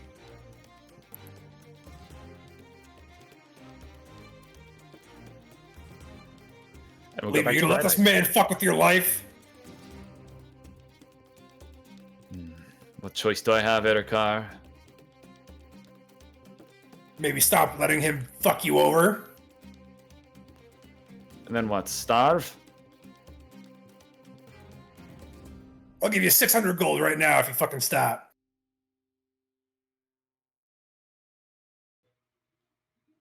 She cocks an eyebrow, but we'll go to Bright Eyes. Hey, we figured out the secret. Pirates. Okay. Who Wow. says that Minotaur can't be charismatic? That's a lot going on over there. I'll deal with one problem first. I'll load up a firework, point it at Ayla, stop, reconsider, load up healing, point it at Ayla.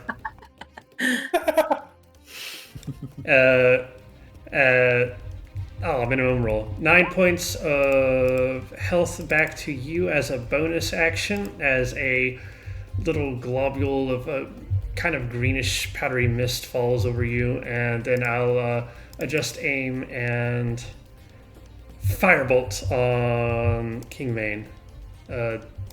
Does a 16 hit? A 16?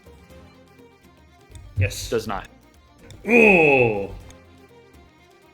Skids through, burning the fringes of some of the webbing.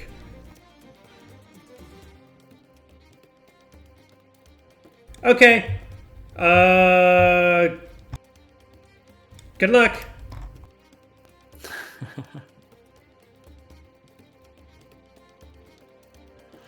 Okay, Ayla. Ayla, you get another 5 healing. Incredible. Thank you. You do need to make the save for the webs again, I'm afraid. Okay. Dexterity, DC 16. Rip. Oh, hold on a second. Shoot, I'm out of range. Normally I could help you, but you're out of range. It's okay. So I am restrained. Does that mean I cannot? What all can I do while I'm restrained? Anything? You can't move until you break out. You can still attack at disadvantage, and any attacks against you have advantage. Sick. Okay. I was really expecting to just not have everyone walk into the webs, but We're all you know melee what? fighters. Except for you and Erikar. Okay. I'm going to...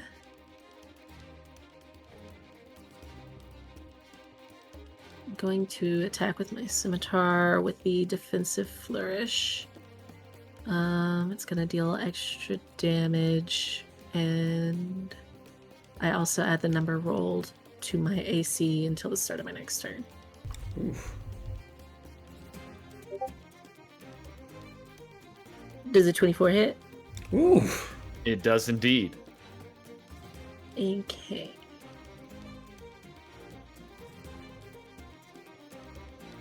So this is just the 10, right? Because I think it's adding... Yes. Yes, that is correct. Yeah. Okay, cool. And then a 9 does not hit, I imagine. But a nat 20 does. But a nat 20 does. Okay. For 11 damage. Lame. What is the extra to your AC and extra damage? So it doesn't say. I think. I guess it'd probably be a roll of your bardic inspiration die, would be my guess. Yeah, that would make sense. D8, right? Correct, yeah. Okay. Getting 8 additional AC would be wild. But 3 is okay. I was hoping I could manifest it. Please don't die. You. Aw. I'm gonna do my best. Okay, so that is actually before I say that's the end of my turn.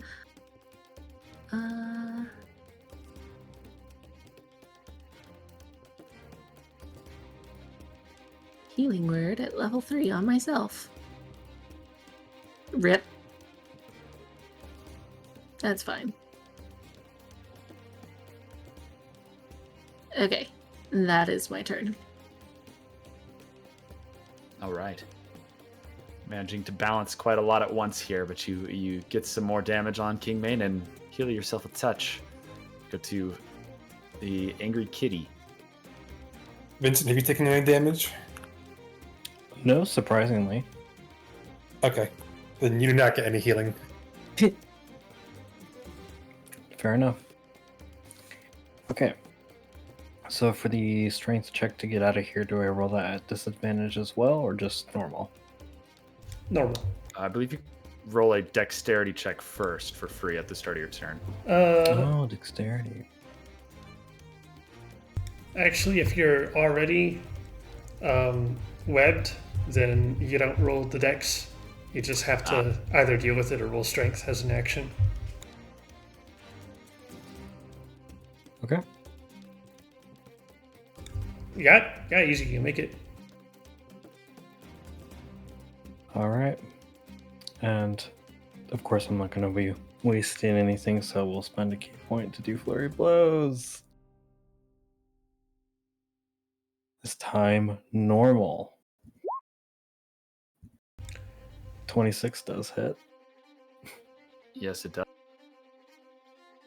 That'll be 11 bludgeoning. Sock him right in the face again. Cats do have a lot of face.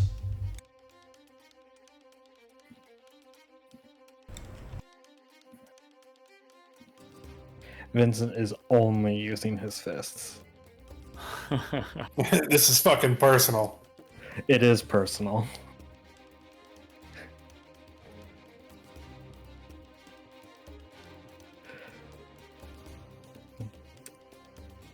That is his turn. All right. Yeah, he's unable to get away from you this time as you just, with whatever rage you've let accumulate, unleash it onto Kingmane. Dakar? All right. Well, Dakar, hearing the conversation between Erikar and Lima, and being able to see her reaction through the darkness, he's going to move 10 feet this way. And Lima's going to see a coin pouch fly out of the darkness and land at her feet with a couple hundred gold in it. as it pops open a little bit on the floorboards or planks.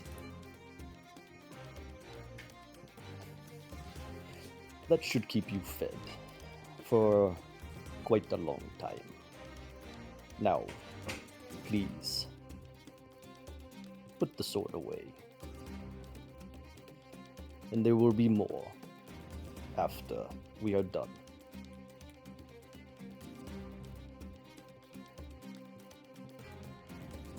I hope you've got more plans than that, Dakar. Plans for Cape Salado or whatever comes next. At the very least, Lima, you know I have plans to make more gold.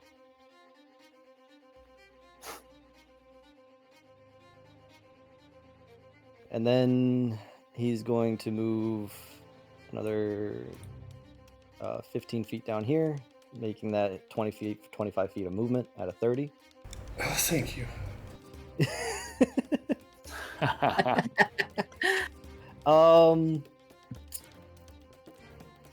And you know what? He's gonna try something a little cheeky here.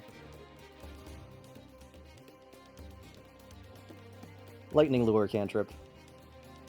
Kingmane Ooh. must make a strength save, DC 15, or be pulled up to 15 feet to me. Ooh, I like that. It's a 14. All right, he's pulled to me, and he takes 2d8 lightning damage.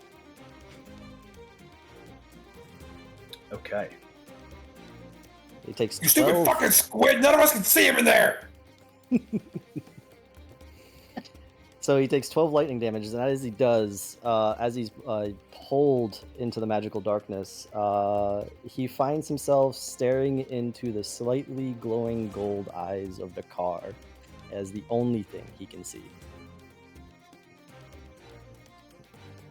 You shouldn't have tried to kill her. And then the tentacle's gonna take a whack.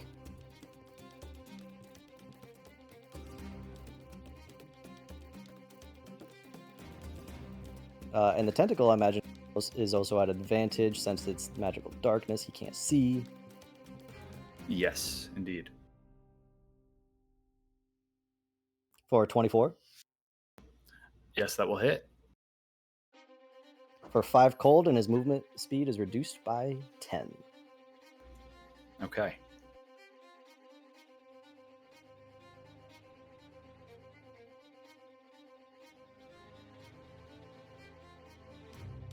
That's my turn. All right. Then it is Malfisani. Seeing him disappear into darkness where he can't see him, Malfasine will just shout, "What do you expect us to do?"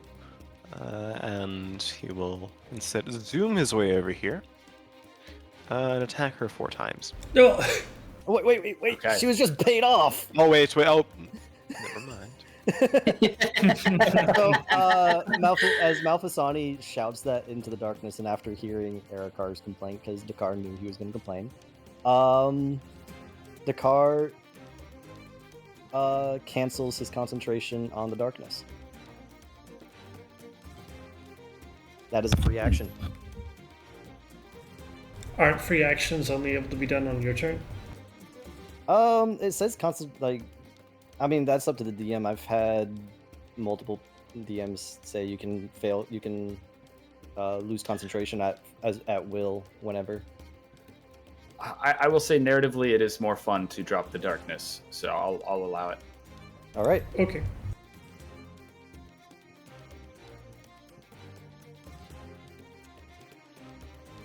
It is supported on Sage device, if it's the question in terms of 5th edition mechanics, but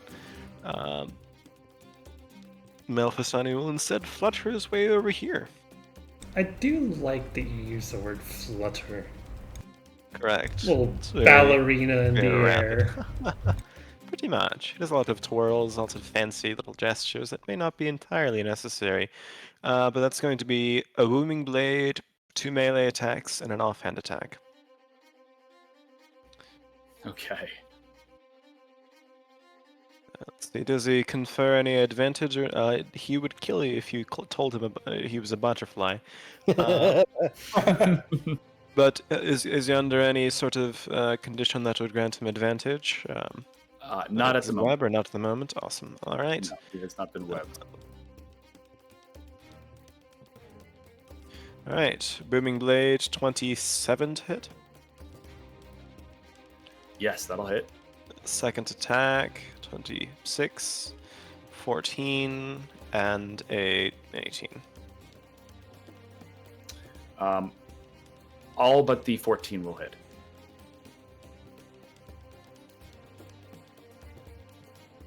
All right. The first one's a Booming Blade attack, so that's going to be...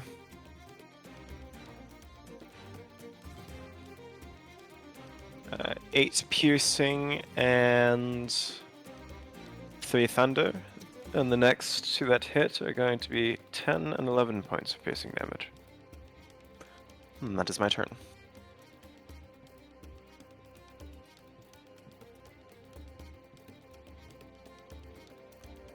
Okay, King Mane is looking rather rough.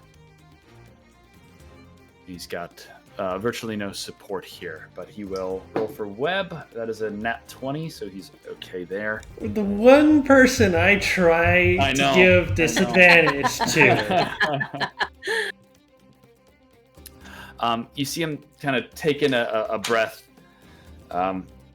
focusing for just a second, and he seems to stand up a little straighter after doing so. He's going to use a second wind. Fighters are so underappreciated. That's why I made a kobold fighter. Kobolds are so underappreciated. No, incorrect. This is now a kobold opinion stream. Yeah, I say all of my opinions about them and get arrested. Arrested by the kobold police. Yeah. Thrown into kobold jail with all the other kobolds. King Mane's going to first look down at you, Ayla. He'll say, don't squander what Cape-Salado is, Ayla. Whatever you have to do, use it to your advantage. It's primed for a lot more than you think. And to you, Malfasani, he'll turn and say, gods, I hope you do find Shandy. And King Mane will toss a little grenade he's holding at his side, right in between Ayla and Erikar. Oh! That's fucking rude. Y'all could make a... I lost it. One sec. Yeah, if Ayla, Erikar, Vincent, and I don't know, Tentacle can make a DC 15 dex save. Tentacle isn't technically a creature. It doesn't have health. It's a but it's so spell fun effect. to think that it can. The tentacle writhes. Hold on. It does No, writhe sorry. and wriggle. Let me clean my brain. There's currently too much Dakar in there. Okay. Ayla and Erikar, you take 21 piercing damage each, as well as... Ayla's is reduced by 4. 21 piercing damage and 7 fire damage. So a total of 28. That is halved for you, Vincent. You take 14 damage. Actually, I don't take any of it. Evasion! Cool. Did that 4 do anything for you, Ayla? I am at 19 hit points. Okay. You're tough We're for a going to roll bard. on this. We're going to roll on this con save to keep concentration on my healing spirit. King Mane will just say, could use that potion, Laszlo, and we'll go to... I'm assuming that 11 does not do it. It does not do it. Goodbye, healing spirit. No. Wait, was that just a concentration check? Yes. Sorry, yeah, an 11 will do it. You say. For taking 28 damage? Perhaps I do not know how concentration checks work. It's either 10 or half the damage, whichever is higher. Oh, right. Okay, yeah, thank you. Yeah, no, that fails then. I'm always glad to help our team. Wait a second. You're Wait a the minute. DM. Yeah, so you would have needed a 14 to beat it. Rip. And, Where's that, spark of intelligence? currently 10 feet out of range. Damn it.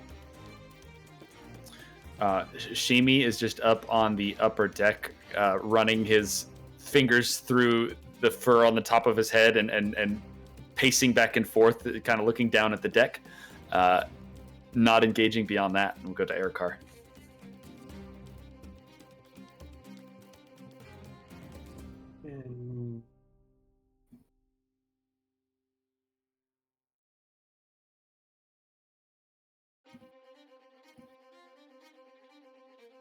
I guess in the name of self-preservation, he will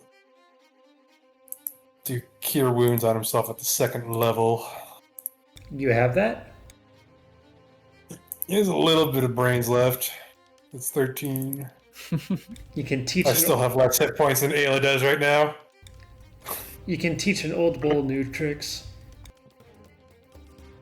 He healed himself when he fucking teleported under the deck of the other ship. Because he didn't want the good mood to end.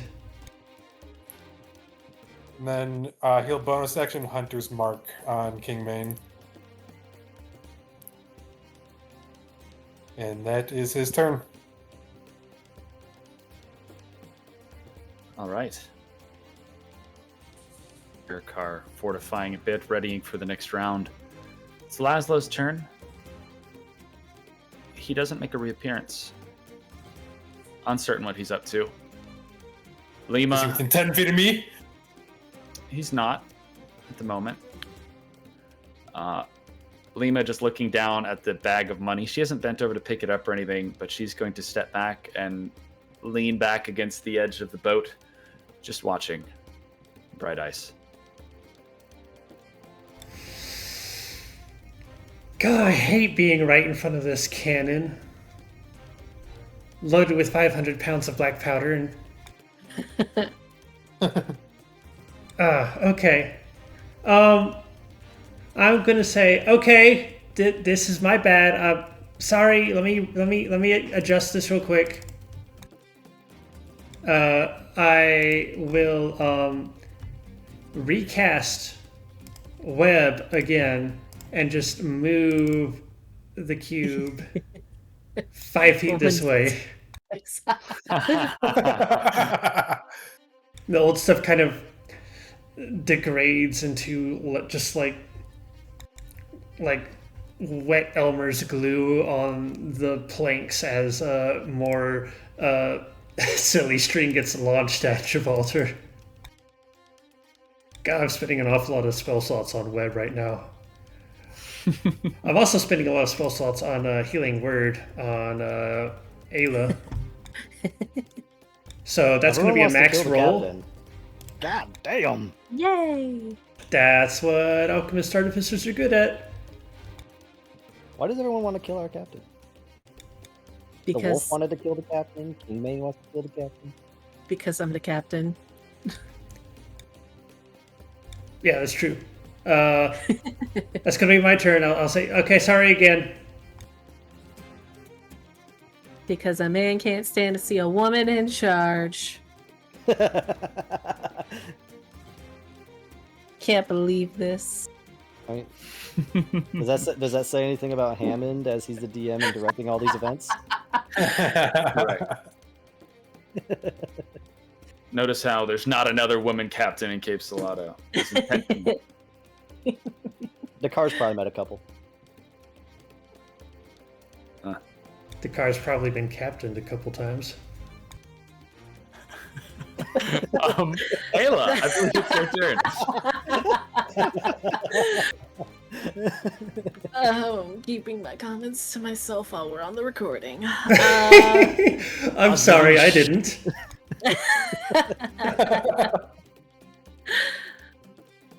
Okay. But that's what gets the views. It's also what gets us in trouble. Nah, Legends of Adventurous get away with a lot worse. It's fine.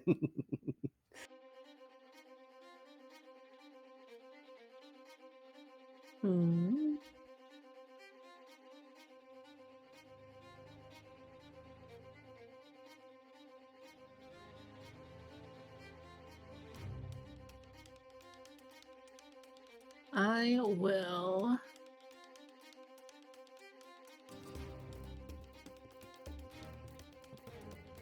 I will attempt to do Bestow Curse one more time. You gotta touch him. Wink. What was the save for that? Wisdom? Yeah. That one is a 11. He fails. He gets no Yeah, get action. fucked, you stupid cat!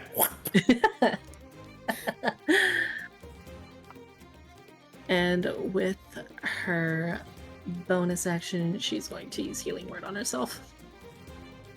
What does the curse that has taken effect do? Let me find it again. It's all one giant paragraph of options. The target must make a wisdom saving throw at the start of each of his turns. If it fails, they waste their action that turn doing nothing. Okay. So does that first roll count for his first turn after getting the curse? No, that would be on their turn. They roll. Yeah, that's essentially what I asked. If we just if it was just preemptively rolled. Well, I guess because it doesn't say that they have to roll right away to save. The first roll is if the curse takes effect. If it lands. Oh, okay. Yeah, and then while curse, yeah. What I'm watching I'm watching things line up for Web requires an action to break out of the restraint. Your curse removes their action.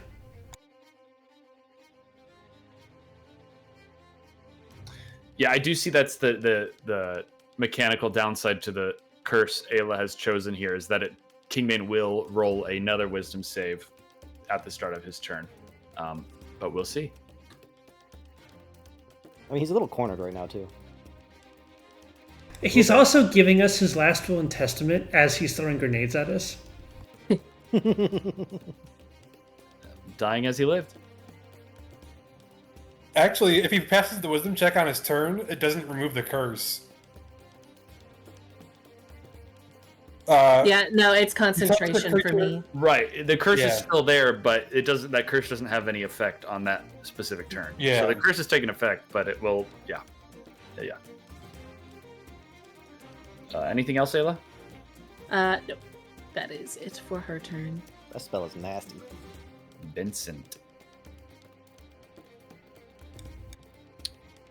Yes. I guess we gotta go around then. You've got the movement speed for it. Yeah, I got the move speed. Just like zip around over to the diagonal. Do you want me to move the webs?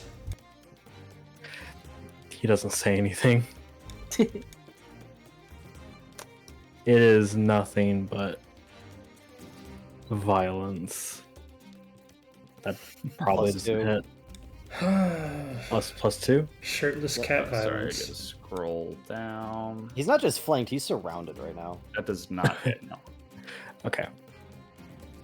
Oh, Key point, flurry of blows. there we go. That's a 19. Okay, yeah, that one will hit. There we go. As will that, yeah.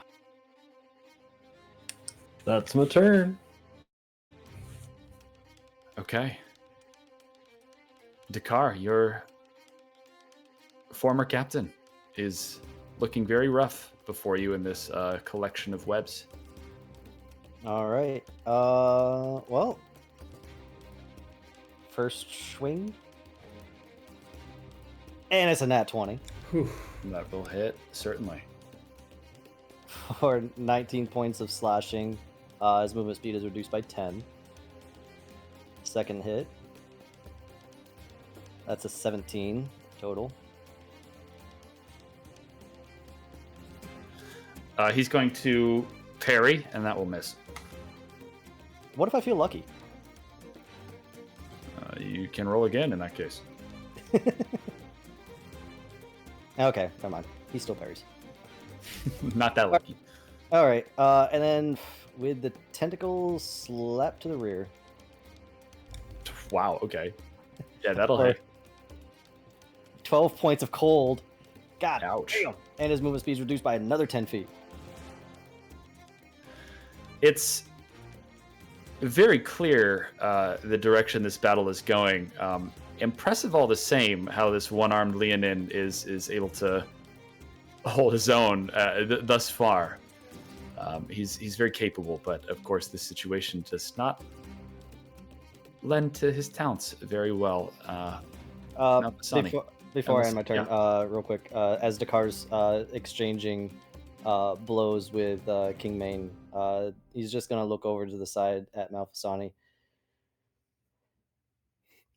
If you drop him, don't kill him. I believe another has claim to his life.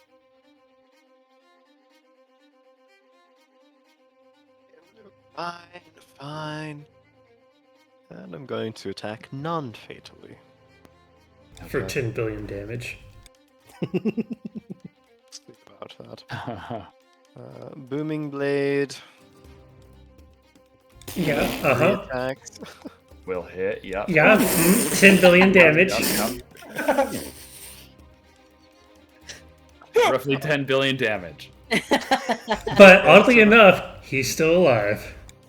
So the first one, Oh, second one, third one, and I'm assuming a 12 misses. The 12 one, missed. did you roll a crit on that? Oh yeah, you did. Booming Okay. Blade.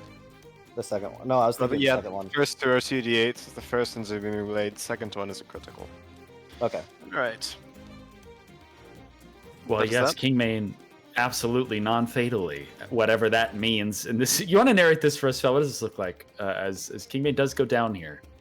Rapiers are going to go through his good shoulder and immobilize it, and essentially through his knee, sending him down. oof. Enough so that he can't fight back. But Malfasani is going to dance back after the job is done. Bow before... Do you leave him conscious? Yes. Okay. I'll let the web drop.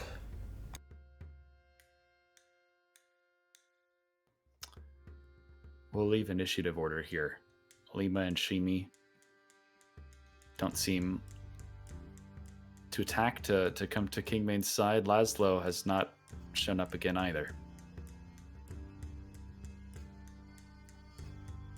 Dakar's gonna look around, seeing if he can see any sign of where Laszlo may have moved around to.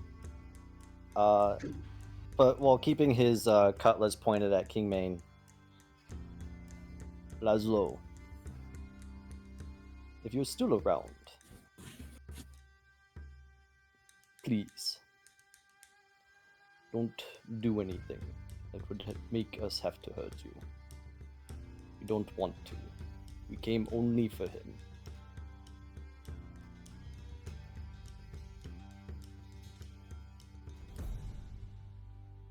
There's no response, but no action taken either. Alright, and then after that, Dakar just nods towards Ayla.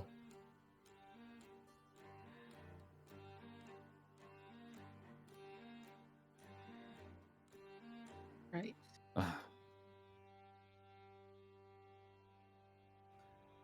I acknowledge I'm not in a place for bartering, but if it is truly your wish to be done with me, truly, I suggest you wait and kill me on land.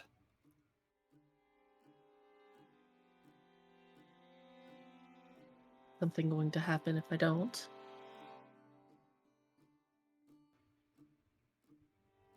If I die at sea, I've got reason to believe you'll see me someday on Shandy Bodega's decks, a shambling corpse, one way or another.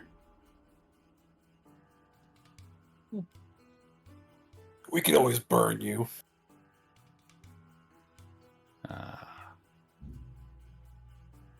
I admit not to be too familiar with the magics, Erikar. Perhaps that would work. I believe it's blood in the water. Shit, the other captain.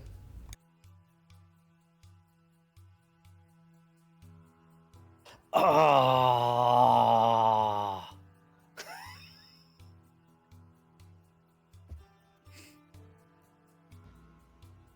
So what will be, What? Captain? What was that reaction for? What Ferb said, the other captain, he cut his palm and threw his blood in the water before he died. Oh. Gobadai. Incredible. I can wait if you can. Where did Laszlo go? I wish I knew. You said something about a potion. I was hoping to take what he had done. Invisibility.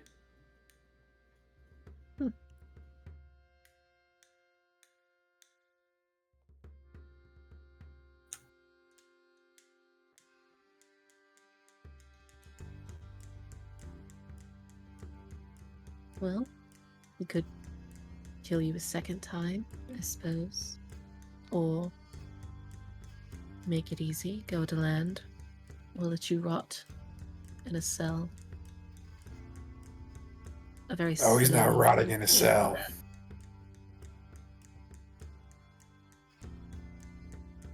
He's not rotting in a cell.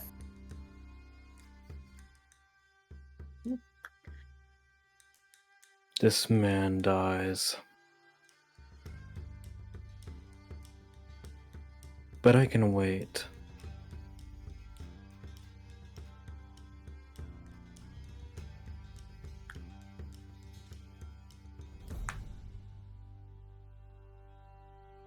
Would you like to set a course for land? Isn't the ship burning? Yes, this ship has had it's not catching on quick. It seems furniture and the like in the captain's quarter was lit at some point, probably the product of some fire spell. There's a flame spreading, but it has not been doing so rapidly.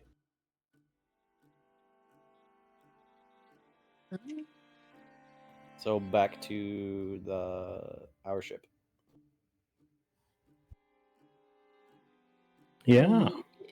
Yes. In that case, what Vincent is going to do is he's going to pull Kingming up by the scruff of their shirt and punch them unconscious. Okay. Kingmane Then- has no more quips or lies or truths to tell. He falls unconscious. And just slings him over his shoulder and walks back to the ship. Erikar will take a look, just a quick look around the ship for anything valuable. It is a Kolonat ship after all. They like their shiny things. Yeah, there's an amount of gold. Nothing remarkable. This vessel does seem to have been. There's not even many weapons on board. Whatever Duhallard's goal was, it was not to come and siege Cape Salado. It was not to come and bribe Cape Salado with anything more than the pardons. And you do find stacks upon stacks of papers, kind of pre-filled out contracts with places to sign and date.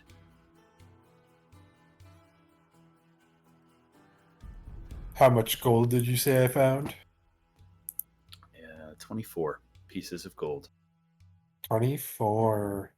Doubling your net worth. Wow, you're rich. Listen, I still have 671 gold left over. Now Enough it's for you at to get sauce for the rest 695. of your life. Listen, Sorry, there's a reason why he dropped 6,000 of his gold off at that fucking little village in Yavakir. Sorry, I didn't help much. I thought that would do more, but live and learn. Glad everyone is okay. As everyone filters back onto our boat, Dakar looks back at Lima and Shimi, and he dismisses his cutlass and kind of waves for them to come along. Yeah, if you'll have me, I'll. Yeah. There's always a place for you, Shimi. Never doubt that. Not with me, at least. Lima doesn't comment, but she crosses over onto her ship. It was at a time, at least. And Laszlo, if you don't want to make yourself visible, at least come aboard.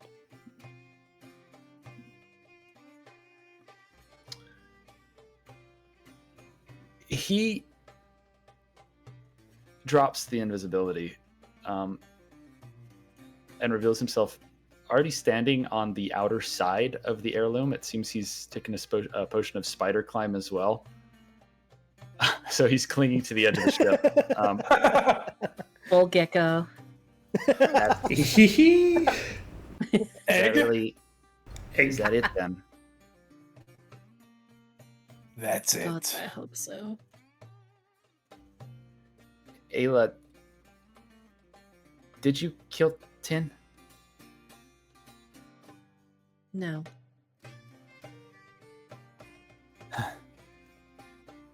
Thank you. Of course.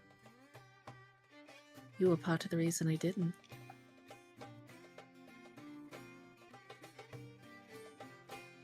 He's out there, if you'd like to go find him. He took the pot in. Maybe. Hey, Well, the Eric Cocker haven't gotten to him. Maybe you could take assign a fake pardon and go find him.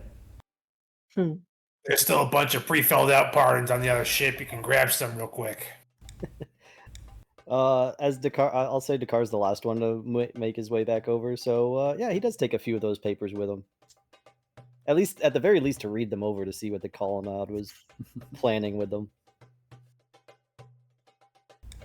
I mean, maybe it'd be a nice thing to do if someone doesn't want to follow Pirate Lord Ayla the Nightblade. They could go live somewhere else and ignore the war. I like that. Or perhaps they just follow the Grand Captain Bright Eyes and his maniac adventures. I don't want to be a captain. That seems like I have to take care of other people, and I'm terrible at that. You could take care of them, or you could just shoot the ones that don't agree with you.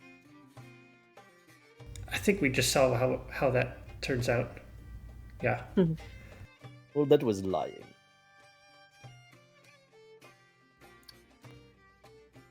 Is it still back to Cape Salado you set course for? That's the closest spot for land where we can kill this fucking bitch. So yeah. I still have that bomb. I have a small suggestion. Boondock Saints style execution. I'm sorry, what? Boondock Saints style execution. I don't know what that means. Oh, the kneeling with the gun on the back of the head. Is that what you're talking about? I'm referring more to like the film where they both have their guns to the back of the person's head, And they like, shoot at their eyes. Yeah. Yeah. In an X pattern. through their head. Yeah. Erikar and Vincent. We're This is an putting option. a lot Dibs. of thoughts into this. I'm not sure if I'm ready to dislike someone that much. You don't need to be a part of it, Bright Eyes. Merely a witness. I don't want to be a witness either. Well, then you can always climb into your little hole with your rope. This was never your fight. But we thank you for joining us on it. Oh well, I'll be honest. I did join this for money, really, because I do have a shopping list. Well, it wasn't 3 million, but you still got a decent amount of gold. Yeah, maybe I could get some Oro eyes.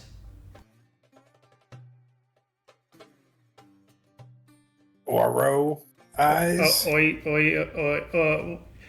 You touched bird. my bird, and you're gonna die with that fucking cat. It doesn't have to be yours. Don't threaten me. I have a bomb. Oh look, I land. have a gun. Let's not combine the two. Hey, look, land. It's a change in topic. Endikar holds a piece of bread up in his hand to see if he can't tempt Erikar's bird a little bit more. Everett stays perched right there on Erikar's horn.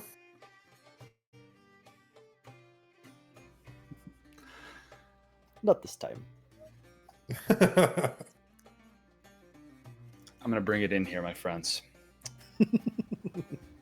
As the deck shenanigans continue and sails are hoisted and a course is set anew for Cape Salado, seen there on the horizon. And only now does the sun begin to creep just a sliver above the horizon. Before you is the distant Cape Salado on the opposite side of the ship as the sunrise, now kingless for a time, festering. But suddenly, with a cry from Shimi, your attention is brought back behind you to the sunrise, and you first mistake it to be the glinting red of first light kind of dancing across those far shores as the sun begins to rise. But no, it's more specks of red, of crimson, countless specks of crimson. The colonnade tried their hand at peace, half-heartedly perhaps, but the pardon would have been an easy way to remove this thorn in their side. And it was stomped out before making land, as it would seem Emperor Remington knew it would be. This nation of pirates, this growing army here, can't be left alone any longer, especially not after that black powder went missing. It seemed that Cape Salado did not pull back for a final assault on Yavakir, but they've come to solve another problem, and the colonnade has redirected its war fleet to stomp out Cape Salado.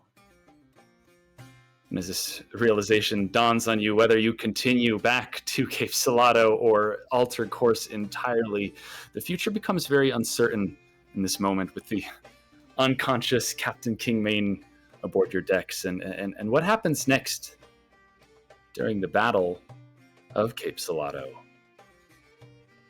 ultimately will determine much of the fate of Kirden itself, as the fragmented remains of Kingmain's crews and plans to topple the colonnade are thoroughly dashed against the wrecks. But that there, my friends, is where we draw the story to a close. That is the end of the buckshot. Let's go again. Oh Let's my go God. again. Let's go Thank you very again. much. It was an awesome experience. Yes. Oh my God, Phil got to be a player. I always knew Kingman was a bitch. Staying up so late with me. I love how little it took for you to all fully. I thought there could be some PvP on that combat. Nah. Kill Kingmain. Well, We're it's like fucking murdering him. he did everybody wrong in some way, form, or fashion. It was not against the others that we had a battle with. Oh, Kingmane has a lot going on, but he is not a good guy. He's in fact a pirate lord. So there you are. Crazy. And now is You would think that he would take care of his own, but no, he fucked over his own. Wild seeing Kingmane here, and then Kingmane being the really sweet whiskey-making father of Fenton's character in my Curse of Strahd campaign. There's some dissonance there. They're not the same guy for sure. They're not the same Kingmane. A fondness for whiskey is perhaps all they share. I mean, wow, time just flies when you're with having this rum. group. Holy shit. So So many I good would moments like to tonight. say that the week has been redeemed. Yeah. Yeah. Yay! Oh Incredible. my god, this was so fun. Thank you so much for doing this. Yes, thank you. Thank you all. We need more That was- Kirden. I'm very happy with y'all and how this went as a whole. So that was wonderful to get a chance to DM for you guys. It is good. Do you accept tips? Always. Yeah. Okay, Tips $15. But yeah, a tip. Actually design encounters, like major encounters, to have 2 different levels of difficulty, and you can say, oh, they're doing super poorly, so we'll use the lower one. Or, oh, they're doing super well, we'll use the higher one. They don't know That is a the good exact idea. hit points of your critters, so you make a fight that is fun for the players. You can do a little finagling behind the scenes. Note And that I he's assure saying you, all I- of this I did. after the campaign is over. Well, I wanted to win. My favorite combat of this campaign by far was the beach combat we had earlier, Yeah. since there were the different objectives and consequences of the 3 different sub-combats. I found that very interesting. Yeah. I'm glad I hit with 2 cannonballs this campaign. Thank you for not You did it. fireballing me next to the black powder and one-shotting my character. Yeah, I do hand owe tried you to my fucking life, look at my character Malfi. Twice this goddamn buckshot.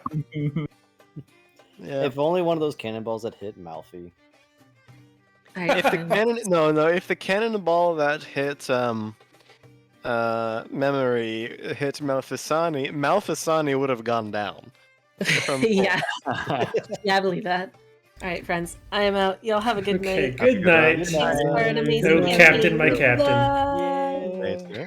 Alphasani is not a cuddly teddy bear. He is not. The only time I took damage in the campaign was the first combat, the first round, when it was an area of effect attack. He did not take a single hit the entire campaign. Yeah, one of Shandy Bodega's crewmates threw a grenade inside the bar. It's fucking Shandy Yeah. It was a Bodega. kobold. Oh. Oh, it The was. only time- It was. The only times that I fucking took damage in this campaign is when Hammond was trying to fucking one-shot me. The fucking kobold grenade, the cannon, Kingmane's grenade. Like, fucking seriously. Honestly, guns, grenades, and cannons were not done poorly. No? Thank you. They The cannon made a rolls are big actually really good. impact whenever they showed up, but they weren't like super